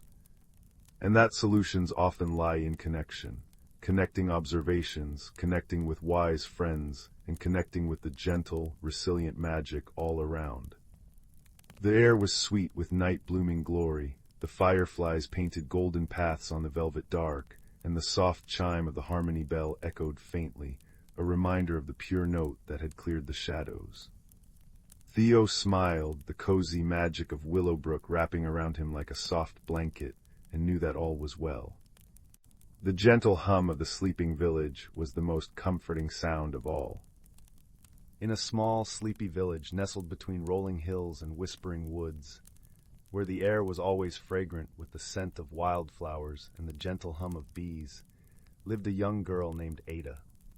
Her home, a quaint cottage with a thatched roof and weathered stone walls, stood at the edge of the village, where the forest began and secrets lingered in the shadows of ancient trees.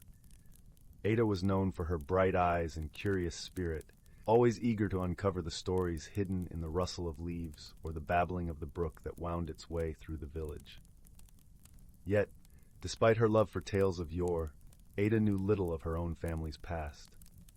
Her grandmother, the village's storyteller, had always hinted at a legacy rich with wonder, but Ada had never heard the full tale. One serene autumn afternoon, as the golden leaves danced in the crisp breeze and the sun dipped low in the sky, Ada found herself drawn towards the attic of her cottage, a place she seldom ventured. The attic was a realm of dust and shadows, filled with treasures and trinkets from generations past, each with its own story to tell. There, hidden beneath an old quilt, she discovered a wooden chest engraved with swirling patterns that seemed to shimmer in the dim light. The chest, she knew, had belonged to her grandmother's grandmother, a woman whispered to have been wise beyond her years. With a heart full of anticipation, Ada opened the chest and uncovered a collection of artifacts, a delicate amulet of silver and turquoise, a bundle of letters bound with a faded ribbon, and a small, intricately carved flute. Each item seemed to hum with a quiet magic, and Ada felt a strange warmth spreading through her fingers as she touched them. Her grandmother, hearing the gentle creak of the attic door, climbed the stairs and joined Ada, her eyes soft with memories. "Ah, you found it," she said, her voice a gentle melody. "Our family's legacy." As they sat together in the fading light, her grandmother began to weave the story of their ancestors. She spoke of a time long ago when their family had been the keepers of an ancient tradition, tasked with preserving the harmony between the village and the forest. The amulet, she explained, was a symbol of their bond with nature, its turquoise stone a gift from the river spirits. The letters written by their ancestors contained wisdom and tales of courage and kindness. The flute, with its sweet, haunting melody, was used to call upon the forest creatures in times of need. Ada listened, her heart swelling with pride and wonder. She realized that the legacy she had uncovered was not just a tale of the past, but a guiding light for her own journey. The artifacts were not merely relics. They were symbols of the values her family cherished: wisdom, harmony, and a deep connection to the natural world. With newfound understanding, Ada felt a sense of belonging she had never known before. She saw herself as part of a greater tapestry, woven with threads of love and tradition. The lessons from her ancestors resonated with her, teaching her that true strength lay in gentleness, and that the bonds we share with others and with the world around us are the greatest treasures of all.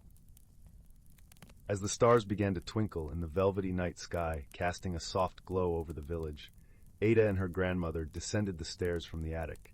Together, they sat by the hearth, where the flames danced and crackled, casting a warm, comforting light. Ada took the flute in her hands and played a simple, sweet tune. The music flowed through the open window, mingling with the night breeze, and for a moment, it seemed as if the entire forest paused to listen. In that serene moment, Ada felt the presence of her ancestors, their love and wisdom enveloping her like a warm embrace. From that day forward, Ada cherished her family's legacy, not as a burden, but as a gift. She shared the stories and the music with the villagers, fostering a renewed appreciation for the bonds that connected them all. And as the seasons turned and the years passed, Ada became the village's storyteller, a gentle guardian of the tales that had shaped her life and the lives of those who came before. In the quiet of the night, as the village slumbered under a blanket of stars, Ada knew that she was exactly where she was meant to be, rooted in her heritage, enveloped in love, and forever connected to the ancient legacy that whispered through the leaves and sang in the heart of the forest. In a cozy woodland clearing, beneath the sheltering boughs of ancient oaks, there lived a community of gentle forest folk. Their cottages were carved into the sturdy trunks, adorned with whimsical mushroom roofs and windows framed by vines that danced in the breeze. At the heart of this enchanting hamlet stood the great hollow tree, its vast interior transformed into a warm, inviting gathering place. Here the forest folk would come together to share stories, music, and the simple joys of friendship. One crisp autumn evening, as the leaves swirled in golden eddies, an unusual hush fell over the hollow tree. The forest folk noticed something amiss. The glowing lanterns that typically illuminated the space had dimmed to a faint flicker. Tilly, a young squirrel with an inquisitive nature, was the first to voice her concern. "Friends, have you noticed the strange way the lanterns are behaving? It's as if their magic is waning." Murmurs of agreement rippled through the gathering, and Willow, the wise old oak spirit, stepped forward. Her bark-etched face creased with concern as she spoke. "You are right to be troubled, little one. The lanterns are indeed behaving strangely, and we must uncover the reason before their light is extinguished completely." With a wave of her gnarled branch, Willow summoned a cluster of glowing sprites, their luminous bodies casting a warm glow around the hollow. "These faithful friends will guide you on your quest to restore the lantern's magic," she said, her voice carrying the weight of ancient wisdom. Tilly's eyes widened with excitement, and she eagerly gathered a small band of companions. Thistle, the hedgehog, Mossy the toad, and Piper, the songbird. Together they set off into the forest, their path illuminated by the dancing sprites. As they ventured deeper into the woods, the friends noticed peculiar signs. Twisted branches that seemed to have minds of their own, mushroom rings that pulsed with an eerie glow, and whispers carried on the wind that spoke of forgotten enchantments. Piper, with her keen eyesight, was the first to spot a clue. Perched atop a fallen log, she noticed a trail of shimmering dust leading into a thicket of brambles. "Look, friends," she trilled. "Could this be the key to unraveling the mystery?" Mossy hopped closer, his bulbous eyes studying the glittering trail. "Why, I believe you're right, Piper. That dust looks awfully familiar. It's the same sparkle that fuels the lantern's magic." With renewed determination, the friends followed the shimmering path, carefully navigating the tangled brambles until they emerged into a secluded glade. There, in the center, stood an ancient stone pedestal, its surface etched with intricate runes. Thistle, ever the observant one, noticed a faint glow emanating from the pedestal's base. "Look there, friends! Could that be the source of the lantern's magic?" As they approached cautiously, the sprites swirled around the pedestal, their ethereal light revealing a hidden chamber beneath. Within the chamber, they found a glimmering crystal, its facets refracting the sprite's glow in a kaleidoscope of colors. Tilly gasped in wonder. This must be the heart of the lantern's magic. But why has it been hidden away? Suddenly, a deep, rumbling voice echoed through the glade. "Well done, little ones, for uncovering the ancient secrets of this sacred place." From the shadows emerged a majestic stag, his antlers adorned with twisting vines and his flanks shimmering with an otherworldly sheen. "I am the guardian of this crystal, charged with protecting its power from those who would misuse it." The friends listened, captivated, as the stag wove a tale of an ancient evil that had once threatened to extinguish the light of the forest. In a desperate bid to safeguard the crystal's magic, it had been hidden away, its power dimmed to prevent its discovery. "But now," the stag continued, "the darkness has passed, and it is time for the light to shine once more. You have proven yourselves worthy guardians of this sacred trust." With a graceful bow of his antlered head, the stag stepped aside, allowing the friends to approach the crystal. Tilly, her heart swelling with courage, reached out and gently touched its glimmering surface. In an instant, a surge of warmth and radiance burst forth, the crystal pulsing with renewed life. The sprites danced in jubilation, their bodies trailing streams of shimmering stardust as they swirled through the air. As the friends emerged from the glade, they gasped in delight. The lanterns in the hollow tree had been restored to their full, brilliant glory, casting a warm, welcoming glow throughout the woodland hamlet. Willow, her face alight with pride, welcomed the heroes back with open branches. "Well done, my brave friends. Thanks to your courage, cleverness, and unwavering friendship, the light of our home has been rekindled." And from that day forward, whenever the forest folk gathered in the hollow tree, they would share the tale of the hidden crystal and the brave companions who restored its magic, ensuring that the warm, comforting glow would never fade. In the quiet village of Meadowshire, where cobblestone lanes wound like sleepy serpents between thatched cottages, lived a boy named Silas. His world was one of ordinary wonders, the scent of baking bread drifting from Mrs. Bramble's oven, the way sunlight turned the mill pond into liquid gold each dawn. Yet Silas often felt a quiet longing, as if the world held secrets just beyond his reach. That longing led him to the dusty attic of his grandmother's cottage one misty afternoon, where he discovered an old wooden music box tucked beneath a quilt of faded stars. Its surface was carved with spiraling patterns that seemed to shift like smoke when touched, and when Silas wound its tiny key, it played no melody at all. Instead, it released a soft, shimmering light that painted pictures in the air, memories not his own.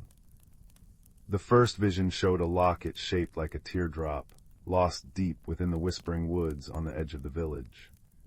Silas recognized it at once. It belonged to his grandmother, who'd spoken of it with wistful sighs, calling it her heart's compass. The music box hummed, and Silas understood this was no ordinary trinket. It could reveal the hidden stories of lost things, but only if he followed where it led. With the box cradled in his hands, its light pulsing like a gentle heartbeat, Silas stepped into the woods. Shadows draped the path like velvet curtains, and the air smelled of damp moss and secrets. His journey began with uncertainty, but soon helpers emerged from the greenery. First came Thistle, a badger with fur like twilight and eyes that held the patience of ancient stones. He moved with a slow, deliberate grace, teaching Silas to read the language of roots and rivulets. "Every bend in the path has a tale," Thistle rumbled, his voice a soothing rasp. "Listen with your feet, not just your ears." Next fluttered Pip, a sparrow with feathers the color of storm clouds and a habit of reciting rhymes. Left at the crooked oak, right where the ferns sigh low, she'd chirp, her wings tracing maps in the dappled light.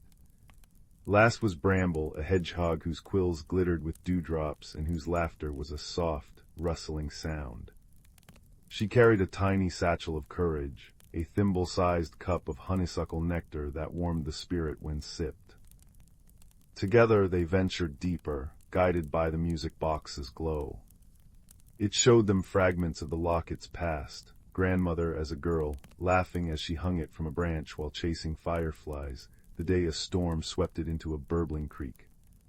The woods grew stranger, trees whispered in riddles, and streams flowed uphill. Silas's heart ached with every step, not from weariness, but from the weight of the stories he carried. He realized this was no mere quest for an object. It was a journey into the tender, tangled heart of memory itself. The challenge arose when they reached the Grove of Echoes, a clearing where the air shimmered like heat haze. There the locket lay cradled in the roots of an ancient willow, but guarding it was the keeper of whispers, a being woven from starlight and sorrow, with eyes like frozen ponds. She had no form, only a voice that echoed with 1,000 lost sighs.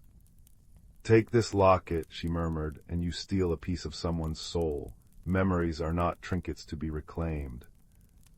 Silas felt fear tighten his throat. Thistle nudged his hand. "Wisdom, little traveler," the badger whispered. "Not force." Pip landed on Silas's shoulder, humming a rhyme about letting go. Bramble pressed the honeysuckle cup into his palm, its sweetness a balm. Silas closed his eyes, recalling the music box's visions, not just the locket's loss, but the joy it once held.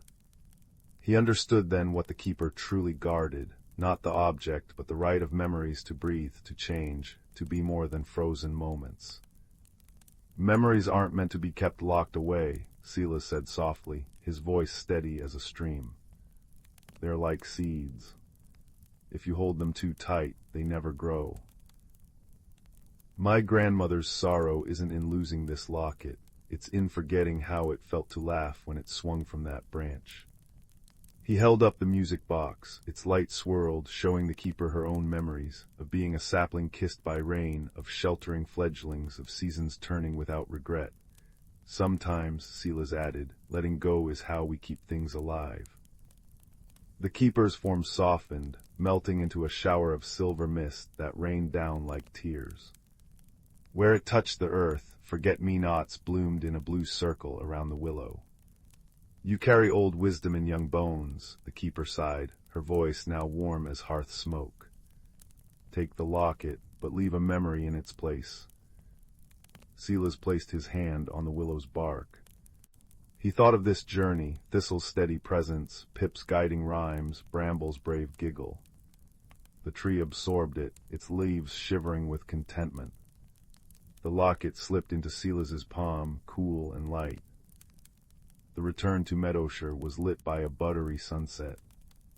Grandmother's eyes welled when Silas pressed the locket into her hands, but he quickly opened the music box.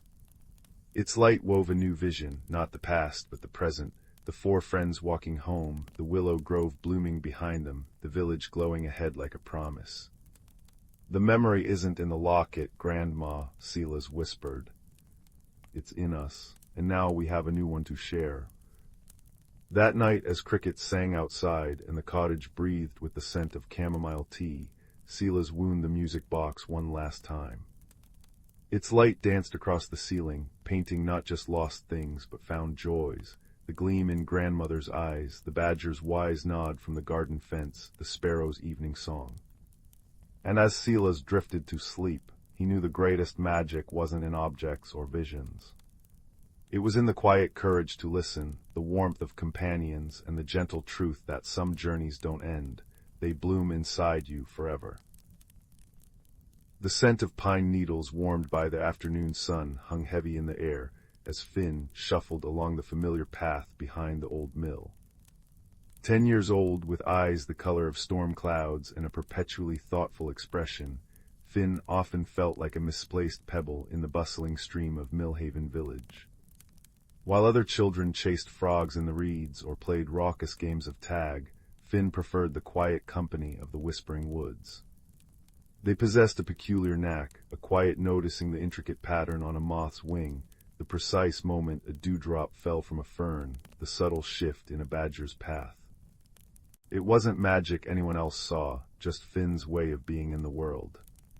One crisp autumn day, driven by a restlessness he couldn't name, Finn ventured deeper than usual.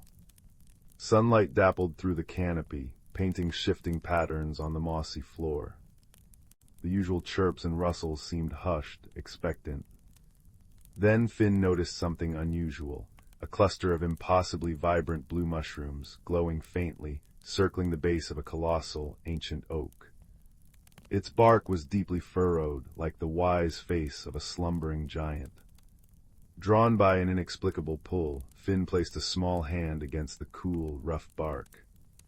Instead of solid wood, Finn's hand sank in, as if dipping into cool, clear water. A gasp escaped him. He pulled back, heart pounding, but the bark remained solid. He touched it again, pressing gently. The same yielding sensation. Taking a deep breath, filled with the scent of damp earth and decaying leaves, Finn pushed forward. He stumbled not into darkness, but into a breathtaking twilight glade. The air shimmered with a soft, golden light that seemed to emanate from the very plants. Giant luminous flowers pulsed gently like slow hearts. Trees with silver bark and leaves like spun moonlight swayed soundlessly. A carpet of velvety moss, softer than any blanket, cushioned Finn's feet.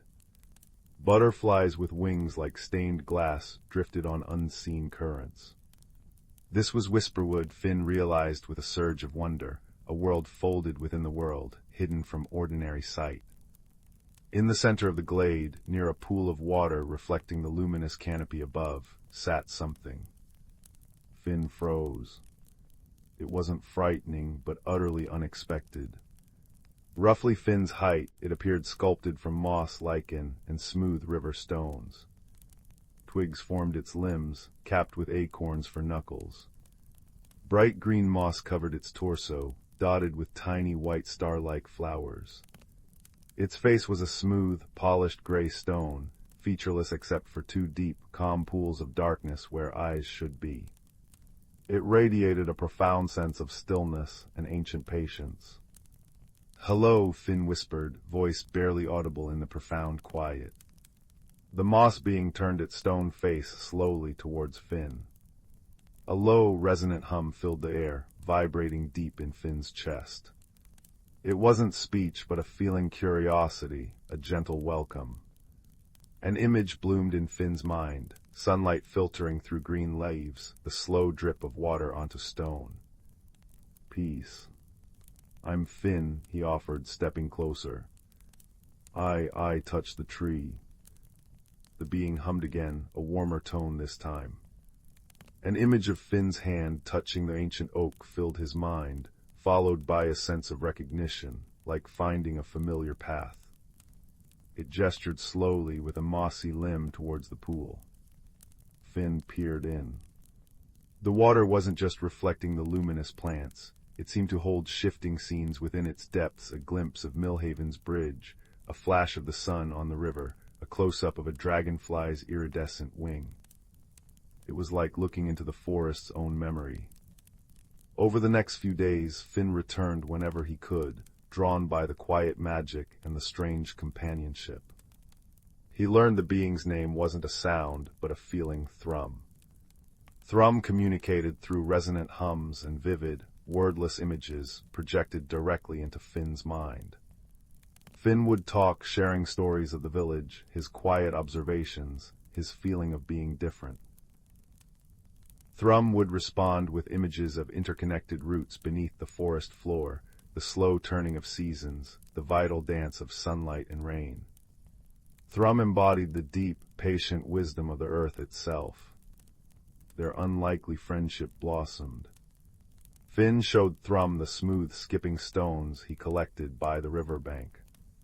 Thrum, in turn, guided Finn to hidden springs where the water tasted sweeter than honey, and groves where luminous berries grew, filling Finn with a gentle warmth. Thrum taught Finn to listen differently, not just with ears, but with his whole being.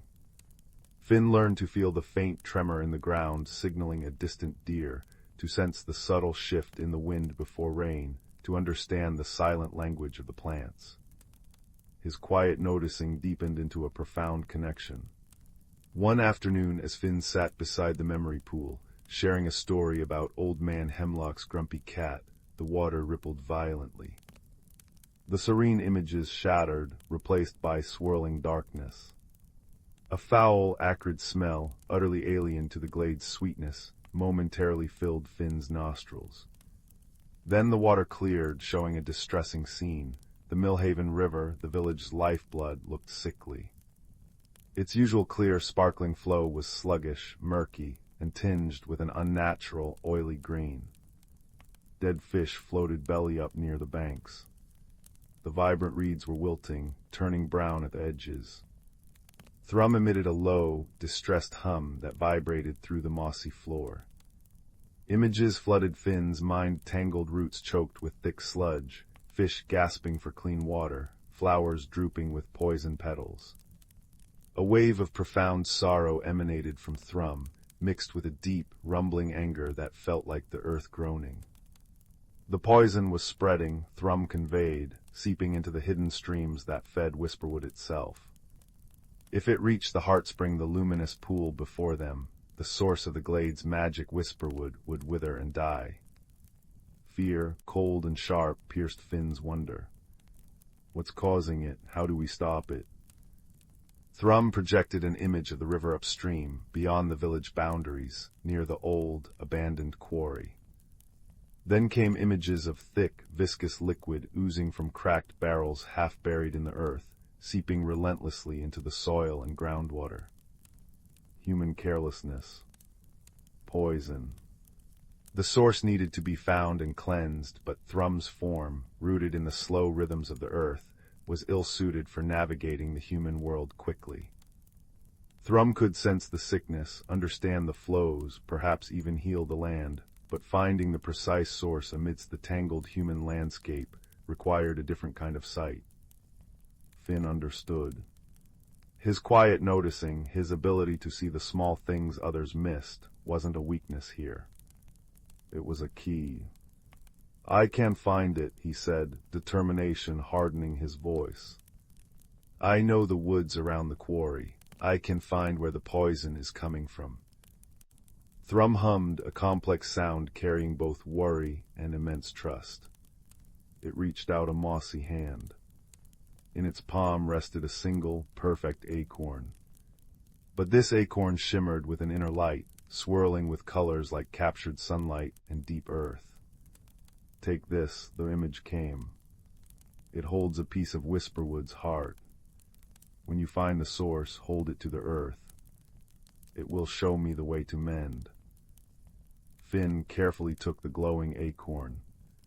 It felt warm and alive in his hand, humming faintly against his palm, a tangible link to Thrum and the glade. He tucked it safely into his deepest pocket. "I'll find it," he promised. The journey back through the oak felt different. The vibrant magic of Whisperwood clung to him like cobwebs, but the weight of the task settled heavily on his small shoulders. The familiar woods now seemed charged with urgency. He noticed things he might have overlooked before: a patch of unusually wilted ferns near a deer trail, a faint, unpleasant tang beneath the usual forest scents carried by a breeze from the quarry direction. His quiet noticing became a focused search. Reaching the outskirts of the quarry was jarring. The lush forest gave way to scarred earth, steep gravel slopes, and the skeletal remains of old machinery. The river here was a narrow stream choked with debris, its banks stained with unnatural colors. The acorn in Finn's pocket pulsed warmly. He followed its subtle pull, scrambling over loose rocks, his eyes scanning the ground, the waterline, the crumbling quarry walls.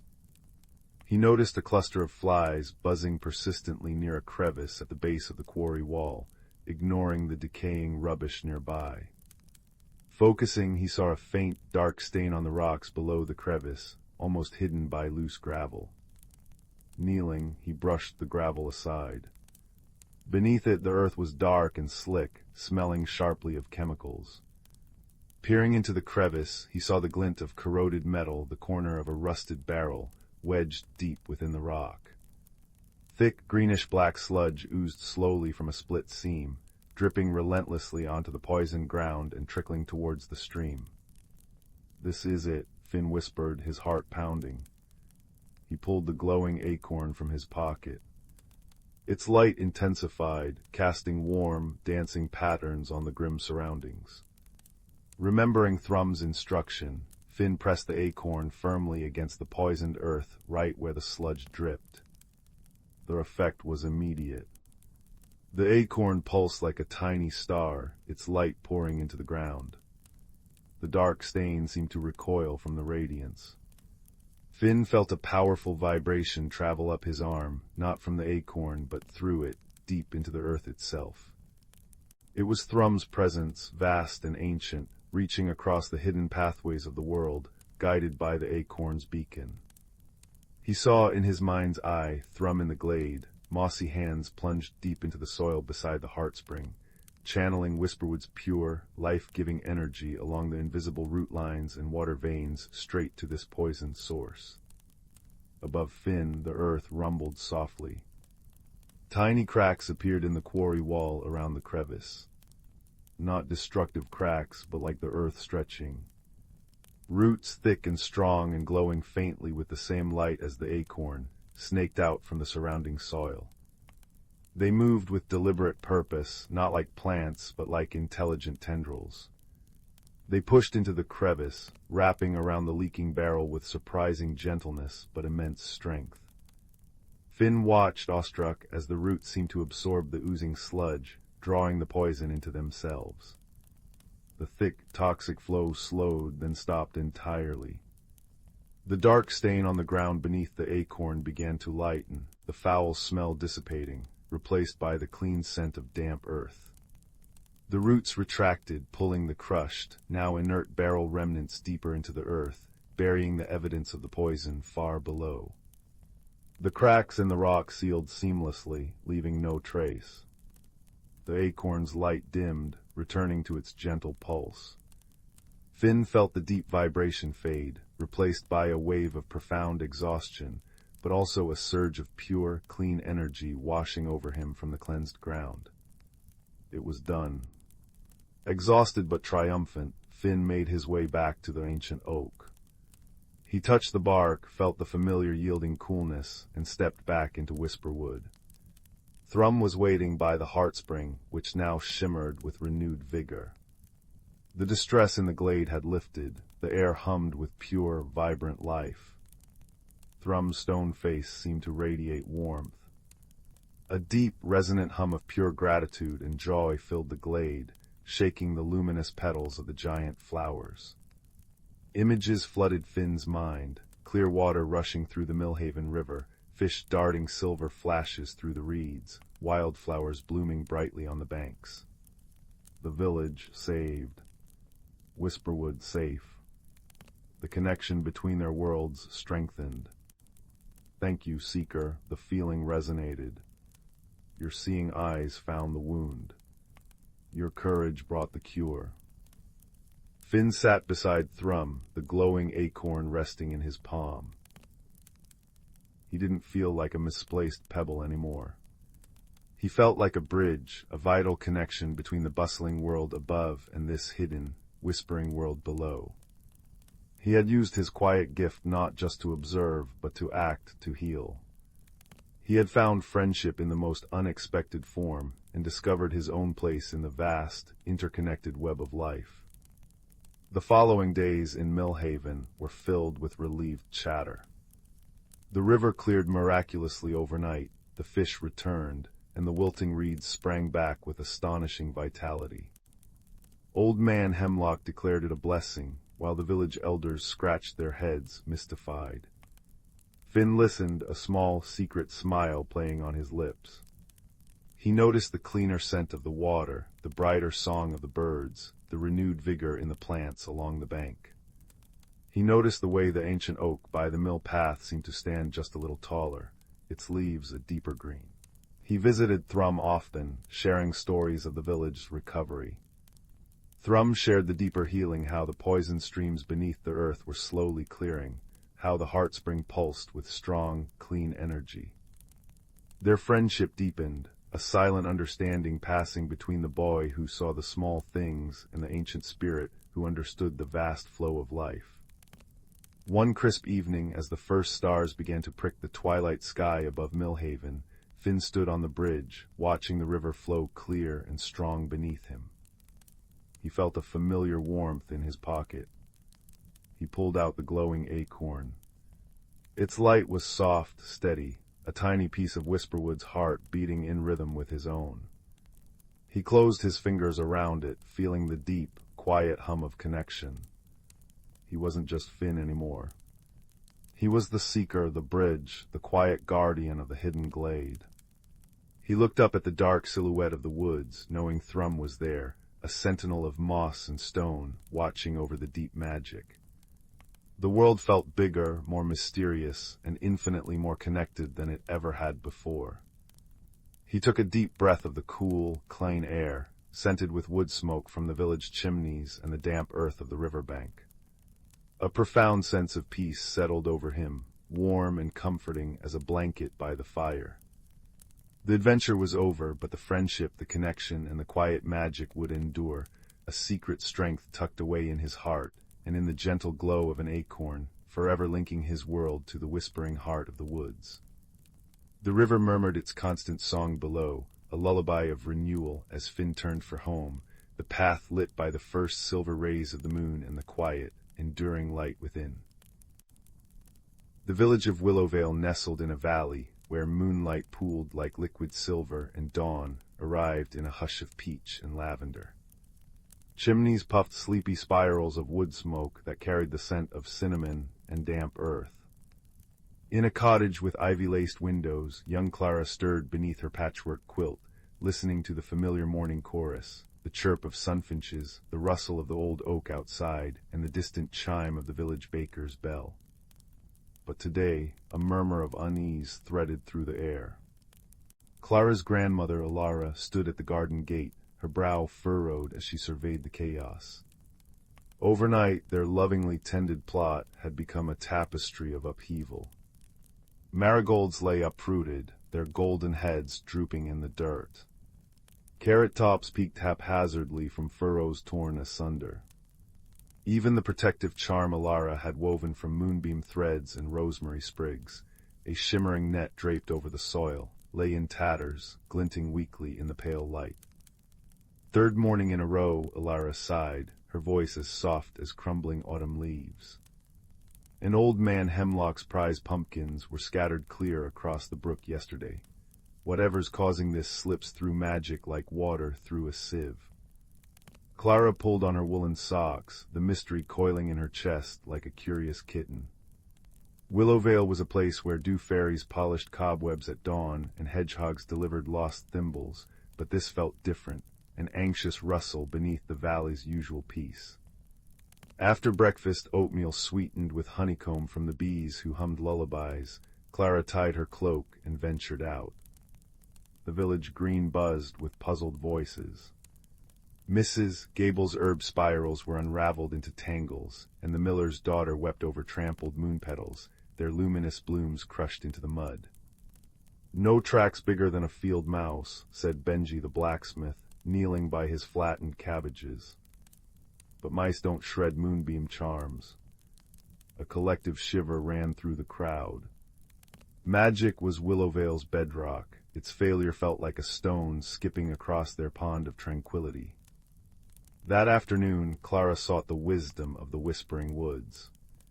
Beneath ancient pines whose needles muffled sound into a velvet hush, she found the mossy burrow of thistleback, a silver-muzzled badger whose eyes held the patience of centuries. His den smelled of loam and dried chamomile. "Ah, little observer," he rumbled, stirring a clay pot of steaming root tea over glowing emerald crystals. "Trouble in the valley, I sent it on the wind. Sit, warm your bones." Clara described the gardens, the stealth, the defiance of spells, the peculiar lack of large footprints. Thistleback's claws tapped thoughtfully on an acorn cup. "Magic unseen often hides in plain sight, child. The strongest wards guard against force, not fragility. Perhaps the culprit isn't breaking through, but slipping between." He nudged a dried firefly husk toward her. "Watch when the world sleeps, not with spells, but with stillness. Let the night show you its secrets." So Clara prepared. She bundled herself in quilts on the porch swing, a thermos of lavender milk beside her. The moon rose, casting long Inkai shadows. Crickets sang their rhythmic ballads. Hours drifted by, filled only with the creak of the swing and the sigh of wind through the apple orchard. Doubt began to nibble at her resolve, until a faint shimmer caught her eye near the radish patch. Not a glow, but a disturbance, like heat rising from sun-baked stones. Peering closer, Clara gasped. Delicate footprints no larger than her thumbnail dappled the soil. They sparkled with minute, iridescent dust, visible only when moonlight struck them just so. They led toward the brook. Silent as a shadow, Clara followed. The prints wove through ferns heavy with dew, across moss-slicked stones, and into a thicket of weeping willows. There beneath a gnarled tree whose bark peeled like parchment, she heard tiny, frantic voices, a chorus of chitters and squeaks laced with despair. Peering through a curtain of leaves, she saw them, 6 creatures no taller than her hand, with fur like spun starlight and wings like crumpled holly leaves. Their eyes, wide and anxious, reflected the moon. They scurried around the willow's roots, digging frantically with shimmering claws, scattering soil and uprooting bluebells. One clutched a withered acorn, weeping silvery tears that hissed where they struck the ground. "Too deep, always too deep," whimpered one, its wings drooping. "The heartnut must find soil before the roots turn to dust." Another tugged at a root, sending a clod of earth flying. But the digging wakes the big ones, their glowing nets sting. Clara's heart softened. These weren't vandals, they were terrified, grieving. She stepped forward slowly, hands open. "Please," she whispered, "I won't hurt you." The creatures froze, then huddled together, trembling. The bravest, with a tuft of cobalt fur on its brow, fluttered forward. You see us, the big ones never see." "I see you," Clara said gently. "Why are you digging?" The creature, Bramble, as she introduced himself, explained. They were pixie squirrels, guardians of the heartnut tree, a sacred willow that anchored magic to the valley's pulse. But their tree was dying, poisoned by creeping blight, only a new heartnut seed could cure. They'd found one miraculously preserved, but needed fertile, enchanted soil to plant it, soil like Willowvale's gardens. Yet every attempt failed. Their claws, meant for weaving starlight, were clumsy for digging. Worse, human wards repelled their magic, forcing them to work unseen, tearing through protections in their desperation. "We never meant harm," Bramble sniffled. "Only to save our home." Dawn's first blush painted the sky as Clara led the pixie squirrels to Thistleback's den. The badger listened, his gaze deepening with understanding. "The blight," he murmured. "I felt the valley's ache, but mistook it for winter's approach." He nudged the withered acorn Bramble carried. "This seed needs more than soil, it needs a heartroot bond. Your willow is too frail to nurture it, but I know another."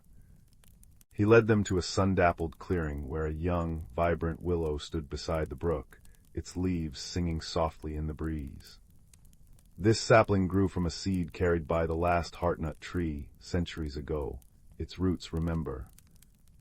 With Thistleback's guidance and Clara's gentle hands, the pixie squirrels planted the seed at the sapling's base.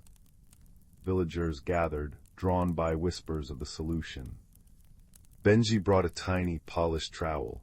Ilara wove a new charm, not a barrier, but a bridge of moonbeams and goodwill that shimmered like a welcoming path. As the seed settled into the rich, dark earth, Bramble and his kin danced upon it, their wings casting prismatic sparks. The soil glowed faintly, pulsing like a heartbeat. Days later, Willowvale's gardens bloomed with unnatural vigor, roses as big as teacups, tomatoes gleaming like rubies. But the true wonder was the new heartnut tree, already sprouting emerald shoots under the pixie squirrels' devoted care. At dusk, they flitted through village plots, not as intruders, but as helpers. With delicate precision, they aerated soil, whispered encouragement to seedlings, and polished dewdrops on petals, leaving gardens more beautiful than before. The torn moonbeam nets were replaced with garlands of glowing friendship, strung between fence posts by human and pixie squirrel alike. That night Clara lay in bed, her window open to the symphony of the valley, the chuckle of the brook, the rustle of the thriving willows, and the faint, musical chitter of grateful guardians tending their tree. The mystery hadn't been one of malice, but of unseen sorrows and tangled needs. As sleep wrapped around her like a familiar quilt, she smiled. In Willowvale, even the deepest troubles could be untangled with kindness, a watchful heart, and the quiet wisdom found in moonlit footprints. And high above, the new heartnut tree cradled its precious seed, its roots already weaving magic into the dreaming earth, gentle and deep as a lullaby. In the far reaches of the galaxy, where stardust wove through the void like strands of glistening silk, lay the planet of Luminara. It was a world bathed in perpetual twilight, where the skies shimmered with hues of lavender and gold, and gentle breezes carried the sweet scent of blooming starflowers. The Luminarans, delicate beings with skin that glowed softly like the moon, lived in harmony with their serene surroundings, tending to the gardens of light that covered their planet. On one particularly tranquil evening, as the twin moons rose to cast their gentle glow over the land. A small spacecraft streaked through the heavens, its hull glinting like a shard of silver against the deepening sky. This ship, a modest transport vessel, was piloted by a solitary traveler from the distant world of Terran. Her name was Lyra, and she was an explorer by trade, one who roamed the stars in search of knowledge and understanding. Lyra's journey had brought her to Luminara, drawn by tales of its beauty and the wisdom of its people. Her heart, though courageous, harbored a loneliness that whispered to her in the solitude of space. As she descended through the atmosphere, her ship's systems suddenly faltered, a cascade of sparks and alarms filling the cabin. With a steady hand and a calm mind, Lyra managed to guide her vessel to a gentle landing in a meadow aglow with the soft luminescence of starflowers. Emerging from her ship, Lyra was greeted not by fearsome warriors or suspicious eyes, but by a single Luminaran who approached with a serene smile. This Luminaran, named Solus, moved with the grace of a breeze and the kindness of a gentle rain. His eyes, deep pools of starlight, held curiosity and a warmth that transcended words. "Welcome, traveler," Solus said, his voice like a soothing melody. "You have come at a time of rest and reflection. How may we assist you?" Lyra, though relieved by the warm welcome, found herself struggling to understand the Luminaran's gentle ways. She had prepared for hostility, for the mistrust of an outsider, and the kindness offered so freely was both comforting and perplexing. "My ship," she began, her voice tinged with the hesitance of uncertainty, "it needs repairs. I did not mean to intrude." Solus merely nodded, his understanding as deep as the night sky. "Here on Luminara, we believe in offering aid to those in need. Your presence is no intrusion, but a chance to share in the exchange of stories and wisdom."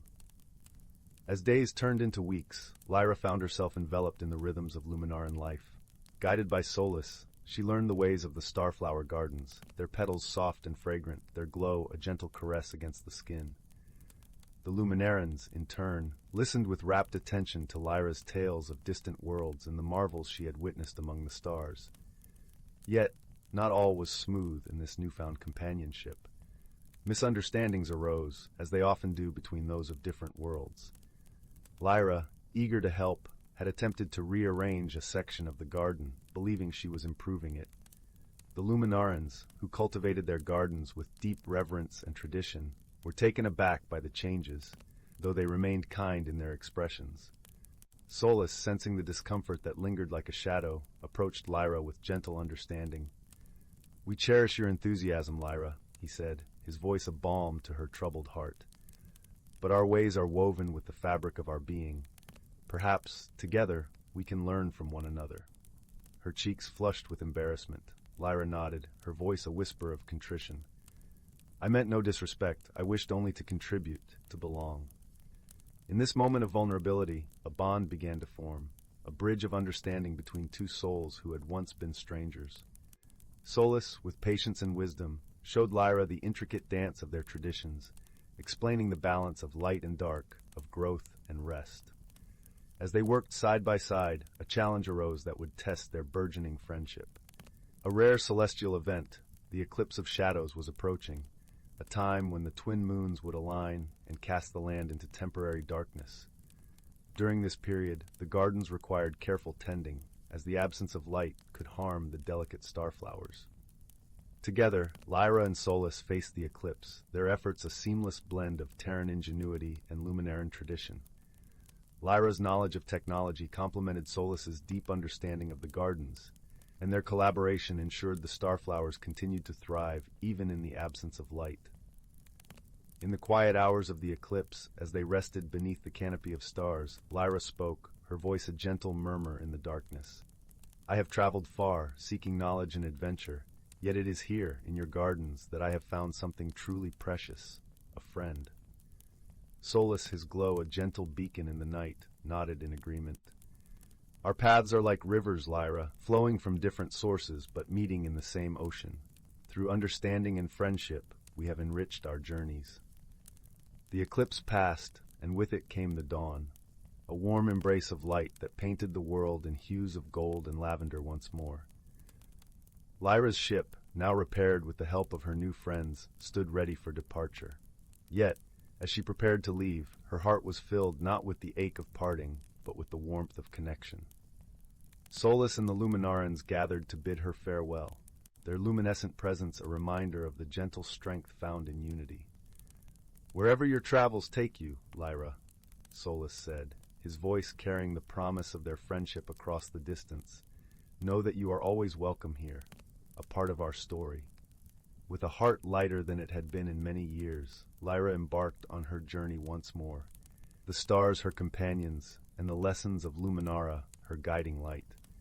As her ship ascended into the embrace of the cosmos, she carried with her the understanding that true friendship, like the gardens of starflowers, blossomed through patience, kindness, and the shared light of two souls, meeting amidst the vastness of the universe. Once upon a time, in a cozy village nestled among rolling hills, there lived a young doe named Willow. She was a gentle creature with a soft brown coat and eyes that shone like amber in the sunlight. Willow loved the comfort of her daily routines, nibbling on sweet clover in the meadow, resting in the dappled shade of the ancient oak, and listening to the soothing melodies of the woodland birds. Yet lately, Willow couldn't shake a restless feeling stirring within her. She watched as her friends shed their winter coats, their new fur glistening with renewed vibrancy. But Willow's coat remained dull and threadbare, clinging to her like an itchy reminder that change was afoot, whether she was ready or not. One crisp morning, Willow wandered to the forest's edge where she often found solace among the ferns and wildflowers. There she met an old friend, a wizened tortoise named Sage, who moved with great care and contemplation. "You seem troubled, little one," Sage said, her voice as gentle as the rustling leaves. Willow confided her fears about the impending change. "I feel stuck, like this tattered coat is weighing me down. I'm afraid if I let it go, I'll lose a part of myself forever." Sage smiled knowingly. The cycle of rebirth can be daunting, but it's nature's way of helping us grow. Think of the butterfly emerging from its chrysalis. A wondrous transformation takes immense courage. As if on cue, a shimmering light danced through the trees, catching Willow's eye. It was a radiant sprite named Glow, one of the forest's fabled guardians. "Don't fret, dear Willow," Glow chimed, her ethereal voice like a tinkling brook. "Every ending is a new beginning in disguise." With a wave of her tiny hand, Glow conjured a glittering pool of water before them. Images began to swirl across its surface, a kaleidoscope of vibrant colors representing the stages of growth and renewal. Willow was transfixed, seeing reflections of her own journey mirrored in nature's eternal rhythm. Glow gestured toward the water. "You'll know when you're ready to embrace the change within you.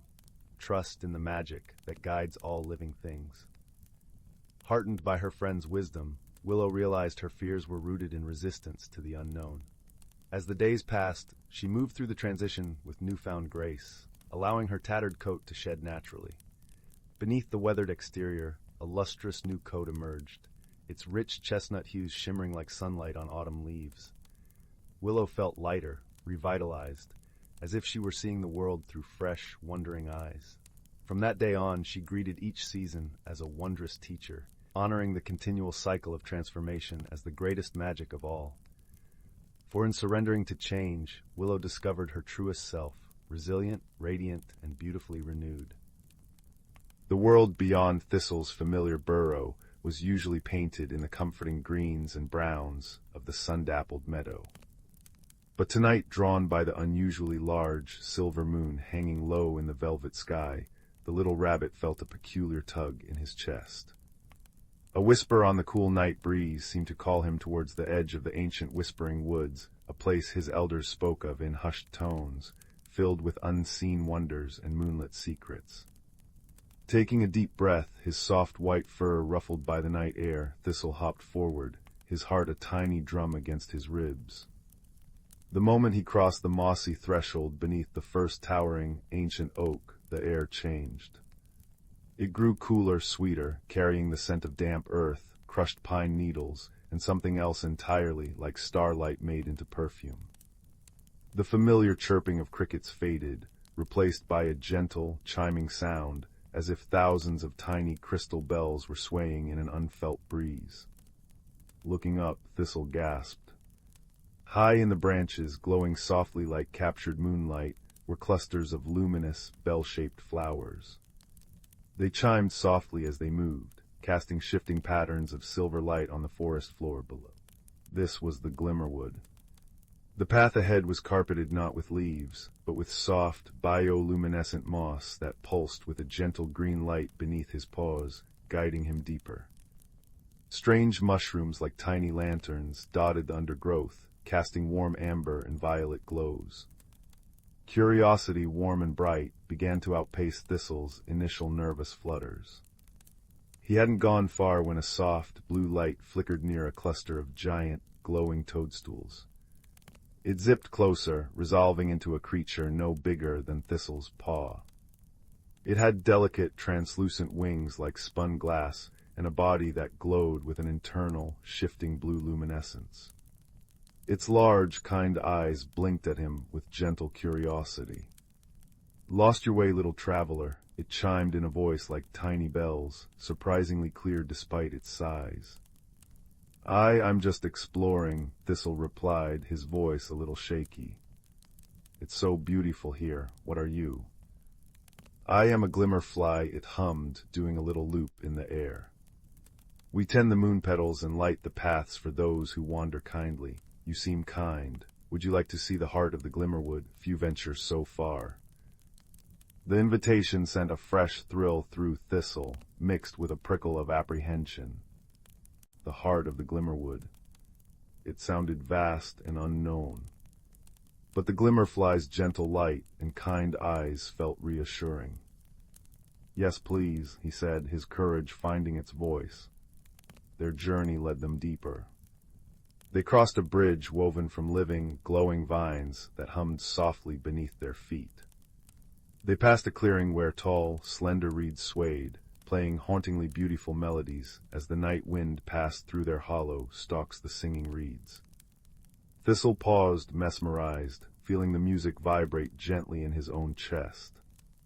The path eventually opened into a breathtaking vista. Before them lay a vast, perfectly circular pool, its surface mirror-still and reflecting the star-strewn sky above with impossible clarity. But the stars weren't just reflected, they seemed to dance within the water itself, swirling slowly. Around the pool grew the largest, most radiant moonpetals Thistle had ever seen, their chime song a deep, resonant harmony that filled the air. This was the Starlight Pool, the heart of the Glimmerwood. As Thistle approached the water's edge, awestruck, the surface rippled. Not from wind, but from beneath. Smooth, obsidian-black stones rose silently, arranging themselves in a perfect stepping-stone path across the shimmering expanse. They led to a small, moss-covered island in the very center, where a single ancient tree stood, its bark shimmering with embedded flecks of starlight. "The Starlight Keeper awaits," the Glimmerfly chimed softly. "But only those who walk with quiet courage and a gentle heart can cross the path of reflection." Thistle looked at the smooth, dark stones floating on the star-filled water. They looked slippery. The distance seemed suddenly vast. What if he fell? What if the stars swallowed him? His earlier apprehensions swelled. He glanced back towards the familiar path, the pull of his safe, warm burrow strong. But then he looked at the Glimmerfly hovering patiently, its light steady and calm. He remembered the wonder of the chiming flowers, the beauty of the singing reeds, the kindness in the little creature's eyes. This place wasn't scary, it was magical. It asked only for respect and a brave heart. Taking a deep, steadying breath, Thistle placed one cautious paw onto the first stone. It felt warm and solid beneath his pad. Step by careful step, focusing only on the next stone and the gentle glow of his tiny guide, he made his way across the path of reflection. He didn't rush, he moved with quiet confidence, his small frame steady. The stars swirled beneath him, beautiful and vast, but no longer frightening. Reaching the island, Thistle found himself before the ancient starlight tree.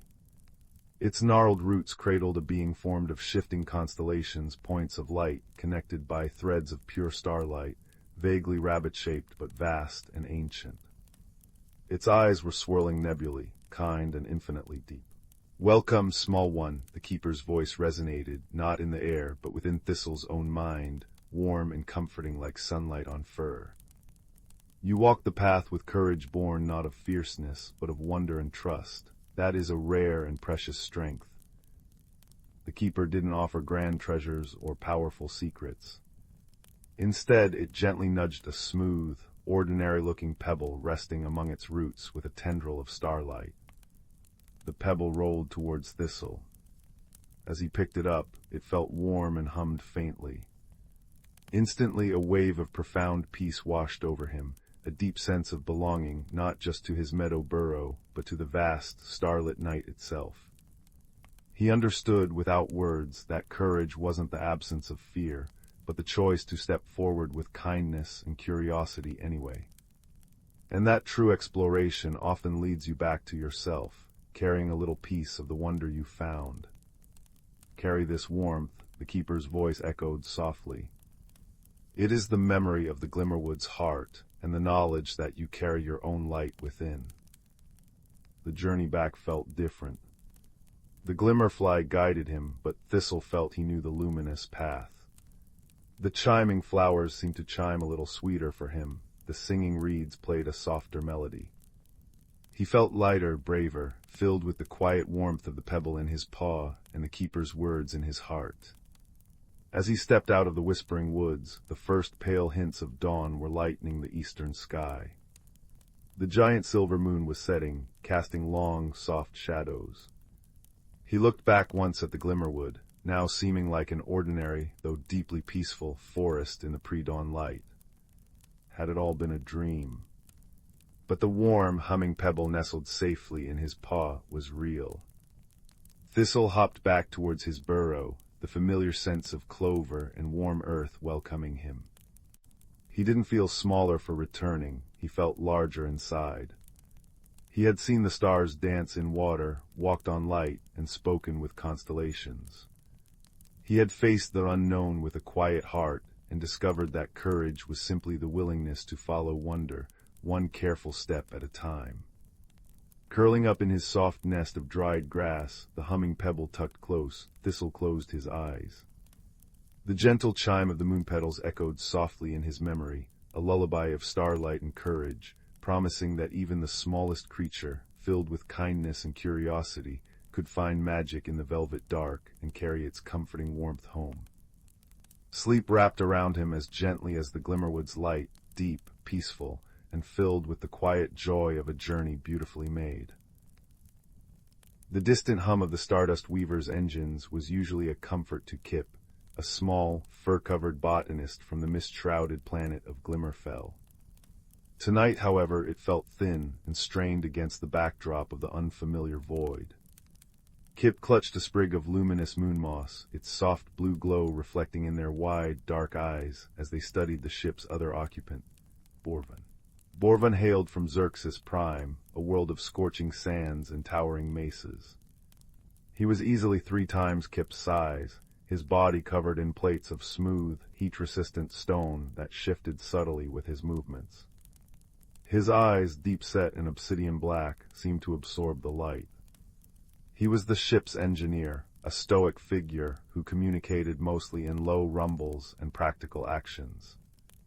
They'd been assigned together for this deep space survey mission, Kip to catalog exotic flora, Borvan to maintain the ship, and the journey had been quiet. Too quiet. Kip found Borvan intimidating, his silence misinterpreted as disapproval. Borvan, in turn, found Kip's constant nervous fluttering and tendency to communicate in soft, complex patterns of bioluminescent flashes across their fur utterly baffling and slightly alarming. Approaching survey coordinates, System Zeta-7, the ship's comm AI announced. Planetary body designated Whisper shows promising atmospheric readings for non-sentient botanical life. Kip perked up, their fur rippling with hopeful green streaks. Finally, Whisper is said to have cryoblooms that survive in absolute zero. Imagine the adaptations. Borvan merely grunted, a sound like pebbles tumbling down a slope, and focused on the console. He tapped a sequence, and the ship shuddered violently. Warning lights flared crimson across the bridge. Gravimetric shear detected. The AI's voice lost its calm. Structural integrity compromised. Brace for impact. The universe tilted.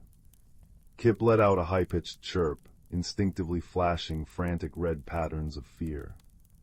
Borvan roared, not in anger but in effort, wrestling with the controls. Metal screamed. The view screen showed a swirling vortex of ice and debris they'd hit an uncharted asteroid field, cloaked by Whisper's perpetual ice storms. With a final, sickening lurch, the Stardust Weaver slammed into something unforgivingly solid. The lights died, replaced by the harsh, intermittent strobe of emergency beacons. Silence descended, thick and cold, broken only by the hiss of escaping atmosphere and Kip's terrified whimpers. Borvan was the first to move, his stone plates scraping against the buckled deck. He located Kip huddled beneath a collapsed console, trembling violently, their fur pulsing erratic, frightened reds and oranges. Borvan reached out a massive hand. Kip flinched, flashing a bright, defensive yellow, a glimmerfell signal for back off. Borvan froze. He misinterpreted the flash not as fear, but as aggression, a warning flare. On Xerxes, bright lights often signaled danger or territorial challenge. He rumbled low in his chest, a sound of confusion and frustration. He needed to get them both off this dying ship, but this tiny, flashing creature seemed determined to hinder him. Cold, Kip managed to whisper, their voice thin. So cold. Their breath misted in the rapidly dropping temperature. Whisper lived up to its name, a frozen ball of ice and howling winds. Borvan understood that word. He looked at Kip's thin fur, then at the jagged tear in the hull, revealing a landscape of blinding white and razor-sharp ice spires. Survival here required cooperation, however baffling his companion might be. Heaving a sigh that sounded like grinding rocks, he pointed a thick finger towards the emergency locker, then mimicked shivering. He then pointed firmly towards the exit hatch. Kip, teeth chattering, understood the gesture, if not the rumbling.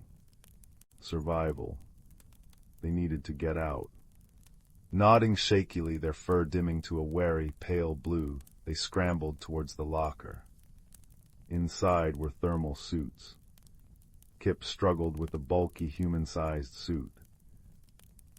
Borvan watched for a moment, then, moving with surprising gentleness, knelt and helped Kip fasten the seals, his large, stone fingers surprisingly deft. Kip flashed a hesitant, grateful turquoise. Borvan blinked, unsure what it meant, but the lack of aggressive yellow was a relief. Outside, the cold was a physical blow. The wind screamed, laden with ice crystals that stung like needles. The wreckage of the Stardust Weaver was already half buried in drifts. Borvan, his stone body naturally insulating, scanned the desolate landscape. Kip, bundled in the suit, pointed a shaky hand towards a dark smudge on the horizon, a cliff face, perhaps offering shelter. The trek was agony. Kip struggled through deep snow, their small frame battling the vicious wind. Borvan moved steadily ahead, breaking a path. Kip fell repeatedly, each time flashing bursts of exhausted purple and embarrassed pink. Borvan, glancing back, saw only confusing flashes.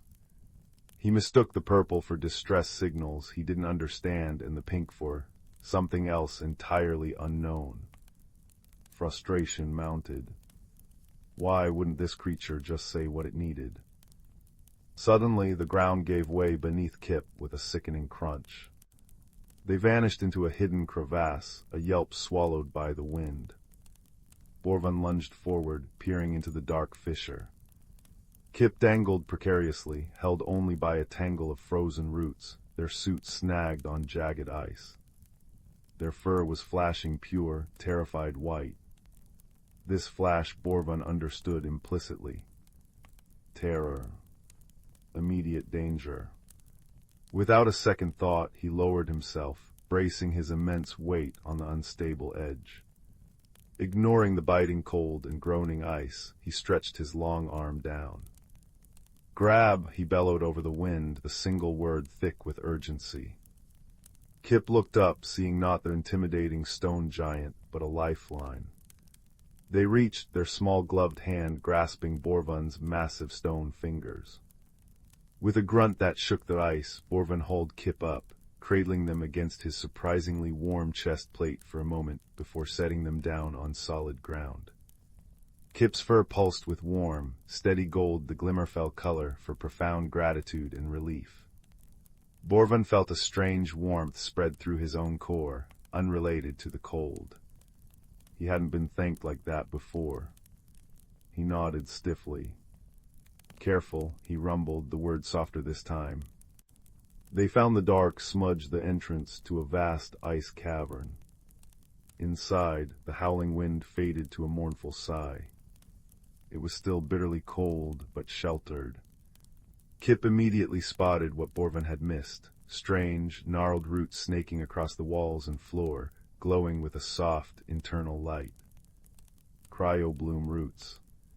Kip breathed, their scientific fascination momentarily overriding fear. They generate heat, not much but some.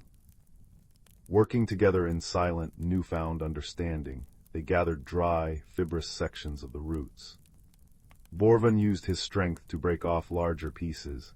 Kip used their knowledge to find the driest, most combustible parts. Borvan tried striking sparks from his stone knuckles. Kip, remembering basic survival training from their multi-species academy, pulled a small emergency igniter from their suit pocket. Soon, a small, precious fire crackled in a makeshift pit scooped from the icy floor. The warmth was meager but life-saving, painting dancing shadows on the cavern walls. As they huddled close, the shared fire became a bridge. Kip, emboldened by the rescue and the warmth, pointed to their own fur, now glowing a calm, steady blue. "Safe," they explained softly. They then flashed the earlier defensive yellow. Scared, not angry. They pointed at Borvan. Borvan stared, the pieces clicking. The flashes weren't nonsense or aggression, they were words. Feelings. He rumbled thoughtfully. He pointed to Kip's earlier golden glow. "That when pull up." "Thank you," Kip said, flashing the gold again. "Big thank you, friend." "Friend," Borvan repeated, the word unfamiliar but the warmth it sparked undeniable. He tapped his own chest plate. Borvan thought light danger, on Xerxes bright light bad, mean attack. Kip's eyes widened. "Oh no, on Glimmerfell light is talk, like sound for you. Red is scared, blue is calm, gold is thanks, green is happy." They demonstrated small, gentle pulses. Borvan watched, fascinated.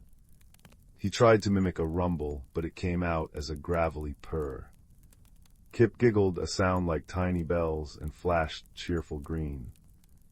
Borvan found himself making the purring sound again. Communication wasn't just about words spoken. It was about listening with more than ears. Over the next few cycles, measured by the dimming and brightening of the cryoblooms, not the unseen sun, they faced the frozen wilderness together. Borvan used his strength to carve ice blocks, building a windbreak around their fire. Kip discovered edible lichen growing near the warm roots and purified ice melt using salvaged filters. They took turns keeping watch, sharing stories not with perfect words, but with gestures, drawings in the frost, and the growing language of shared experience. Kip learned that Borvan's stoicism masked a dry wit and a deep loyalty. Borvan learned that Kip's nervous energy hid remarkable courage and resourcefulness. One day, while searching for more fuel, Kip ventured deeper into the cavern system. They found a breathtaking chamber where the cryoblooms weren't just roots, but full, crystalline flowers blooming in the darkness, radiating gentle warmth and bathing everything in soft, rainbow light. "Borvan, come see," Kip called, their voice echoing. Borvan lumbered in, his obsidian eyes widening at the spectacle. "Warm," he rumbled appreciatively. "Good." He noticed Kip gazing in awe at a particularly large bloom, its light shimmering like captured starlight. He saw the longing in their small frame. Without a word, Borvan carefully broke off a small, radiant crystal petal, ensuring he didn't harm the plant. He presented it to Kip. Kip took it reverently, the petal glowing in their hands, casting warm light on their fur. They looked up at Borvan, their eyes shining. They didn't flash a color. Instead, they reached out and gently placed their small hand on Borvan's massive, stone forearm. The touch was brief, warm, and spoke volumes. Borvan rumbled, a deep, contented sound. He understood. Their salvation came not long after. Kip, remembering their botany, suggested using the highly concentrated heat from a cluster of cryo-blooms, focused through a salvaged piece of reflective hull plating Borvan shaped, to create a powerful thermal signal. It was a long shot. They worked side by side, Kip directing the angle of the light, Borvan adjusting the reflector. For hours they sent their desperate beacon pulsing into the frozen sky, a silent plea woven from fire, ice, and newfound trust. Just as hope began to dwindle, a distinct, answering flare pierced Whisper's atmosphere a rescue shuttle. As the shuttle descended near their cavern, its engines a welcome roar, Kip and Borvan stood together. Kip held the glowing crystal petal. Borvan had carved a small, intricate representation of a cryobloom root from a piece of dark ice, a token for Kip. The rescue crew, a mix of species, stared in astonishment at the unlikely pair, the tiny, furred botanist and the towering stone engineer, standing side by side, not just surviving, but seemingly content. Back on the rescue ship, wrapped in thermal blankets and sipping warm broth, they sat together. The journey wasn't over, they still had to return to the bustling starbase. But the vastness of space felt different now. "You stay on ship," Borvan rumbled, looking at Kip. "After repairs, new mission, maybe." Kip looked up, their fur glowing a soft, steady blue, interwoven with threads of warm gold. They placed their small hand back on Borvan's arm, where the stone felt familiar and safe. "Yes," Kip said simply, their voice filled with a quiet certainty. Together, friends watch each other's path. Borvan rumbled again, that deep, purring sound that had become their shared language of comfort. He didn't need flashing lights to understand the warmth radiating from the small being beside him, a warmth that had melted the ice not just outside, but within. It was the warmth of trust earned, differences understood, and a friendship forged in the coldest void, now burning bright enough to light their way home, and wherever else the stars might light. In the quiet hum of the rescue ship, surrounded by the gentle light of distant suns, they knew the true meaning of their bond wasn't just about surviving the storm, but about finding a shared fire that no darkness could extinguish. And as sleep finally claimed them, safe and warm, the memory of the ice cave bloomed in their dreams, a testament to the unexpected gardens friendship could grow, even on the frozen edge of forever. In the quiet village of Willowmere, where chimney smoke curled into shapes like sleeping cats and every garden gate squeaked in its own peculiar melody, there was a mystery brewing as soft as the steam from a teacup. It began on a crisp autumn evening when young Milo, the clockmaker's apprentice, noticed something odd. The village sundial, which had always pointed faithfully to the sun's position, now spun lazily clockwise every time a cloud passed overhead. By the next morning, whispers fluttered through the cobblestone lanes like autumn leaves. Baker's bread turned lavender overnight, the mill pond rippled in perfect geometric patterns, and every third stair in the library staircase had gone mysteriously silent underfoot. Milo, a boy with a mop of chestnut hair and a pocket watch that ticked in time with his curiosity, decided to investigate. His first clue came from old Mrs. Thistledown, the village knitter, who claimed her yarn had begun knitting itself into tiny sweaters for the mice in the walls. "It's not mischief," she insisted, her silver needles clacking like crickets. "It's lonely magic, like something's trying to talk but doesn't know the words." Guided by the scent of cinnamon drifting from the hearth of the village's wise apothecary, Master Corwin, Milo found himself in a cozy shop where jars of starlight and dried thunder hummed on shelves. Corwin, a man whose beard seemed to hold constellations in its tangles, listened gravely. "Magic always has a reason," he murmured, stirring a copper pot of soup that smelled like forgiveness. "Look for patterns, lad. Even whispers leave footprints."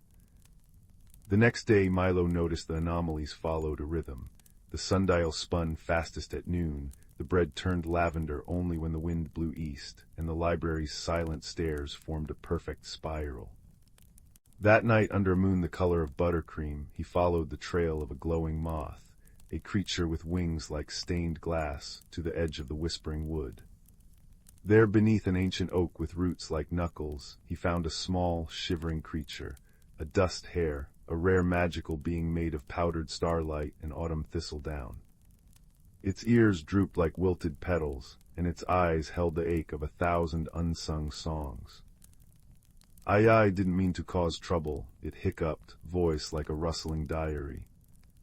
"I was looking for a home. My old burrow was washed away by rains, and when I'm sad, my magic leaks."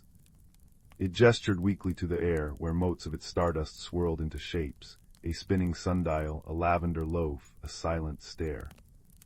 "I just wanted someone to notice." Milo's heart folded like a well-loved letter. With Corwin's guidance, the village rallied. Children gathered acorn caps to catch the dust hare's runaway magic, weavers spun a nest from thistle silk, and the baker crafted a honeycake steeped in welcome. On the night of the harvest moon, the dust hare, now named Pippin, burrowed into its new home beneath the oak, its magic settling into gentle hums that made the sundial chime at noon and the library stairs sing lullabies. Years later, travelers would remark on Willowmere's enchantments, clocks that ticked in haiku, bread that tasted like cherished memories, and stairs that carried tired feet like a mother's arms. But the villagers simply smiled, sipping cider by firesides, and said, "The best magic isn't in the wonders you see. It's in the listening."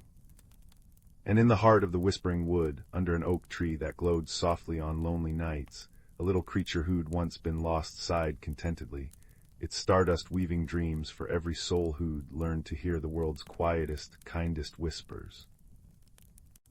The whispering locket and the moonlit grove. Beneath a sky quilted with stars, where the village of Bramble Hollow nestled between rolling hills, there lived a quiet girl named Leela with eyes the color of storm clouds and a heart that listened to things others couldn't hear. Her hands were always stained with charcoal from sketching the world as she saw it, not just trees and streams, but the shimmering edges where reality blurred into something older, wilder. On the eve of her 12th birthday, as fireflies winked secret messages in the meadow, she found a silver locket half buried in the roots of an ancient oak. Its surface was etched with constellations that shifted when touched, and when she pressed it to her ear, it hummed like a seashell full of distant winds. "That," said a voice like rustling parchment, "belongs to the keeper of between." Layla turned to find an owl perched on a fence post, its feathers dappled moonlight. Larger than any owl ought to be, with eyes like liquid amber, it tilted its head. "You've been chosen, little listener. The grove beyond the thorned gate needs you." The thorned gate revealed itself only at twilight, a tangled archway of briars that glowed faintly blue where the locket's light touched it. Beyond lay the moonlit grove, a forest where trees grew upside down, their roots cradling tiny galaxies of bioluminescent moss, and rivers flowed upward to vanish into mist. Here the air smelled of burnt sugar and forgotten dreams, and every shadow had weight. The owl, who introduced himself as Corwin, explained that the grove was a bridge between worlds, tended for centuries by keepers who maintained its balance. But the last keeper had vanished, and now the grove was fraying. Flowers bloomed black at their cores, streams hiccuped mid-flow, the very light seemed to curdle. "The locket lets you hear the grove's heart," Corwin said, preening a feather back into place. "But mending it will require more than listening. You must find the 3 tears stolen from the weeping pool, moonstone droplets that hold the grove's memories of joy, sorrow, and hope. Without them, this place will unravel, and your world will follow." Their first clue came from a river spirit with hair of frosted glass, who sang in a language of ice cracking and pebbles turning. The locket translated her mournful warble. "The first tear sleeps where laughter drowned, in the belly of the hollowed mountain. The mountain loomed at the grove's edge, its peak gnawed open like a bitten apple. Inside, tunnels pulsed with veins of glowing fungi, and the walls whispered riddles that made Leela's temples ache. I am eaten by the dark, but never full. I follow winter's sigh, yet never pull. What am I?" "A shadow," Leela murmured, tracing the answer on the wall with her finger. The stone rippled, revealing a chamber where the first tier floated above a pedestal, except the pedestal was a slumbering rockworm the size of a cart, its maw bristling with crystal teeth. Corwin hooted a warning, but Leela stepped forward, humming a lullaby her mother used to sing. The rockworm's eyelids fluttered, its growl softening to a purr as the song unspooled. When she plucked the tear from the air, it warmed her palm, filling her mind with visions of the grove's birthday. Saplings bursting from stardust, deer with antlers of living smoke, the first keeper planting songs in the soil. The second tier hid in the court of mirrors, a palace inhabited by reflections who'd forgotten their true forms. They flitted through halls of silver glass, mimicking Leela's movements until she doubted which way was real. "They'll trap you here," Corwin said, talons clicking nervously. Reflections crave substance. But when a mirror Leela reached out to grab her wrist, the real Leela did something unexpected. She sketched the reflection's face in charcoal, giving it freckles, a chipped tooth, a scar like a crescent moon. "There," she said. "Now you're more than an echo." The reflection blinked, tears of quicksilver pooling as it handed her the second tear. This one tasted of salt and apologies, showing the grove's first loss, a keeper dissolving into wind after centuries of service. By the time they reached the weeping pool, a basin of liquid mercury encircled by weeping willows, Leela's boots were full of sand from the hourglass desert, and her braid twined with feathers from bargaining with crow folk. The third tier was guarded by the thief of whispers, a creature woven from smoke and old regrets. It hissed, "Why should I return what I've rightfully stolen? This world abandoned me long ago." Leela hesitated. The locket showed her the thief's true form, a former keeper, warped by loneliness after the grove forgot him. "You're right," she said, lowering the locket. "It's not fair, but I'm here now. Let me remember you." She drew his story in the sand, his years of service, his slow fading, the moment the stars stopped saying his name. As the sketch deepened, the thief's smoke solidified into a man with kind eyes and leaves in his hair. With a sigh, he dropped the third tear into her palm. "Thank you," he said, vanishing into a shower of fireflies. Returning the tears to the weeping pool was like dropping snowflakes into a storm. The grove shuddered, then bloomed, trees straightened, rivers danced, and the sky peeled back to reveal a dawn made of opals. But as the magic settled, Leela felt the locket grow heavy. "It's binding you to the grove," Corwin said quietly. "To stay, you must become its new keeper, immortal but alone, to live." He nodded at the locket, now dull as tarnished tin. Leela thought of her mother's voice, of charcoal sketches tucked under her pillow, of the way sunlight caught the village bakery's frosting each morning. She placed the locket on the pool's edge. "The grove deserves someone who can give it everything, but that's not me, not yet." The grove sighed, not in anger but understanding. The locket dissolved into stardust, sprinkling her hair with silver. You'll always hear its whispers, Corwin said, nudging her shoulder. Keeper or not. Back in Bramble Hollow, dawn gilded the hills.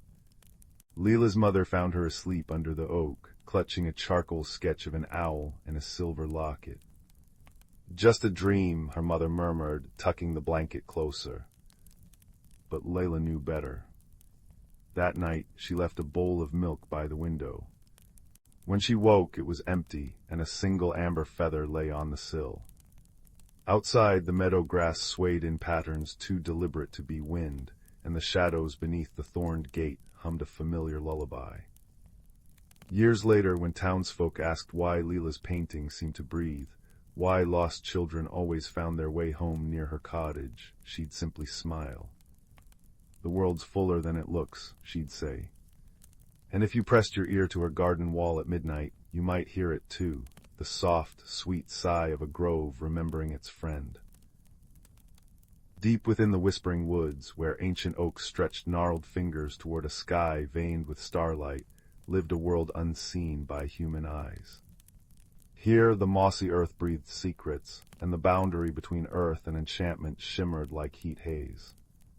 Young Pip, a hedgehog whose quills still held the softness of youth, burrowed beneath the frost-kissed roots of Grandmother Willow. Her trunk, wide as a cottage, pulsed with the slow heartbeat of the forest. "Listen, little thorn," murmured Fern, an elderly badger whose silver-streaked fur mirrored moonlit snow. Her claws traced patterns in the loam, a map of seasons. When winter overstays its welcome, the Hearthstone slumbers too deeply. She pointed toward the glimmering glade, where the first crocuses should have pierced the snow weeks ago. Instead, an unnatural chill clung, silencing brooks and frosting spiderwebs into crystal lace. The seasonal dance was faltering. Pip shivered not from cold, but from the forest's unease. He felt it in his paws, the stifled hum of roots craving thaw, the drowsy frustration of squirrels whose nut caches dwindled. But why, Fern, the frostfire moths always wake the Hearthstone? Each winter's end, these iridescent insects emerged, their wings shedding ember-bright dust to melt the glacial seal guarding the forest's magical core. This year their cocoons remained frozen in ice-locked birches. Fern's nose twitched, catching the metallic tang of lingering frost. The balance is askew, old tales whisper of this. When snow drowns spring's song, courage must thaw what magic cannot. She nudged a withered acorn toward Pip. Seek Thistle the hare, her ears hear the wind's oldest stories.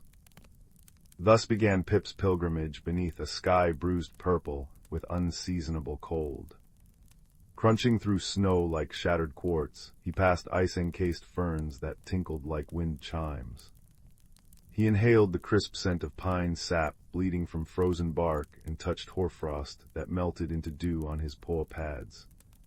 Near Mistfall Creek, now a ribbon of black ice, he found Thistle, her fur puffed against the chill. "The north wind gossips," she whispered, ears pivoting toward distant mountains. A rock slide buried the sunstone caves. No dawn warmth reaches the frostfire cocoons. Her eyes, liquid amber in the gloom, held generations of weather wisdom. Only warmth born within the woods can rouse them now. Pip's heart sank. How could tiny creatures stir such cold? Yet Thistle nudged him onward. Find Bramble the bear. His den holds the emberblooms. In a honeycomb cave veiled by icicles, Bramble snored amidst dried herbs. Pip hesitated before the mountain of fur, then sneezed from the dust of crushed petals, imbursant smelling of cinnamon and sunlight. Bramble's rumble shook the earth. Emberblooms. He yawned, revealing teeth like ancient standing stones. Aye, they store summer's fire, but their glow fades without. He lumbered to a clay pot brimming with luminous orange petals. Song the frostfires hatch to cricket choruses, silence starves them. Threefold wisdom now braided in Pip's mind, thaw the cocoons with inner warmth, revive them with song, guide them with emberbloom light. But who could sing in this frozen hush? Pip remembered the fireflies, minstrels of the midsummer nights, dormant in their root-cellar haven. Digging through snowdrifts with Bramble's help, Pip reached the firefly grotto. Inside, 1,000 tiny bodies glittered like captive stars. "Wake," Pip pleaded, placing emberblooms among them. The petals pulsed, casting coppery light on translucent wings. One firefly, Zelda, flickered awake. "The long dark," she buzzed weakly. Pip explained, his breath fogging the air. "Sing spring back, for the crickets sleep too deeply." Zelda rallied her kin. Soon the cavern shimmered with bioluminescent music, a chorus of clicks and hums that vibrated through stone, up roots into the frozen birches. Pip led them out, carrying emberbloom bouquets in Bramble's woven grass satchel. Their combined light painted the snow in molten gold. At the cocoon grove, Pip pressed his small body against the ice-clad trunks. He thought of fern stories, sun-dappled ferns, the kiss of rain on petals. Warmth bloomed in his chest, radiating through his quills. Ice wept. Cocoons split like ripe fruit. Frostfire moths struggled free, wings crumpled and damp. Zelda's choir swelled. The moths trembled, antennae lifting to the sound. Pip scattered emberbloom dust over them. It fused with their wings, igniting veins of liquid topaz. With a collective sigh, they took flight, a constellation ascending toward the Hearthstone glade.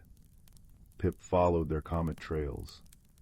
In the glade, the Hearthstone, a monolith of mossy quartz, lay entombed in glacial blue ice. The moths circled it, shedding glowing dust that hissed where it touched frost. Pip joined them, pressing his paws to the ice, pouring every memory of warm earth and wildflower perfume into the stone. Cracks spiderwebbed. Light erupted, not blinding, but a gentle effulgence like dawn breaking underwater. Ice melted into rivulets that sang as they flowed. Snowdrifts sighed into moss. Crocuses erupted like violet applause. Fern arrived with thistle and bramble, their eyes reflecting the rekindled Hearthstone. "Well done, little thorn," Fern rumbled, nuzzling Pip's head. "You wove many threads into one tapestry." As spring unfurled, crickets chirping, brooks babbling, leaves unfurling like shy green hands, the creatures gathered beneath Grandmother Willow. Pip nestled against Fern's flank, watching fireflies paint the dusk. "Balance isn't stillness," Fern murmured to all, "but the courage to mend what's broken. Remember, the forest's song needs every voice, the moth's glow, the firefly's tune, the hedgehog's warmth, even an old badger's tales." Stars blossomed overhead, their light filtered through newborn leaves. Pip closed his eyes, lulled by the symphony of peepers and rustling ferns. The Hearthstone pulsed softly, its rhythm syncing with his breaths, a promise that in the whispering woods, harmony would always find its way home, season after season, as long as kindness kept watch beneath the ancient trees. And in that certainty, deeper than roots, sweeter than wild honey, every creature drifted into dreams woven with the quiet magic of renewal. The evening sun dipped below the hills, painting the sky in streaks of lavender and peach, when young Leo first noticed the peculiar shimmer at the edge of the whispering woods. It wasn't just the last light catching the dew. It was a soft, steady glow emanating from a moss-covered archway Leo had never seen before, nestled between two ancient, gnarled oak trees. The archway seemed woven from living vines, and speckled with tiny, luminous flowers that pulsed like sleepy fireflies. Above it, shimmering letters appeared and disappeared like breath on a frosty window, the door of whispering pines. Leo's heart thumped a little faster against their ribs. The grown-ups always said the woods were deep and best explored in daylight, but this felt different. It felt like an invitation. Taking a deep breath of the cool, pine-scented air, Leo stepped forward. As they passed beneath the arch, a gentle warmth washed over them, and the familiar woods dissolved like a dream. They found themselves standing on a path paved with smooth, glowing stones the color of moonlight. It wound through a forest unlike any Leo had ever imagined. Trees weren't just tall, they were colossal, their trunks wide as cottages, draped in velvet mosses of emerald and sapphire. Instead of leaves, enormous, softly glowing mushrooms, some like parasols, others like delicate bells sprouted from their branches, casting a gentle, honey-colored light. The air hummed with a low, soothing melody, as if the forest itself were breathing a lullaby. It smelled of damp earth, sweet blossoms, and something else, like warm cinnamon and old books. Curiosity, bright and fizzy, bubbled within Leo. They followed the path, their footsteps silent on the luminous stones. Soon they encountered the first wonder, a stream that flowed not with water, but with liquid crystal, clear and sparkling. Tiny, fish-like creatures made of pure light darted beneath its surface, leaving trails of shimmering bubbles that popped with soft pings, releasing miniature rainbows that hovered for a moment before fading. As Leo watched, mesmerized, a cluster of floating stones drifted lazily down the path. Perched upon the largest stone was a creature no bigger than Leo's hand. It resembled a tiny owl, but its feathers were made of swirling, iridescent mist, and its large eyes shone like polished amber. It tilted its head, blinked slowly, and hooted a sound like wind chimes. H-O-O-O-O-O-M, it chimed questioningly. Hello, Leo whispered back, feeling a smile spread across their face. The mist owl blinked again, then fluttered its insubstantial wings, causing the stones beneath it to ripple and chime softly. It seemed to gesture with its beak further down the path before dissolving into a puff of shimmering vapor that drifted upwards, joining the light filtering through the mushroom canopy. Encouraged, Leo continued. The path led them to a bridge spanning a chasm filled with swirling, colorful fog. The bridge, however, wasn't solid. It was made of intertwined beams of pure, soft light humming faintly. As Leo stepped onto the first beam, it wobbled precariously. A wave of dizziness washed over them, and the colorful fog below seemed to swirl faster, whispering indistinctly. Fear prickled Leo's skin. Go back, it seemed to sigh. Too far, too strange. Leo closed their eyes, remembering the warm glow of the archway, the gentle chime of the mist owl. This wasn't meant to be scary, it was wondrous. Taking a slow, deep breath, Leo focused on the steady hum of the light bridge beneath their feet. They planted their next step firmly, calmly. The wobbling lessened. Step by careful step, breathing steadily, Leo crossed.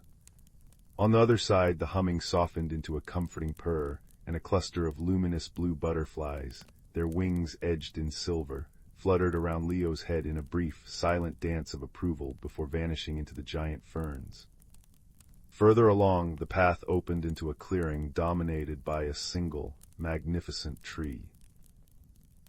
Its bark was pure white and smooth as porcelain, and its branches held thousands of tiny, star-like blossoms that pulsed with a gentle light. Nestled amongst its roots were several small, furry creatures that looked like kittens sculpted from living moss. They blinked sleepy green eyes at Leo.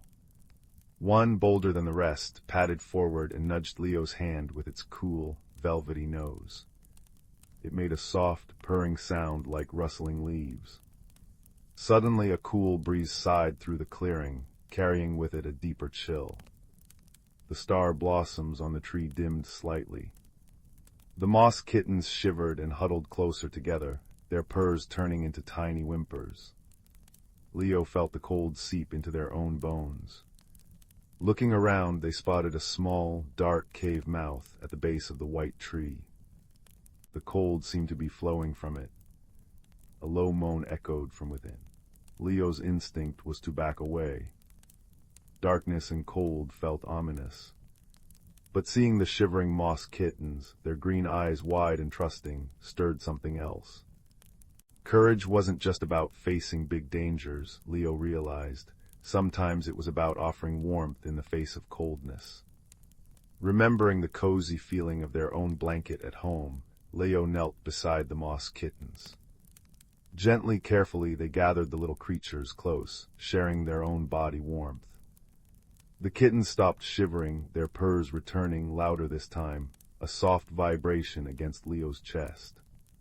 The purring seemed to resonate, flowing outwards. The star blossoms on the white tree brightened perceptibly. The cold breeze faltered, and the mournful moan from the cave softened, then faded into silence, replaced by a deep, contented sigh that seemed to come from the tree itself. Warmth flooded back into the clearing. As Leo gently set the moss kittens down, they nuzzled Leo's hand gratefully before scampering back to their roots. The largest blossom on the white tree detached itself and floated gently down, landing softly in Leo's palm. It wasn't just light, it held a warmth that spread through Leo's fingers, a feeling of profound peace and quiet gratitude. A deep, resonant voice, like roots shifting deep in the earth, echoed softly in Leo's mind, not with words but with a feeling. Thank you, little light bringer. Kindness warms the deepest shadows. The path back seemed shorter, bathed in the gentle, unwavering glow of the mushroom forest. The liquid crystal stream chuckled softly as Leo passed. Near the shimmering archway, the cluster of floating stones drifted by again. The mist owl reformed, perched proudly. It hooted its wind-chime hoot, a sound that now felt like a familiar farewell, and dipped its misty head towards Leo before dissolving once more. The stones chimed a soft, clear melody that lingered in the air. Stepping back through the door of whispering pines felt like slipping through a curtain of warm air. Leo stood once more at the edge of the familiar whispering woods, the last streaks of twilight painting the sky. The archway shimmered one last time, then faded, leaving only the two ancient oak trees. Leo walked home, the warmth from the star blossom still radiating gently from their palm, though the blossom itself had vanished. The ordinary world felt different now, softer, richer, holding secret wonders just beneath the surface. They hadn't fought dragons or found treasure chests, but they had walked a path of glowing stones, befriended creatures of mist and moss, and learned that courage could be found in quiet breaths and shared warmth. The greatest adventure, Leo understood as they climbed into their own cozy bed, wasn't always about how far you go, but about the kindness you carry and the quiet wonders you discover when you dare to step through an unknown door. The memory of the humming bridge, the purring moss kittens, and the grateful sigh of the white tree wrapped around Leo like the softest blanket. And as sleep gently pulled them under, Leo knew, with a heart full of peaceful wonder, that the door of whispering pines would always be there, waiting for those who listened with a curious and courageous heart. The forest outside their window rustled softly, a lullaby whispering of hidden glades and starry blossoms, promising that even in the quiet dark, magic was never truly far away. In a cozy cottage tucked away in a woodland glade, there lived a young rabbit named Hazel. She had always been content hopping amongst the ferns and wildflowers, her soft brown fur blending seamlessly with the earthy surroundings. Yet, deep within her heart, a flicker of curiosity burned, a yearning for something more. One dewy morning, as Hazel nibbled on a crisp dandelion leaf, a glimmering light caught her eye. She followed the ethereal glow to a clearing where a magnificent butterfly floated before her. Its wings were a kaleidoscope of vibrant hues, shimmering with an otherworldly radiance. "Greetings, young Hazel," the butterfly spoke in a melodious voice. "I am Zephyr, a guardian of transformation." Hazel's eyes widened in wonder. "A talking butterfly? This must be a dream." Zephyr fluttered closer, trailing stardust in her wake. "Dreams are the seeds of change, my dear. You have a great journey ahead, one that will test your courage and reshape your very being." Uncertainty flickered across Hazel's features. Change was a daunting concept, and she had always found solace in the familiar. "But I'm just a simple rabbit," she protested. "What journey could possibly await me?" With a warm chuckle, Zephyr replied, "The most wondrous transformations often begin with the smallest of seeds. Look within, and you will find a spark waiting to be fanned into a brilliant flame. Before Hazel could respond, a rustling came from the undergrowth, and two of her dearest friends emerged, Oakley, the wise old oak tree, and Flutter, the hummingbird. "Do not fear, little one," Oakley rumbled, his bark rough yet comforting. "We will be with you every step of the way."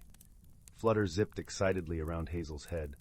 "Oh, this is going to be such an adventure. You'll see. It will be simply dazzling." Reassured by her friend's presence, Hazel turned to Zephyr. "What must I do?" The butterfly's wings shimmered with magic. "Seek the enchanted grove, where the veil between worlds grows thin.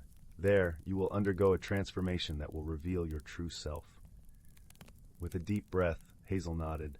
Though apprehensive, she knew this was a journey she must embark upon.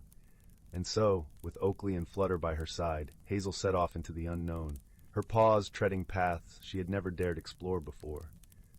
The forest seemed to come alive with each step, whispering secrets in the gentle whispers of the wind. After many twists and turns, they arrived at the enchanted grove, a vibrant meadow where moonbeams danced across a shimmering stream. Hazel gazed in awe at the ethereal beauty surrounding her. Suddenly, a warm glow emanated from within her, and she felt her body beginning to shift and change. Her fur transformed into downy feathers of the richest brown, and her paws melded into delicate wings. Oakley and Flutter watched in wonderment as their friend emerged from her cocoon, reborn as a magnificent owl. Hazel stretched her wings, reveling in her newfound form, and took to the skies with a joyous hoot. As she soared above the treetops, bathed in the soft moonlight, Hazel realized that the spark Zephyr had spoken of was her own inner strength and resilience. The journey had been one of self-discovery, revealing the beauty and grace that had been within her all along. With a grateful heart, Hazel descended to her friends, her eyes shining with wisdom. "Thank you," she said, her voice now a gentle coo. "Without your guidance and unwavering support, I may never have found the courage to spread my wings." Oakley and Flutter beamed with pride, for they knew that their friend had blossomed into her truest, most radiant self. From that day forth, Hazel took to the night skies, her keen eyes ever watchful for those in need of guidance. And whenever a fellow creature felt lost or uncertain, she would share the lessons she had learned. That change, though daunting, can be an opportunity for growth and transformation, and that true beauty lies not in physical form, but in the courage to embrace one's authentic self. In a corner of the galaxy where stardust painted the skies with hues of lavender and gold, there existed a quaint little planet named Luminara.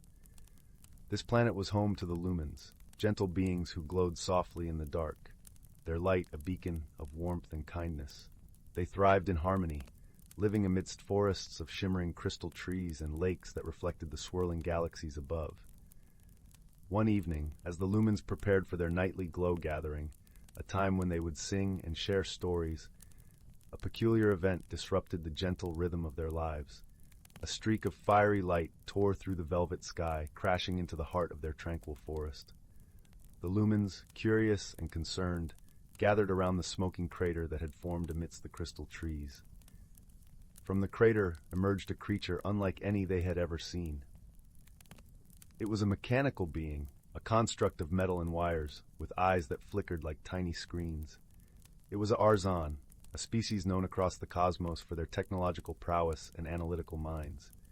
Its name was Quarren, and it had crash-landed on Luminara due to a navigation error in its spaceship. The Lumens, despite their initial apprehension, approached Quarren with gentle curiosity. Their leader, a wise elder named Solara, extended a glowing hand in greeting. "Welcome, traveler," she said, her voice as soothing as a lullaby. "You are among friends here." Quarren, though grateful for the hospitality, felt out of place. The Arzan were a solitary species, and the concept of friendship was as foreign to it as the lush, vibrant world it now found itself in. It communicated through a series of beeps and mechanical whirs, which the lumens found both fascinating and perplexing. Despite their differences, Solara invited Quarren to stay and recover. The lumens, in their gentle way, offered their help in repairing its ship. Quarren, though hesitant, accepted, knowing it had little choice but to rely on these strange, glowing beings. Days turned into weeks, and as the lumens worked to help Quarren rebuild its spaceship, they also shared their world with it. They showed Quarren the beauty of Luminara, the way the crystal leaves sang in the wind, the way the moonlight danced upon the lakes. In return, Quarren shared its knowledge of the stars and the stories of its travels through the cosmos. Yet misunderstandings were inevitable. The Lumens, who thrived on emotion and intuition, often found Quarren's logical nature perplexing. One day, as they gathered by the lakeside, a young Lumen named Lyra expressed her sadness over a wilting crystal tree. Quarren, in its analytical way, suggested cutting it down to make room for new growth. Lyra was taken aback, interpreting Quarren's suggestion as cold and unfeeling. Solara, sensing the tension, gently intervened. "Quarren did not mean to hurt you, Lyra," she soothed. "To the Arzan, logic is their language, just as light is ours. Let us listen with understanding, and we might learn something new." Quarren, realizing its mistake, attempted to explain. "In my world, we seek efficiency and order. I did not understand the emotional bond you share with the trees. I am sorry if I caused you distress." Lyra, with Solara's guidance, began to see beyond Quarren's mechanical exterior. "Perhaps," she said softly, "we can learn from each other. You teach us about the stars, and we will teach you about the heart." As time passed, Quarren began to understand the lumens in ways it never expected. It learned to appreciate the beauty of emotion, the strength and vulnerability.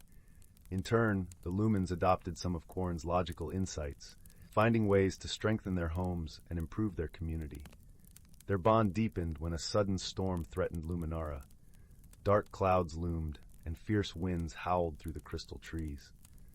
The lumens, unaccustomed to such violent weather, were frightened. Quarren, with its knowledge of technology, suggested constructing a temporary shelter using materials from its spaceship. Together, Lumens and Arzan worked side by side, their efforts a testament to their growing friendship. Quarren's careful calculations ensured the shelter was strong, while the Lumens infused it with their light, creating a space of warmth and safety. As the storm raged outside, they huddled together, sharing stories and laughter, their fears dissipating in the glow of their companionship. Quarren, feeling a strange warmth in its circuits, realized it had found something it never knew it was missing, a sense of belonging. When the storm finally passed, leaving the air crisp and clean, Quarren's ship was finally ready. The Lumens gathered to bid farewell, their hearts heavy yet full of gratitude for the lessons learned and the bonds forged. Before departing, Quarren addressed the Lumens, its voice filled with newfound emotion. "I came to your planet as a stranger, and I leave as a friend. You have taught me the beauty of connection, the power of understanding. For that, I am eternally grateful." Solara smiled, her light brighter than ever. "And you have shown us the stars, Quarren. May your journey be safe, and may you carry our light with you wherever you go." With that, Quarren's ship ascended into the azure skies, its path marked by the shimmering luminescence of its newfound friends. The lumens watched until the ship was but a speck against the vast tapestry of the universe, their hearts aglow with the knowledge that true friendship transcends all boundaries, be they of stars, species, or worlds. And so, in the gentle embrace of Luminara's nights, the lumens continued their glow gatherings with stories of a mechanical being who taught them to see the stars and themselves anew. In a quaint village nestled at the foot of the Mistywood Mountains, where the air was sweet with the scent of blooming lilacs, and the gentle murmur of the river lullaby could be heard on quiet evenings, there lived a young woman named Isla. Isla was known far and wide for her kindness and gentle demeanor, yet she found herself struggling with the winds of change that seemed to swirl ever more insistently around her. Isla cherished her life in the village, where each day was a familiar pattern of tending to her flourishing garden and assisting the villagers with her herbal remedies. But as the seasons turned, she felt a stirring within her, a restlessness she couldn't quite name. It was as if her heart whispered of adventures beyond the fields she knew so well, yet her mind clung to the comfort of the known. One particularly serene afternoon, as golden rays of sunlight filtered through the rustling leaves, Isla sat by the riverbank, her fingers trailing lazily through the cool water. It was here she often found solace and clarity, and today was no different, for as she watched the play of light on the ripples, a curious thing happened. The water began to shimmer with an ethereal glow, and from its depths emerged a small, luminescent creature, a water sprite, no taller than a foot, with wings that glinted like moonlit dew. The sprite, whose name was Sylvie, was a guardian of the river, entrusted with maintaining its harmony. "Dear Isla," Sylvie chimed in a voice as melodic as a chime, "I sense your heart's yearning for something beyond. Change is a part of life's grand tapestry, and it need not be feared." Startled yet comforted by Sylvie's presence, Isla listened intently as the sprite continued. "Embrace these winds of change, dear one, for they carry with them opportunities for growth and transformation." Despite Sylvie's words, Isla felt a knot of uncertainty tighten within her. "But what if I'm not ready? What if I fail?" she murmured, gazing into the sprite's wise eyes. Sylvie smiled, her glow warming the air. "Remember, Isla, you are never alone. The forest itself is alive with those who care for you, ready to lend their wisdom and aid." Heartened by Sylvie's assurance, Isla thanked the sprite, who vanished with a soft splash into the river, leaving a trail of sparkling droplets in her wake.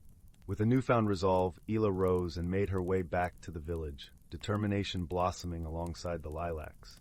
The following morning, Isla awoke with the sun's first light, a gentle breeze carrying the scent of pine and promises of new beginnings. She decided to seek counsel from Elder Rowan, the village's wise sage, whose wisdom was as deep as the roots of the ancient trees. The path to Elder Rowan's cottage wound through lush meadows and under arching boughs, where birds sang of dawn's beauty. As Isla approached, she noticed the warm glow of a fire crackling within, its smoke curling up like a dragon's breath into the morning sky. Elder Rowan greeted her with a kind smile, his eyes twinkling like stars in the twilight. "Ah, Isla, I've been expecting you," he said, gesturing for her to sit beside the hearth. "The winds of change have whispered of your coming." Isla poured out her heart, speaking of her fears and the sprite's counsel. Elder Rowan listened with the patience of a timeless oak, nodding thoughtfully. "My dear, change is indeed daunting, but it is also a great teacher," he mused, his voice a soothing balm. "Consider the caterpillar, who must surrender its form to become a butterfly. It is through transformation that we discover our truest selves." Isla pondered his words, the flickering fire casting gentle shadows that danced across the walls. "But how do I find the courage to embrace it?" she asked softly. Elder Rowan handed her a small, intricately carved wooden box. "Within this box is a seed," he explained. "Plant it in your garden, and let it be a symbol of your journey. Nurture it with care, and watch how it mirrors your own growth." Grateful for his guidance, Isla returned home with the seed, feeling a sense of purpose kindling within her. She chose a special spot in her garden, where the sun's warmth lingered longest, and gently pressed the seed into the earth. Days turned to weeks, and Isla tended to the seed with devotion, watering it with clear river water and surrounding it with the rich soil of the forest floor. As she cared for it, she found herself changing too, her heart opening to the possibilities that lay beyond her comfort zone. During this time, Isla often visited her dear friend Aidan, a gentle-hearted blacksmith whose laughter was as infectious as springtime. Aidan had faced his own fears of change when he took up his father's smithy, and he offered Isla his unwavering support. "You're stronger than you know, Isla," Aidan said one afternoon, the rhythmic clang of his hammer a steady backdrop. "Just as iron must be tempered by fire to become steel, so too must we face challenges to grow." As the village cycled through the seasons, Isla's seed began to sprout, its tender leaves unfurling toward the sky. With each new leaf, Isla felt her confidence bloom, and the knot of uncertainty within her began to loosen. One moonlit night, as Isla sat in her garden, the air heavy with the fragrance of night-blooming jasmine, she heard a soft rustle among the leaves. Sylvie, the water sprite, appeared once more, her wings casting a silvery glow. "Look at how you've grown, Isla," Sylvie remarked, her voice a gentle whisper. "Just like this plant, you've stretched beyond your limits, reaching for the light." Isla smiled, a quiet joy filling her heart. "I think I'm ready now," she said, her voice steady, ready to embrace whatever lies ahead. Sylvie nodded, her wings fluttering softly. "Remember, dear one, the journey is as important as the destination. Trust in yourself and in the friendships that support you." With those parting words, Sylvie vanished into the night, leaving behind a shimmering trail that lingered in the air like a promise. As dawn broke the next day, Ela awoke with a sense of peace and clarity. She knew she could face the unknown, for she had grown stronger and wiser through her journey. With her heart open to the possibilities of the world beyond the village, Ela embraced the winds of change, ready to spread her wings and soar. And so in the gentle embrace of the Misty Wood Mountains, a young woman discovered the beauty of transformation, guided by wisdom, friendship, and the magic of her own heart. As she stepped into the world, she carried with her the lesson that change, though daunting, was the very essence of life's wondrous journey. Deep within the whispering woods, where sunlight dripped like melted gold through ancient canopies, lived creatures unseen by human eyes. Here moss grew thick as velvet pillows, and the air hummed with the scent of pine resin and damp earth. At the forest's heart stood the grandmother oak, her bark etched with centuries of stories, roots weaving deep into the world's magic. She was the keeper of seasons, her branches holding the delicate balance between spring's blush, summer's hum, autumn's sigh, and winter's hush. Among her roots dwelled Thistle, a silver-furred badger whose paws knew every hidden pathway. His den smelled of dried lavender and warm soil, where fireflies nested in jars like living constellations. High in the oak's branches lived Pip, a quick-pawed squirrel with fur the color of autumn acorns. Her nest was lined with thistledown and moonbeam silk, and she spent dawns watching dew transform spiderwebs into necklaces of light. Nearby, in a burrow fringed with bluebells, lived the hedgehog family, Bramble, Moss, and their 3 prickly youngsters, who tended the glowcap mushrooms that pulsed softly at twilight, recycling fallen leaves into starlight. The forest thrived on rituals. Every first frost, Thistle would lead the creatures to the crystal stream, where they'd place river-smoothed stones in spirals to thank the water for its songs. In spring, Pip organized the blossom dance, where butterflies scattered pollen that made the air taste like honey. The hedgehogs sang nightly lullabies to the grandmother oak, their voices harmonizing with the wind so her roots drank melodies instead of rain.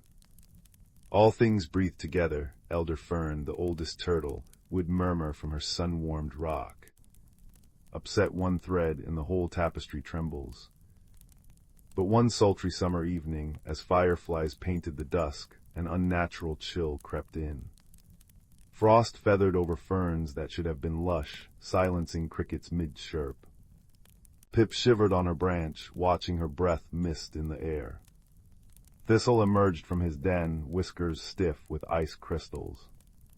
"The seasons are knotted," he rumbled, nose pressed to the trembling earth. The grandmother oak's roots feel cold.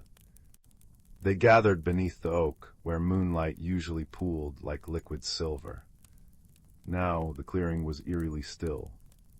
Bramble nudged a frostbitten glowcap, its light guttered weakly. The balanced stone whispered Moss, her spines drooping. Deep in the oak's roots lay a geode older than the forest, a stone that pulsed with the forest's heartbeat, warming the earth in winter and cooling it in summer. Thistle's grandfather had shown it to him as a cub, warning, harm it, and the seasons unravel. A frantic woodmouse brought news. Near the stone, the earth had cracked. Young foxes, new to the forest, had chased a rabbit into the roots, clawing at the soil where the stone lay hidden. Their playful digging had exposed it to the night air, freezing its magic. Pip scampered down, her tiny paws tracing the fissure. Cold seeped from it, withering nearby flowers. "They didn't know," she said softly. "The stone's song is fading." Thistle nodded. Ignorance is a wound only wisdom can heal. He sought Elder Fern, who sunned herself on a mossy log, her shell patterned with lichen like ancient maps. "Ah," she sighed, her voice a dry rustle. "The stone remembers warmth. It needs summer's breath to thaw." She described the sun petals, golden flowers that bloomed only on the highest sunbeam, storing sunlight in their velvet cores. "But they wilt by twilight. You must move as one."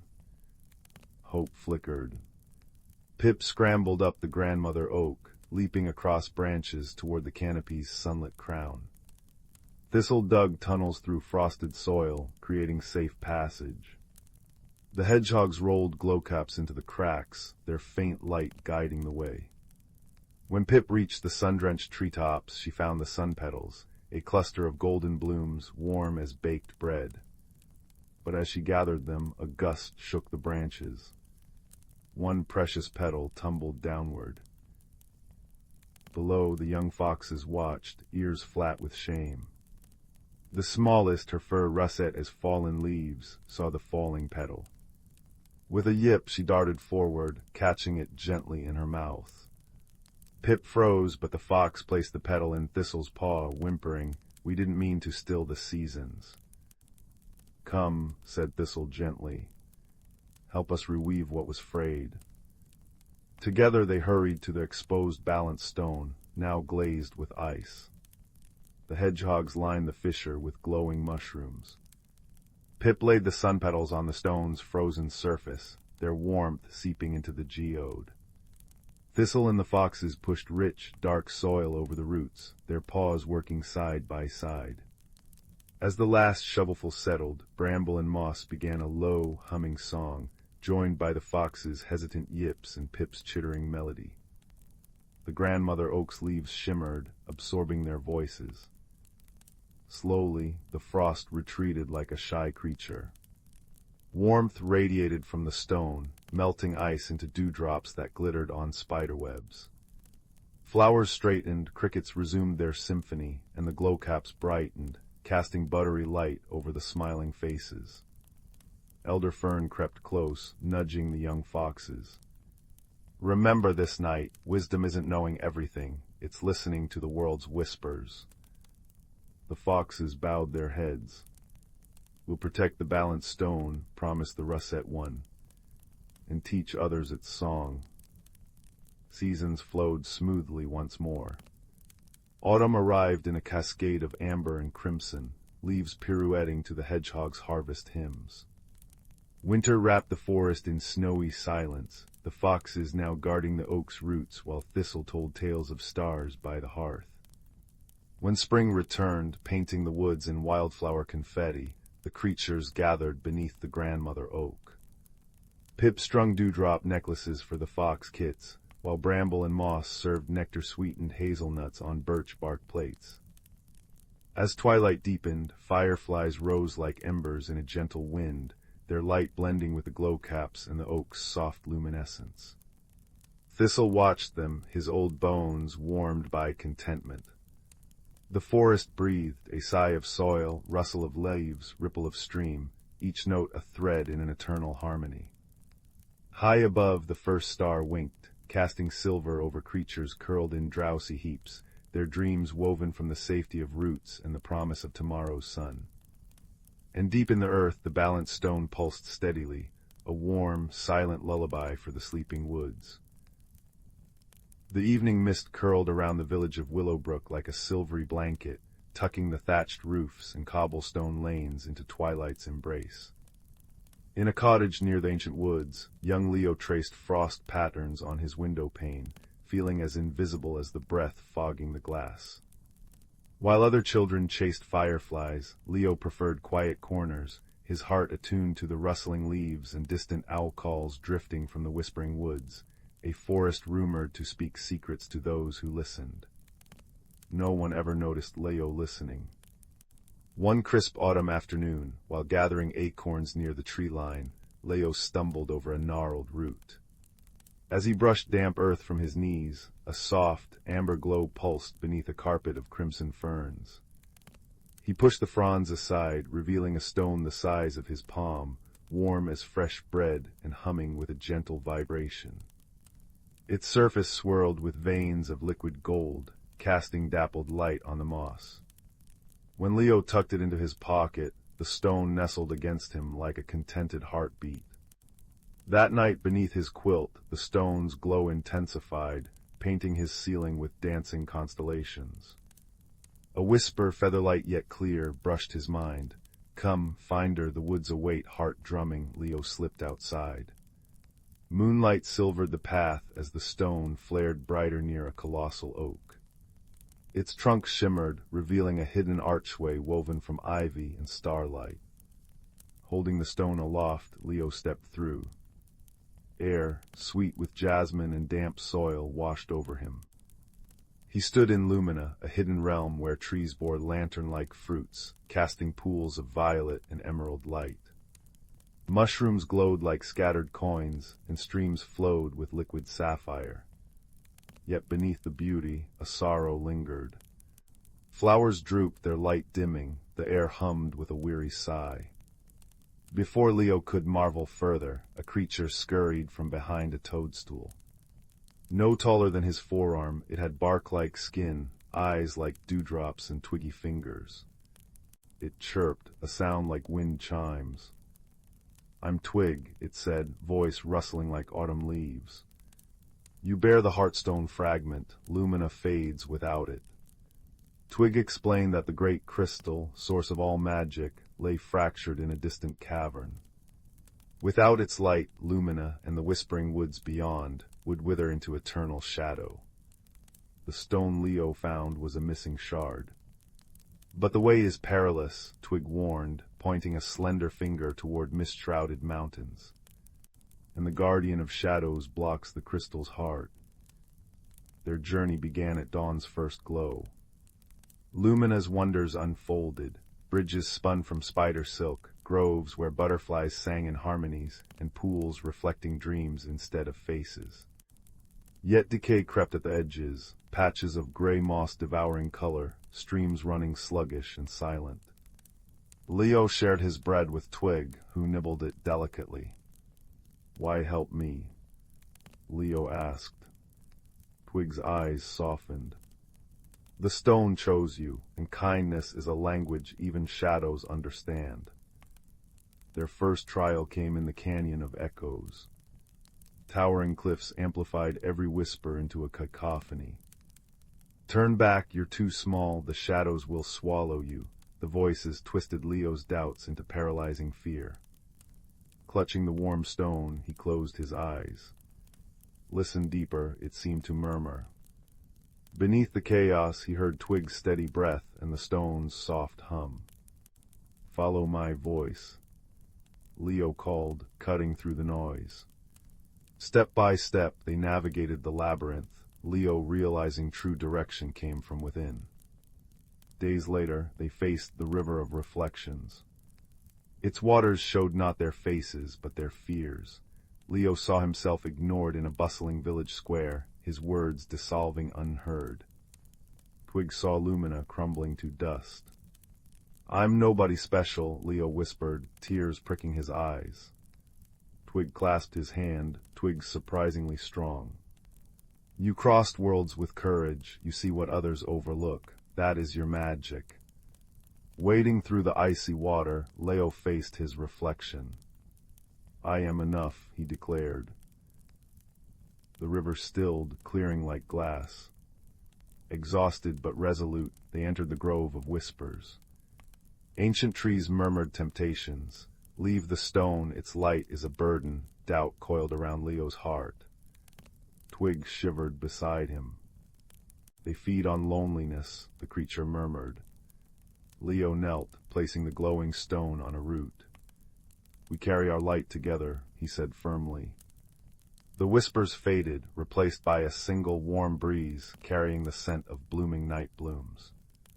Friendship, they learned, was armor against despair. At last, they reached the crystal cavern. Inside, the fractured great crystal pulsed weakly, its light choked by swirling tendrils of darkness. Before it stood the guardian, a towering figure of shifting shadows, its form echoing with hollow whispers of a lone forgotten. Twig trembled, but Leo stepped forward, Hearthstone blazing. "We don't want to fight you," he called, voice steady. "We want to help." The shadow recoiled, hissing. Light burns, light abandons. Understanding dawned on Leo. This wasn't a monster, it was loneliness made manifest.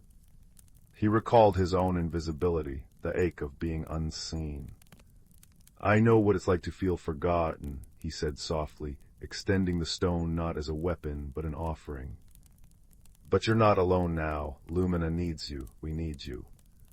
The shadows wavered. Twig added, be the guardian, not the gloom. Slowly the darkness dissolved, revealing a being of starlight and smoke, with eyes like captured moonlight. It bowed, melting into the cavern walls as a protective silhouette. Leo placed the Hearthstone fragment into the crystal's core. Light erupted, a silent, radiant explosion that flooded the cavern, then surged through Lumina. Flowers straightened, blazing with color, rivers sang, the very air sparkled with renewed magic. The guardian solidified into a luminous sentinel, nodding gratefully to Leo and Twig. Returning through the shimmering archway, Leo found Willowbrook unchanged. Yet he carried Lumina within him, the stone now a warm pendant around his neck, its glow hidden beneath his shirt. Days later, when the village council debated clearing the wood's edge for a new pasture, Leo stood. The Whispering Woods protects us, he said, voice clear and sure. Its roots hold the hills steady, its whispers warn of storms. Silence fell. For the first time they truly saw Leo, not invisible but insightful. The woods remained untouched. Now, as dusk settles over Willowbrook, Leo often sits beneath the great oak. Sometimes a small figure with dewdrop eyes emerges, sharing stories of Lumina's restored glades. Leo smiles, tracing his pendant. He tends a hidden garden where Lumina's glowing seeds bloom softly, a bridge between worlds. And when villagers ask why the woods seem brighter, why the winds carry melodies instead of howls, Leo simply says, some magic thrives when we listen. He knows now that every heart holds a hidden world, every kindness a fragment of light, and that friendship, whether with a twig-limbed guide or a lonely shadow, can mend even the deepest fractures. As stars pepper the sky, Leo whispers his gratitude to the woods, its rustling leaves a lullaby of secrets kept and wonders shared, promising that no one who carries light is ever truly alone. And in that certainty, wrapped in the forest's gentle sigh, he finds peace deeper than any dream. Deep within the Whisperwood, where ancient oaks wore cloaks of emerald moss and sunlight dappled the forest floor like scattered gold coins, lived creatures unseen by hurried human eyes. Here, beneath the gnarled roots of a grandfather cedar, nestled the cozy burrow of Thistle, a field mouse whose fur held the soft gray of twilight mist. His grandson Pip, barely bigger than a hazelnut, possessed eyes wide with the wonder of the world and whiskers that trembled with every new scent. Life in the Whisperwood pulsed with a rhythm older than memory. Spring painted the air with the sweet perfume of bluebells and the frantic buzz of awakening bees. Summer hummed with lazy warmth, the creek chuckling over smooth stones and fireflies weaving constellations in the velvet night. Autumn arrived in a blaze of crimson and gold, the air crisp with the scent of fallen leaves and ripe berries, a time for gathering and storing. And winter, a time of deep, quiet rest, where snow blanketed the earth in silence, and the world seemed to hold its breath. But this year, as the last amber leaves of autumn spiraled down, an unsettling chill crept in too soon. A sharp, biting frost, unseasonal and harsh, settled over the Whisperwood one moonless night. Pip woke shivering, his tiny nose pressed against the burrow's entrance curtain of woven vines. Grandfather Thistle, he whispered, his voice thin as spider silk, the frost, it feels wrong, it nipped my whiskers. Thistle, his own fur frosted silver at the tips, stirred. He sniffed the air deeply. It wasn't just the cold, it carried a brittle, metallic tang, like frozen iron, instead of the usual clean, earthy scent of approaching winter. "Aye, little Pip," he murmured, his voice like dry leaves rustling. "This frost bites deeper than it should, it feels, hungry. It ignores the old agreements." Pip's ears drooped. Agreements. The agreements between the seasons, the earth, and the sky, Thistle explained, settling Pip onto his lap near their tiny hearth of glowing embers. The warmth radiated gently, filling the burrow with the comforting scent of cedar smoke. The whisperwood thrives on balance. This frost comes too early, too fierce. It will harden the earth before the roots are ready for sleep. It will steal the last warmth the beetles and grubs need to burrow deep. If it lingers, the spring maiden might struggle to wake the land come her time. Outside, the forest groaned softly. The usual gentle creak of branches sounded sharper, more brittle. The comforting scent of damp earth and decaying leaves was buried under the sterile, sharp smell of ice. Pip shivered again, not just from cold, but from a sense of things being deeply wrong. "We must seek the keeper," Thistle declared, his small frame suddenly resolute. "Old Mossback understands the deep rhythms, the whispers beneath the roots." The keeper, Mossback, was a venerable tortoise who resided near the heartspring, a pool of impossibly clear water fed by an underground source, said to be the forest's lifeblood. His shell was etched with patterns older than the oldest oak, a living map of the whisperwood's history. Bundled in scraps of dried moss for extra warmth, Thistle and Pip ventured out. The frost had transformed their familiar world. Ferns, usually supple and green, were now brittle sculptures of glassy white. Delicate spiderwebs strung between twigs glittered with captured frost stars, beautiful but fragile. The air was utterly still, the silence profound and unnerving, broken only by the sharp crack of a frozen twig underfoot. Pip's paws stung with the cold, penetrating the moss padding. He saw a cluster of late-blooming moon petals, usually glowing softly in the shade, now shriveled and blackened. A small beetle caught mid-crawl lay frozen solid on a leaf. Pip felt a pang of sorrow. "See, Pip," Thistle said softly, his breath puffing white in the frigid air. "The frost steals life before its time. It disrupts the song." Their journey led them deeper, where the trees grew closer, their branches interlacing like protective arms. The scent of pine resin grew stronger, sharp and clean, mingling with the frost. They passed the burrow of Willow, a wise badger. Her usually kind face was etched with worry as she tried to nudge her sleepy cubs deeper into their den against the unnatural chill. "The earth feels hard as stone already, Thistle," she rumbled, her voice thick with concern. "The roots cannot drink, seek Mossback." Further on, near a frozen patch of what was usually bubbling mud, they found Bracken, a young frog, trembling violently. "T2 sea cold," he croaked, his skin an unhealthy pale shade. "Sea can't dig deep enough, sleep won't come." Thistle gently nudged Bracken towards a crevice, warmed slightly by geothermal breath escaping the earth nearby. "Hold on, young one, we seek the wisdom." The path grew harder. The frost had slicked stones and hidden dips. Pip stumbled, his tiny paws numb. Thistle lifted him onto his back. "Feel the warmth of the earth still breathing beneath us, Pip," he encouraged. "Even now it fights the cold, remember that strength." Finally, they reached the heartspring. Though the surrounding moss was stiff with frost, the pool itself steamed gently, its water a clear, vibrant turquoise, swirling with unseen currents. Beside it, half submerged in the warmer mud, rested Mossback. His ancient eyes, deep as the forest loam, opened slowly as they approached. They held the patience of mountains and the quiet knowledge of countless seasons. Thistle Fieldwalker Mossback rumbled, his voice a low vibration Pip felt in his small bones. "And young Pip seedling, the frost bites deep, does it not? I feel its teeth in the water's song." "It does, Keeper," Thistle replied, bowing his head. "It comes too soon, too harsh. The roots harden, the small ones suffer. Willow worries, Bracken trembles, the balance is threatened." Mossback shifted slightly, his heavy shell scraping the frosted earth. He gazed into the swirling heartspring. "The Sky Father is grieving," he murmured.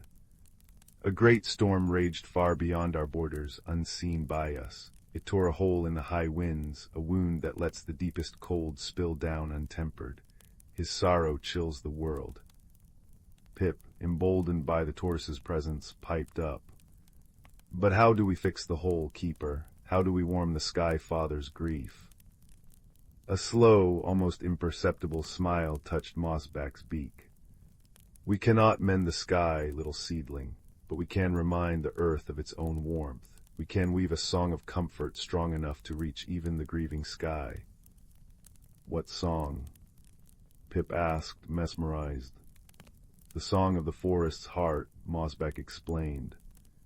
"The song that hums in the roots, whispers in the leaves, and thrums in the lifeblood of every creature. When we are in harmony, when we remember our connection, that song grows strong. It is warmth, Pip, true warmth from within. Gather the others, all who feel the frost's bite. Bring them here to the heart spring." Hope, fragile as a new bud, bloomed in Pip's chest. Thistle nodded, understanding dawning. They hurried back, their mission clear. Pip, despite his numb paws, felt a new energy.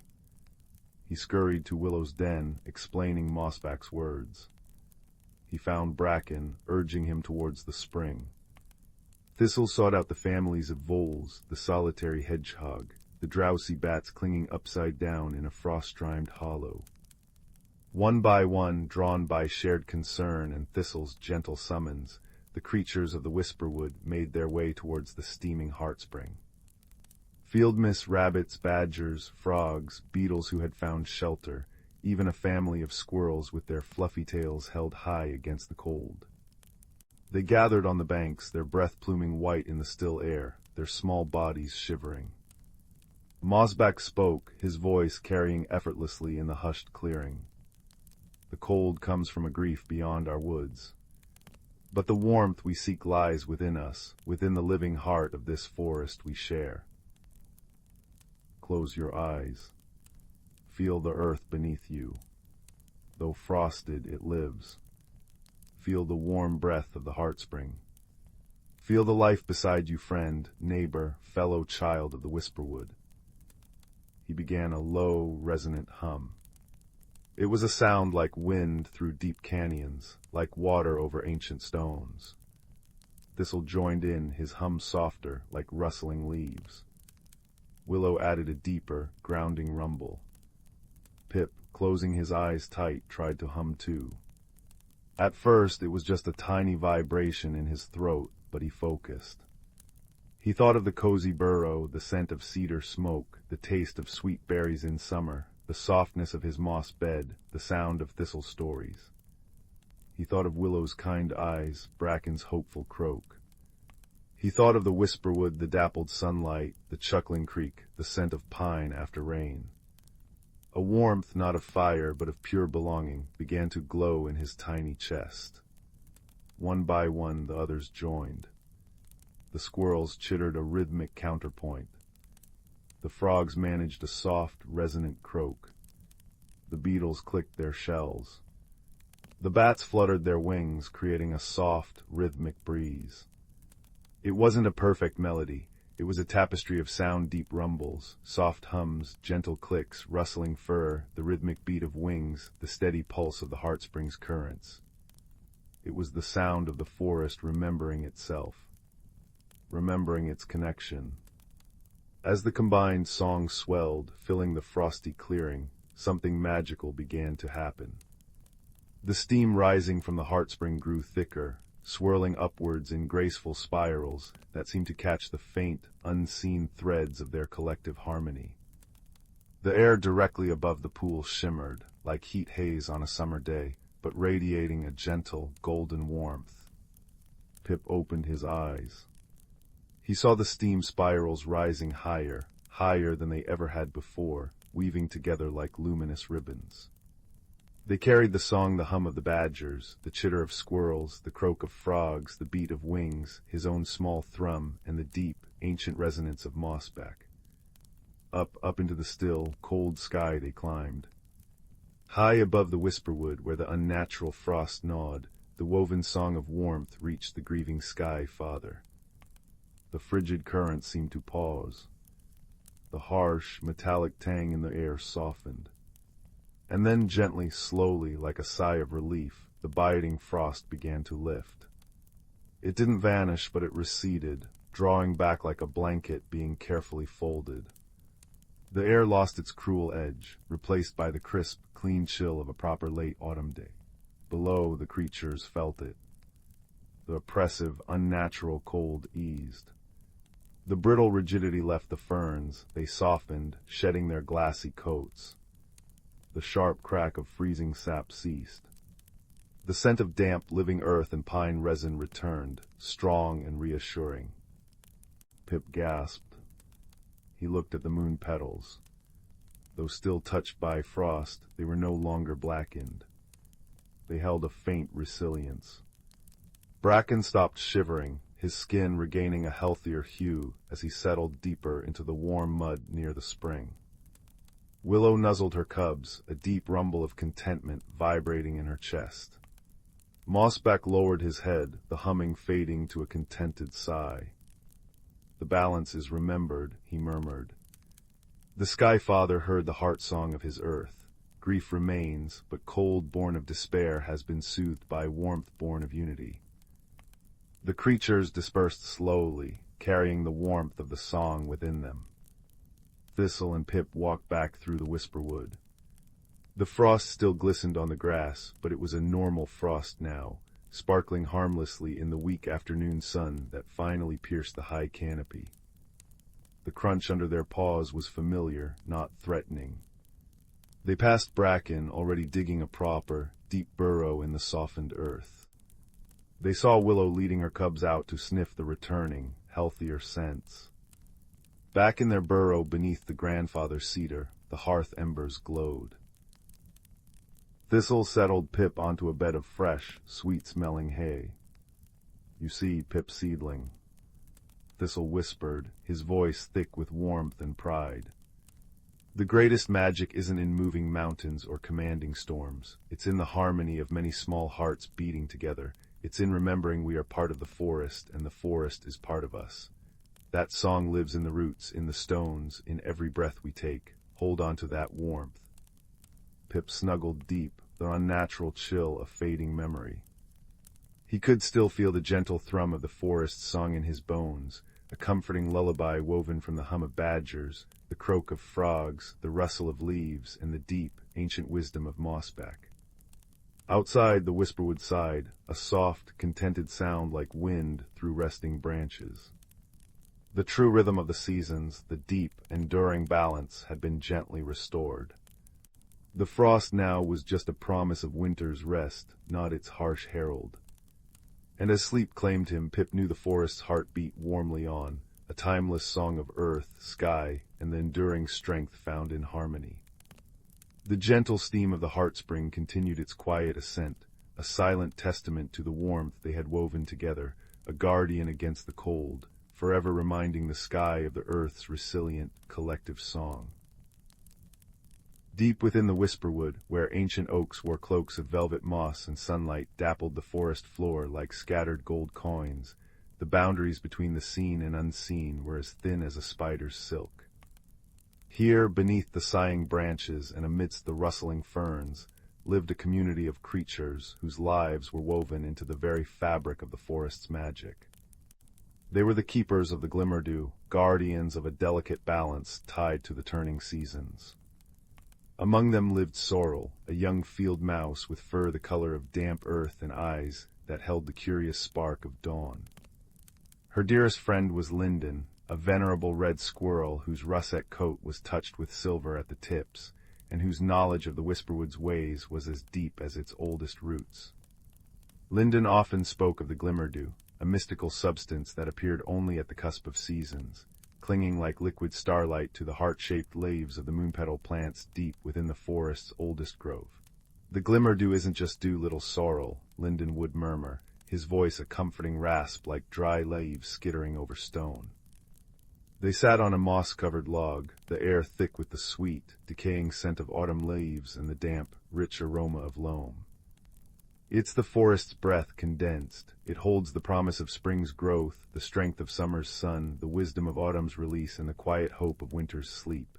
It keeps the magic flowing, the roots strong, the streams singing. Without it, the balance wavers. Sorrel twitched her whiskers, tasting the crisp air.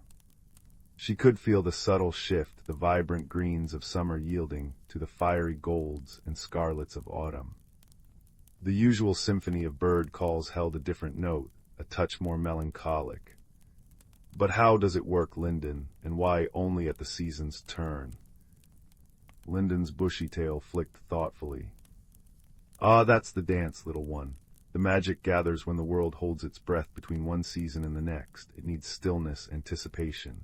And it needs the harmony of all who dwell here, the industrious beetles turning the soil, the patient spiders spinning their silver webs, the owls watching with wise eyes, even the grumbling badgers in their deep sets. Our respect, our quiet existence in tune with the woods. Feeds it disruption, fear, disharmony. These things can thin the glimmerdew, make it harder to form. He pointed a claw towards a patch of particularly vibrant ferns. See how the light catches there? That's the edge of the glimmer grove. When the true cusp arrives under the hunter's moon, the dew will bloom. As the days shortened and the nights grew colder, a palpable unease began to ripple through the whisperwood. Sorrel, while gathering hazelnuts near the whispering brook, felt at first a tremor beneath her paws, not of the earth, but of the magic itself. The brook's song seemed strained, a little hoarse. The vibrant colors of the turning leaves looked duller, muted, as if dusted with ash. Most worrying of all, whispers reached her tiny ears. The glimmerdew wasn't forming as it should. Only faint, scattered sparks appeared on the moonpetal leaves, not the usual shimmering veil. Linden's face grew grave when Sorrel shared her observations.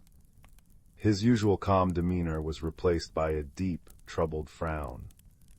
"The balance is tipping," he rasped, his claws digging into the soft bark of his favorite perch.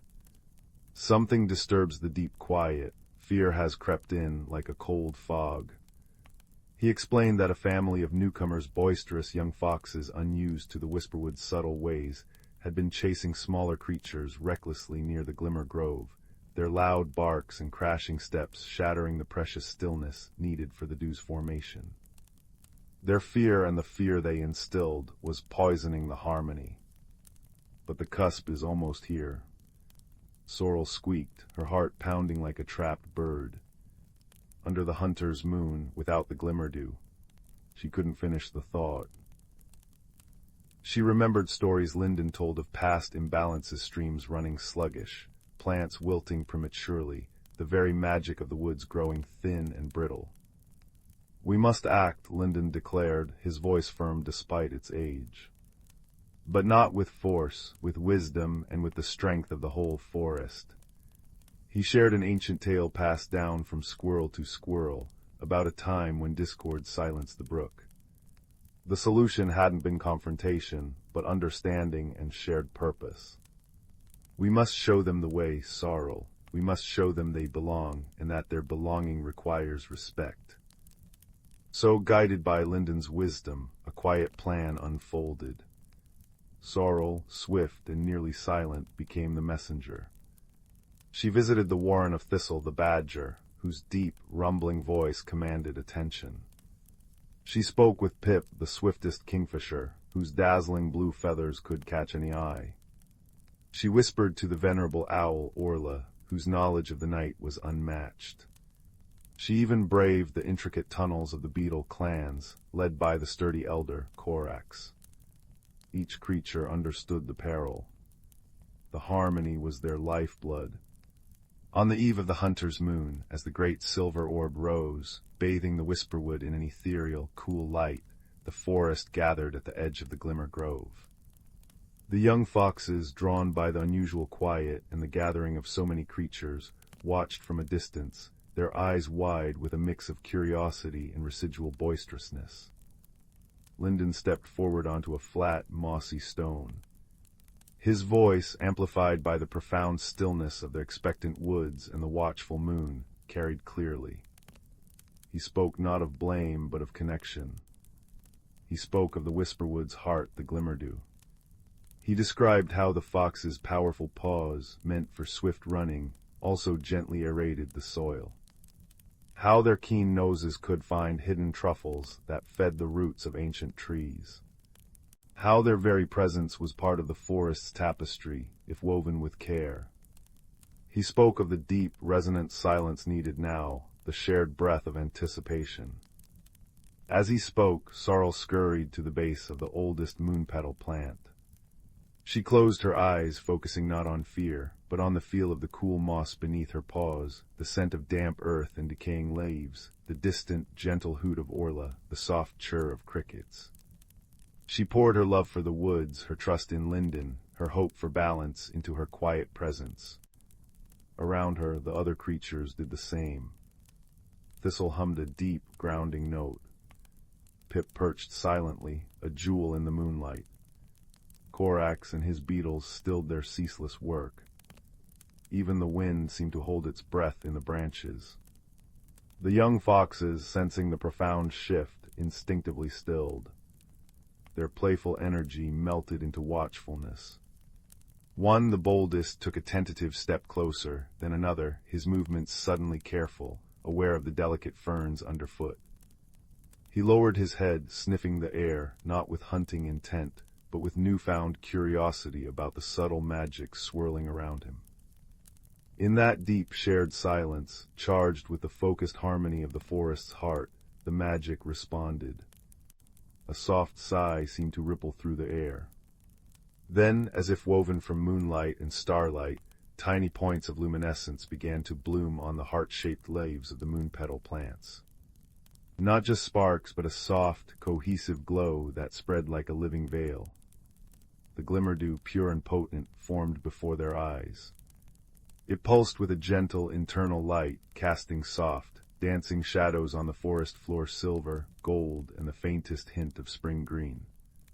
The air itself hummed with a pure, clean energy, tasting like cold, clear water and wild honey. The strained song of the whispering brook nearby suddenly regained its melody, clear and strong. A collective sigh of relief and wonder rustled through the gathered creatures. Linden nodded, his eyes reflecting the dew's soft glow. "The balance is restored," he whispered, the sound blending with the brook's renewed song. "Through shared purpose and quiet respect." The young foxes watched, awestruck, as the magical dew shimmered. The bold one who had stepped forward dipped his nose towards a low-hanging leaf, not to disturb, but to gently touch the cool, glowing moisture. A sense of profound belonging, a feeling deeper than play or territory, washed over him. He understood, not with words, but with his whole being, his place in the intricate web. Later, as the hunter's moon began its descent, painting long, soft shadows, the forest settled. Sorrel curled up in her cozy nest of dried grasses and thistledown, tucked beneath the gnarled roots of Linden's oak. The scent of the glimmerdew, faint but unmistakably pure, lingered on the cool air drifting in. She could hear the deep, rhythmic breathing of the old squirrel nearby, a comforting counterpoint to the gentle gurgle of the brook and the occasional soft call of a night bird. Linden's words echoed in her mind, a warm ember in the peaceful darkness. "Remember, little sorrel, the magic isn't just in the dew. It's in the listening, in the stillness, in the understanding that every rustle, every chirp, every paw print is part of the great song of the whisperwood. Guard the harmony, nurture the quiet, and the glimmerdew will always return, season after season, a promise kept." Outside, the forest slept under the watchful moon, bathed in the soft aftermath of magic. The glimmerdew glowed gently on the moonpetal leaves, a silent testament to wisdom shared, fear overcome, and the enduring, peaceful balance of a world where every creature, seen and unseen, played its part in the ancient, enchanting dance of life. And in that deep, harmonious quiet, filled with the scent of dew-kissed moss and the promise of renewal, Sorrel drifted into a sleep as peaceful and deep as the whisperwood itself. In the heart of the whispering woods, where sunlight filtered through ancient, towering trees and cast dappled patterns on the soft forest floor, there nestled a quaint little village. The village was known as Willowbrook, famous for its lush gardens and the gentle, melodic hum of the river that wound its way through the land. In Willowbrook, the residents lived harmoniously with the magical creatures that dwelled in the forest. Among these creatures were the Fae, tiny beings with wings like gossamer, who tended to the flowers and whispered secrets to the wind. There were also the wise owls, who perched high above in their leafy abodes, watching over the village with kind, knowing eyes. One peaceful evening, as the sun dipped below the horizon and painted the sky in hues of orange and purple, an unusual event began to unfold. The villagers noticed that each morning the flowers in their gardens were blooming in peculiar patterns, spirals and stars, unlike anything they had seen before. The villagers were puzzled, for these flowers seemed to change their formations overnight, as if by some unseen hand. Among the villagers was a gentle-hearted girl named Leora. Her curiosity was as boundless as the forest itself, and she had a knack for noticing the smallest details. Leora loved the mysteries of the woods and often spent her days exploring its hidden paths and listening to the stories told by the forest creatures. Determined to uncover the mystery of the changing flowers, Leora set out one misty morning, her heart full of excitement. She wandered through the village, her senses alive with the scent of fresh earth and the sound of leaves whispering in the breeze. As she approached the edge of the village, she was greeted by the soft, musical laughter of the Fae, who flitted around her like a shower of glittering rain. "Good morning, Leora," sang a Fae with wings that shimmered like pearls. "What brings you to the woods today?" "Good morning, dear friends," Leora replied with a smile. "I'm hoping to solve the mystery of the enchanted flowers. Have you seen anything unusual in the forest?" The Fae exchanged knowing glances, their eyes twinkling with mischief and delight. "Perhaps you should speak with Elderwise," suggested another Fae, her voice as gentle as a lullaby. "He knows many things and might have the answers you seek." Eager to visit Elderwise, the wise old owl, Leora thanked the Fae and made her way deeper into the forest. The air was cool and fragrant with the scent of pine and wildflowers, and as she walked, the ground beneath her feet felt like a soft, comforting carpet of moss. Elderwise's home was a grand, ancient oak tree, its bark gnarled and wise, and its branches spreading wide like welcoming arms. Leora approached the tree with reverence and called up into the leafy heights. "Elderwise, wise owl of the forest, may I speak with you?" From high above, a gentle hoot echoed through the branches, followed by the soft rustling of feathers. Elderwise descended gracefully, his eyes as deep and mysterious as the night sky fixed kindly upon her. "Ah, young Leora," he said, his voice a warm, resonant melody. "What brings you to my tree this fine day?" Leora explained the strange occurrences in the village gardens, her voice filled with wonder and a touch of concern. Elderwise listened intently, nodding his head with understanding. "Ah, the flowers," he mused, his gaze turning thoughtful. "I have heard whispers of a playful spirit who roams the woods at night. This spirit, known as the petal weaver, delights in creating beauty in the most unexpected ways." Leora's eyes widened with intrigue. "The petal weaver? How fascinating! But why would this spirit visit our village?" Elderwise chuckled softly, a sound like the rustling of autumn leaves. "The petal weaver is drawn to places where love and harmony dwell. Your village, with its kind hearts and gentle ways, is a beacon to such a spirit. Perhaps it seeks to share its joy with you all." Leora nodded, her heart swelling with warmth at the thought. "Thank you, Elderwise. I shall share this with the villagers. Perhaps we can find a way to welcome the petal weaver." With a grateful heart, Leora made her way back to the village, her mind alive with ideas. As evening fell and the stars began to twinkle in the clear night sky, the villagers gathered in the square, eager to hear what she had discovered. Leora shared Elderwise's wisdom, her voice soft and soothing as she spoke. "The petal weaver means us no harm. It seeks to share its joy and art with us. I believe if we welcome it with open hearts, we might come to understand its ways." The villagers nodded, their faces alight with understanding and acceptance. That night they decided to leave small gifts of appreciation in their gardens, tiny lanterns, delicate ribbons, and fragrant herbs, hoping to show the petal weaver their gratitude. As the moon cast its gentle glow over Willowbrook, the petal weaver appeared, unseen by human eyes, but sensed in the gentle rustling of petals and the soft shimmer of moonlight on the flowers. It saw the villagers' gifts and felt their warmth and gratitude. The next morning, the village awoke to a wondrous sight. Each garden was a tapestry of breathtaking beauty, with flowers arranged in patterns that spoke of joy and friendship. The air was filled with a sense of magic and peace, and the villagers knew their hearts had made a new friend. From that day on, the Petal Weaver became a cherished part of Willowbrook's lore, its visits bringing delight and wonder to the village. And Leora, with her gentle spirit and love for the mysteries of the world, continued to explore the forest, knowing that the greatest magic of all was the love and kindness shared among friends. As the fire crackled softly and the shadows danced on the walls, the tale of Willowbrook and the Petal Weaver lulled the village into a restful slumber, their dreams filled with the colors and fragrances of a world where magic and friendship intertwined like the petals of a never-ending blossom. The fire crackled softly in the hearth, casting dancing shadows on the worn rug. Outside, the wind whispered through the old oak tree beside the cottage where young Ben lived.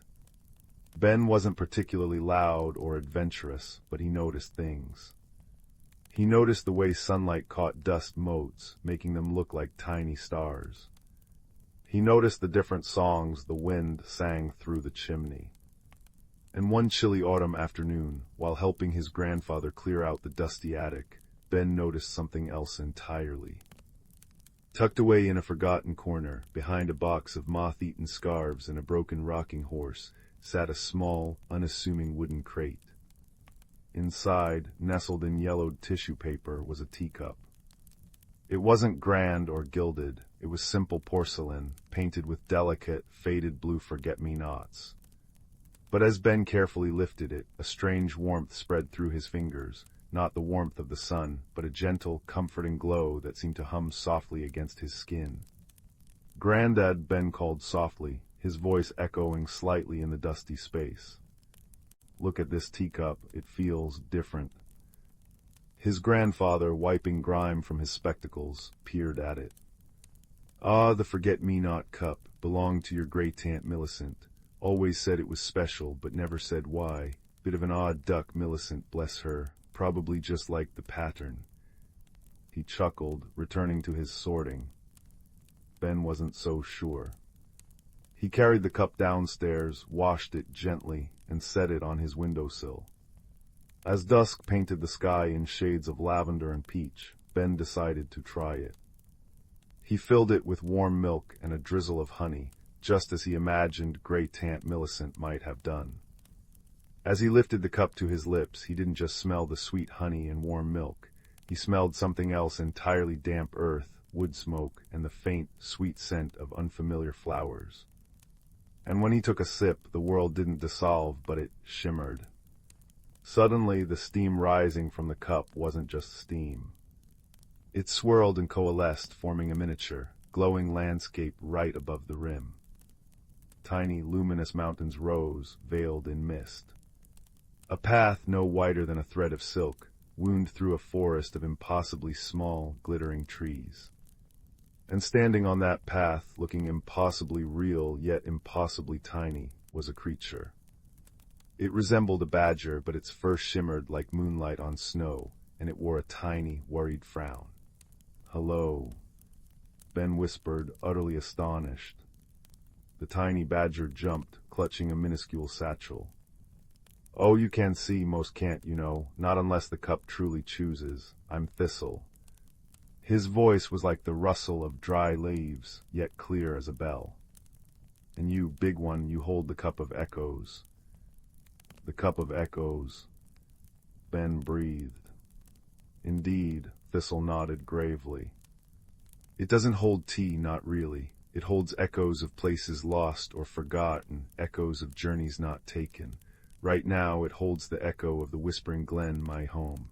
But—" his small shoulders slumped. "The glen is fading, the great echo is weakening. Without it, the glen will vanish entirely, and all its echoes, memories, stories, little bits of quiet magic will be lost forever." Ben felt a pang of deep sadness, as if he'd heard a beloved story end too soon. The great echo, what is it? How can it fade? "It's the heart song of the glen," Thistle explained, pacing the tiny path in the steam. "A deep, resonant sound that holds everything together, but it's grown faint, muffled. Something is silencing it. We need to find the source and restore the song, but the path is perilous for one so small, and the silencer. Well, it's big and loud and terribly unlistening. Ben understood the unspoken plea. Can I help? Can I go there through the cup? Thistle's eyes, like polished obsidian, widened. Through the cup. Only if the cup allows it. But you felt its warmth. You saw the echo. Perhaps you are allowed. Take another sip, Ben. Think of the glen, think of helping. Ben closed his eyes, picturing the tiny mountains, the glittering trees, the worried badger. He took another sip of the honeyed milk. This time the warmth wasn't just in his hands, it spread through his whole body. The room seemed to stretch and blur. When he opened his eyes, he was standing on the thread-like path, surrounded by towering, luminous ferns that hadn't been there a moment before. He was Ben-sized, but the world around him was thistle-sized. The trees soared like skyscrapers, the pebbles were boulders. Thistle, now reaching Ben's knee, beamed.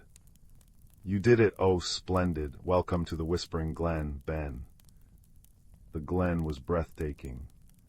Light didn't just shine, it danced soft blues and greens, filtering through leaves that chimed like crystal bells when touched. The air hummed, but it was a faint, strained hum, like a distant choir singing through wool. Ben could feel the sadness Thistle had spoken of, a gentle melancholy clinging to the shimmering moss and the glowing mushrooms. We need to follow the fading song to its source, Thistle said, leading the way down the winding path. But we shouldn't go alone. Echo places are tricky. We need friends. Their first helper appeared near a brook that sang with the voices of 1,000 tiny chimes. A creature like a large, iridescent dragonfly perched on a glowing reed. Her wings were stained glass mosaics, and her large, multifaceted eyes sparkled with curiosity. Greetings, Thistle, and a very large greeting to you, stranger. I am Zephyr. Are you lost or found? Both, perhaps, Zephyr, Thistle chuckled. This is Ben. He's come to help restore the great echo. We need to find what's silencing it. Zephyr buzzed excitedly. Silence, how dreadful. I know all the currents of the glen, the paths the winds take. The silence feels thickest near the old stone bridge where the deep roots gather. But it's guarded by Grumble, the stone toad. He hasn't listened to anyone in ages, too busy being grumpy. She fluttered onto Ben's shoulder, her touch light as dandelion fluff. I can guide you. Further along, beneath a canopy of luminous weeping willow fronds, they met their second helper. Moss, a creature resembling a very old, very wise tortoise, moved with deliberate slowness. His shell was covered in glowing lichen that pulsed softly. He blinked slowly at Ben. A groundwalker in the glen, how curious and troubled. I feel the echo's pain. His voice was the deep rumble of shifting earth. We seek the source of the silence, Moss, Thistle explained. Moss pondered, the lichen on his shell dimming and brightening. The deep roots beneath the old stone bridge hold ancient memories. They might know, but Grumble guards the bridge fiercely. He fears noise, you see, thinks it cracks the stones. Moss sighed, a sound like pebbles tumbling. He forgets that silence can crack the soul. I know the old ways, the language of stone and root. I will come. The journey through the Whispering Glen was wondrous and strange. Zephyr darted ahead, her wings humming, scouting paths and whispering warnings about patches of shimmer quicksand or gloom vines that tried to dampen sound. Moss plodded steadily behind, his deep voice occasionally murmuring to the earth, causing glowing stepping stones to rise from glowing streams or stubborn roots to gently lower themselves. Thistle kept up a constant, reassuring chatter, pointing out echo fireflies that carried snippets of forgotten lullabies and whispering blossoms that sighed stories into the air. Yet, the underlying hum remained distressingly faint. Finally, they reached the old stone bridge. It arched over a chasm filled not with water, but with swirling, silent mist. And sitting squarely in the center of the bridge, blotting out the soft light, was Grumble. He was immense, a toad carved from rough, dark granite, his eyes like dull, heavy pebbles. A low, continuous grumble vibrated from him, a sound that seemed to actively push away the glen's gentle music. Go away. Grumble boomed, the sound waves making the bridge tremble. Too much noise, cracks the stones, silence is safe. He shifted his massive bulk, blocking their path completely. Ben felt the grumble in his bones, a physical pressure trying to force him back. Fear prickled him. How could they move this mountain of grumpiness? Zephyr buzzed anxiously near Ben's ear. See, told you, all boom and no listen. Moss slowly moved forward, placing a gentle, clawed foot on the bridge stone. Grumble, old friend, he rumbled, his voice a counterpoint to Grumble's harsh tone, deep but soothing. The stones are strong, they remember the song. Song is vibration, vibration is cracks. Grumble bellowed, refusing to look at Moss. Silence is solid, safe. Ben watched, his heart pounding. Force wouldn't work. Shouting back would only make Grumble louder, more stubborn. Thistle had said the challenge required wisdom. Ben remembered the cup's warmth, the feeling of listening to an echo. He thought of Grey Tant Millicent, who everyone thought was odd but who had known this cup was special. He thought about how sometimes the quietest things held the deepest truths. Grumble wasn't just guarding the bridge, he was guarding his fear. Ben took a deep breath. Instead of speaking, he knelt down on the bridge, ignoring the vibration through his knees. He placed his hand flat on the cool stone, just like Moss had done. He closed his eyes, trying to push aside his own fear, trying to truly listen, not just to the grumble, but to the stone beneath it. He felt the deep, slow pulse of the earth Moss had spoken of, a rhythm far older and steadier than Grumble's fear. He felt tiny vibrations, not cracks, but the gentle thrum of the deep roots Moss had mentioned, far below, like a slow, sad heartbeat. And beneath Grumble's oppressive grumble, Ben sensed something else, a deep, aching loneliness. He didn't shout. He didn't argue. He simply spoke, his voice as soft as the glen's fading hum, directed not at Grumble's ears, but at the stone beneath his hand, hoping the roots would hear. The stones are strong, he murmured, echoing Moss.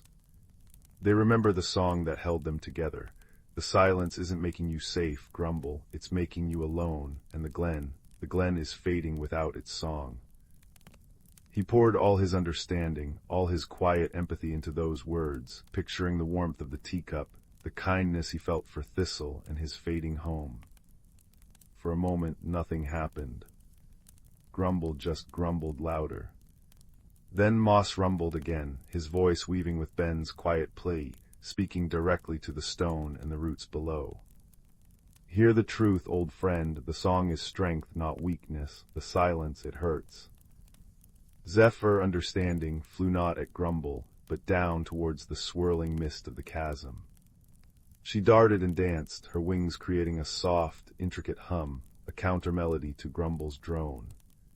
She hummed the song of the wind currents, the chime of the brook, the sigh of the whispering blossoms, tiny fragments of the glen's true voice.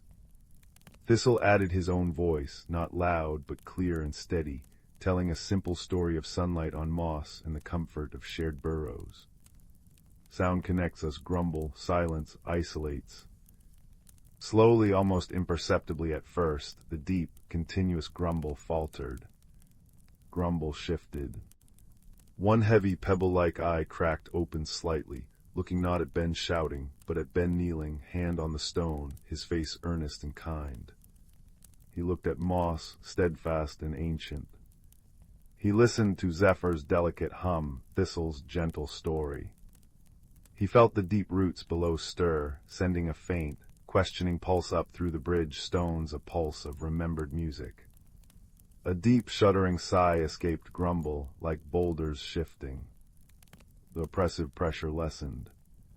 Alone, he rumbled, but the sound was less harsh, more questioning. The song hurt. No, Ben said softly, still kneeling. The wrong sounds can hurt. Loud, angry sounds. But the Glen's song, it's gentle. It's the sound of belonging. It holds the stones together like the warmth holds the tea in the cup. He thought of the cup's comforting glow. It doesn't crack, it comforts. Grumble was silent for a long moment.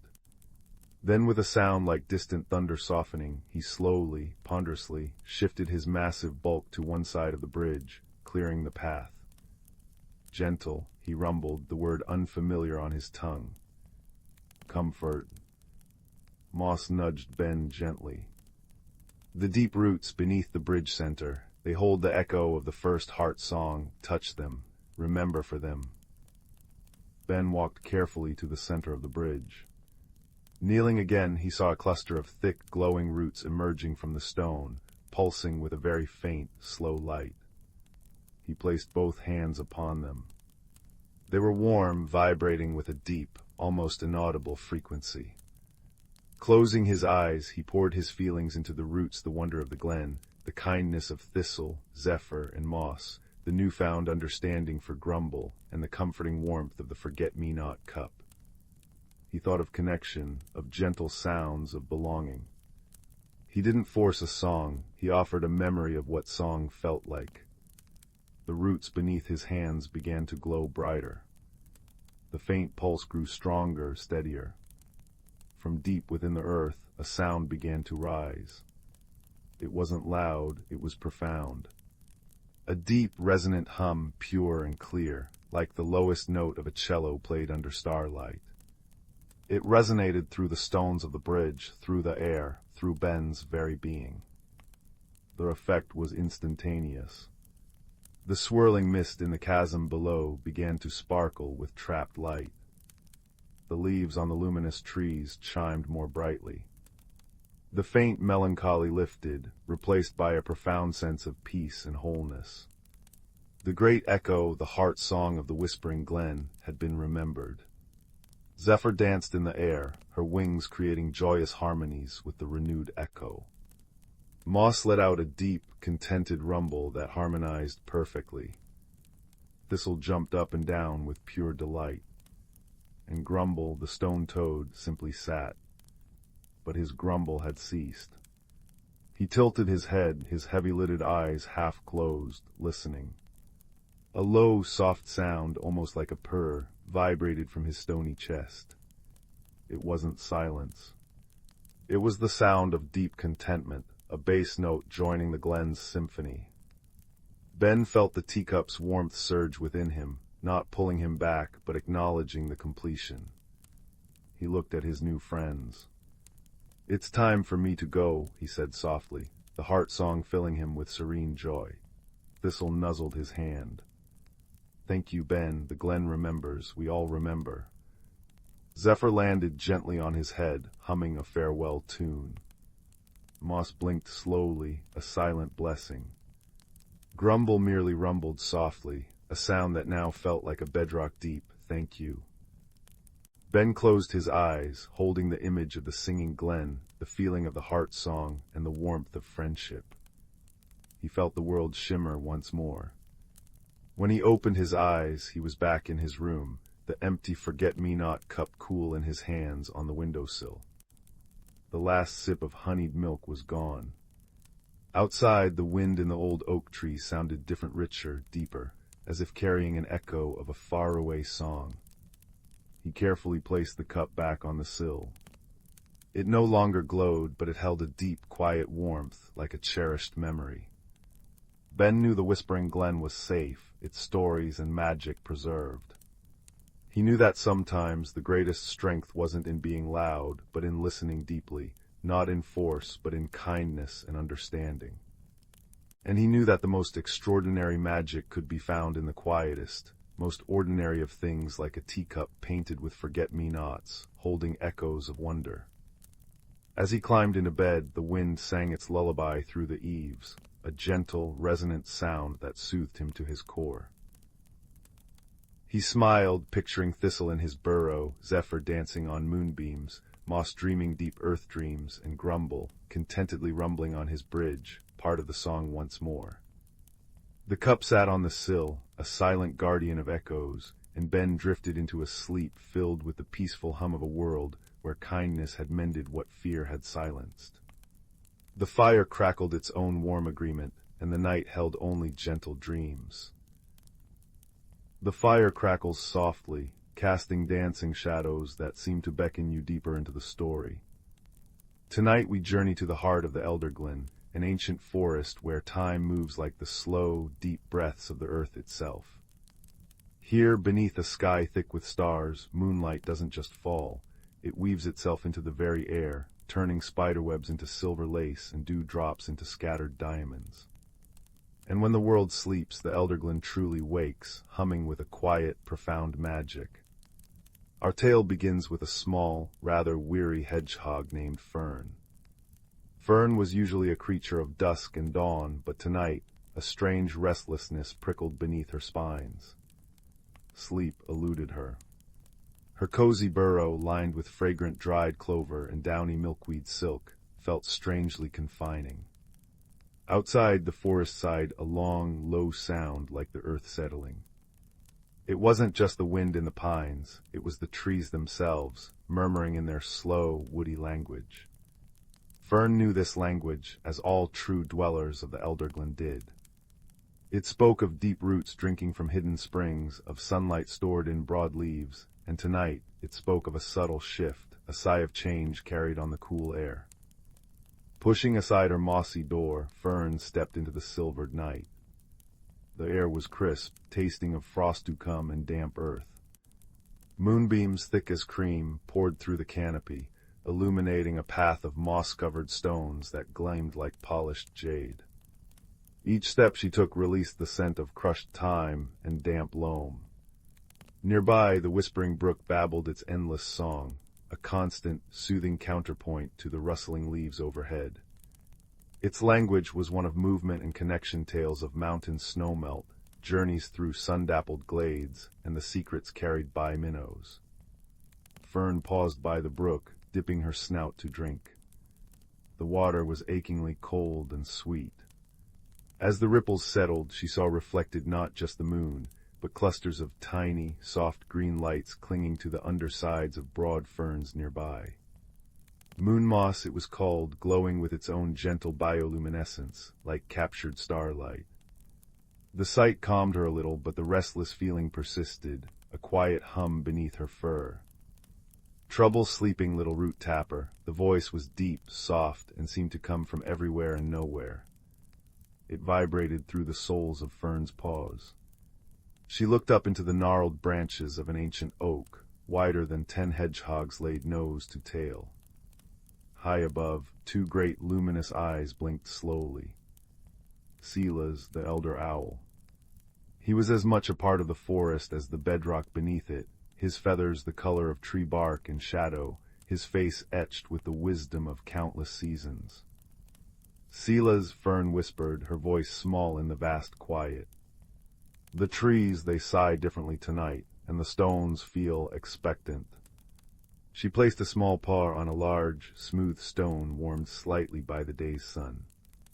It hummed faintly, a low, resonant thrum she felt rather than heard. The stone spoke the oldest language of pressure, time, and stillness. Silas tilted his great head, moonlight catching the silver edges of his feathers. They do, little one, they speak of the great turning. The season of deep sleep draws near. The forest prepares to rest, to dream beneath the frost. He ruffled his feathers softly, the sound like dry leaves skittering across stone. Restlessness before the quiet is natural. It is the forest gathering its breath, settling its accounts. But why does it make me feel so adrift? Fern asked, tracing the cool, damp moss on the stone.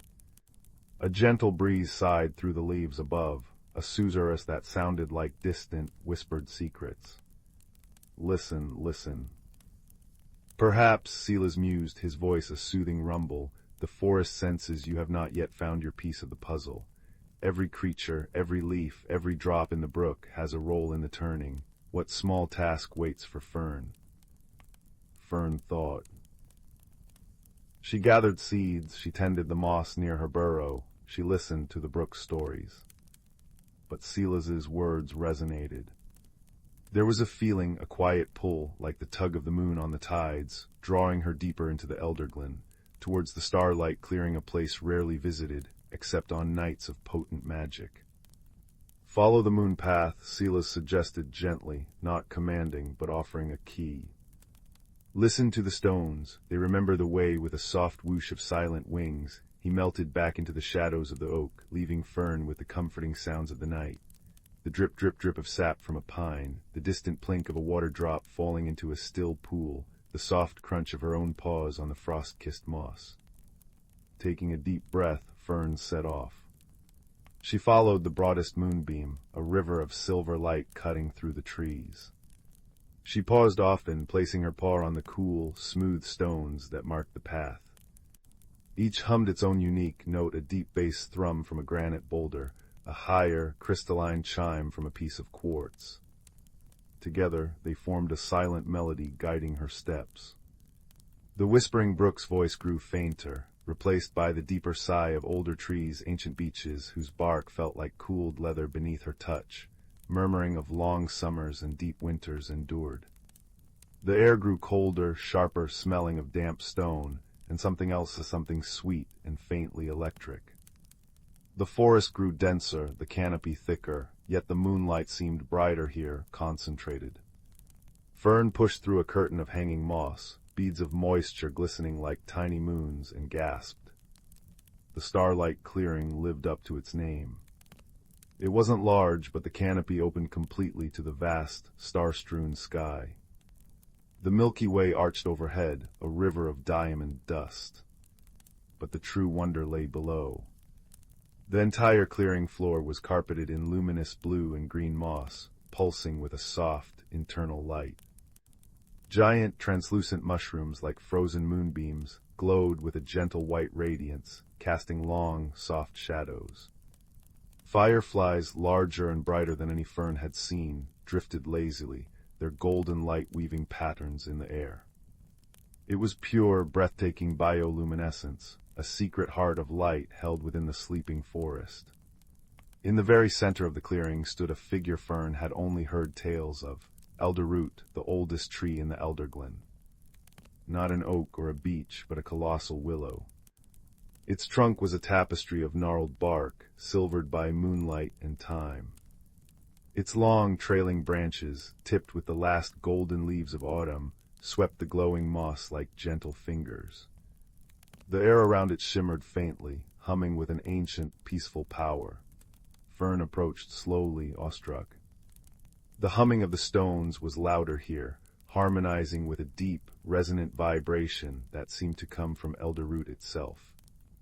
It wasn't a sound heard with ears, but felt in the bones, a slow, steady pulse like the heartbeat of the earth. Welcome, child of the turning earth, the voice wasn't spoken. It blossomed directly in Fern's mind, warm and deep as rich soil, as comforting as the crackle of the fire you hear now. You feel the sigh of the great turning. Yes, Elderroot, Fern whispered, her voice trembling slightly. Silas said, I might have a piece of the puzzle. A sense of profound understanding washed over her, like sinking into warm, sun-baked earth. Look, the voice resonated. Fern looked down at her feet, amidst the glowing moss. Nestled there, almost hidden, were clusters of tiny, perfect berries. They weren't glowing themselves, but they reflected the starlight and the bioluminescent moss with an intense, silvery sheen. Moonberries. Rare, precious, said to hold the essence of the autumn moon. They have ripened under the turning moon, Elderroot's thought flowed. Their time is now, before the deep frost seals the forest sleep. They carry the dream seeds of renewal. They must be shared, scattered where the sleepers dream, so their essence nourishes the roots of spring. Fern understood. This was the quiet task. The restlessness had been the forest's gentle nudge, the sighing trees and expectant stones its subtle directions. She carefully, reverently, began to pluck the moonberries. They were cool and smooth in her paws, smelling faintly of frost and distant stars. The clearing watched her, the glowing moss pulsed softly, the fireflies danced intricate patterns above, the ancient willow hummed its deep, grounding song. The gentle patter of a light, icy rain began, kissing the leaves high above, a soothing, rhythmic whisper adding to the symphony of the night. She gathered a small pouchful, the berries shining like captured starlight. As she worked, a profound peace settled over her, deeper than any sleep. The restlessness melted away, replaced by a warm sense of purpose, of being perfectly woven into the Elderglen's grand tapestry. She was part of the sigh, part of the turning. Well done, little keeper, Elder Root's thought brushed her mind like a trailing willow branch. Carry the moon's promise to the dreamers. The forest rests easier knowing its treasures are tended. Fern bowed her head, a deep feeling of gratitude filling her small chest. She turned, the pouch of moonberries held gently. The path back seemed clearer now, the stones humming a comforting, familiar tune. The rain fell a little heavier, a soft shush-shush-shush on the canopy, but beneath the trees, Fern walked in a pocket of quiet peace. She stopped by the whispering brook, scattering a few moonberries along its banks. They gleamed like fallen stars against the dark water, destined to nourish the roots of water plants dreaming below. She left some near the entrance to the rabbit warren, where deep sleepers would unknowingly breathe in their renewing essence. Finally, she placed a few precious berries near her own burrow entrance, a promise for the spring to come. Her task complete, Fern slipped back inside her cozy burrow. The scent of clover and milkweed welcomed her. The restlessness was gone, replaced by a delicious, bone-deep weariness. The forest sighs outside were no longer unsettling, but a gentle lullaby, the sigh of contentment, of settling into rest. The drip, drip, drip of rain from the eaves, the distant murmur of the brook, the deep, resonant hum of the resting earth, it was a symphony of peace. She curled into her nest, the pouch of remaining moonberries glowing softly beside her, a tiny piece of the starlight clearing brought home. Outside, the Elderglen settled deeper into its seasonal slumber. The moonberries, scattered and nestled into the earth, began their quiet work, weaving dreams of green shoots and warm sun into the fabric of the frozen months. The great turning was complete. Fern closed her eyes, her breath slowing, matching the deep, restful rhythm of the ancient forest. She drifted into sleep, not adrift, but anchored, cradled by the wisdom of owls and trees, the language of stones and streams, and the soft, luminous promise of renewal that glowed even in the deepest dark. The fire crackles softly now, mirroring the gentle pulse of the Elderglen's heart, a reminder that even in stillness life dreams and prepares, ever so gently, to bloom again. Sleep well, little dreamer, sleep well.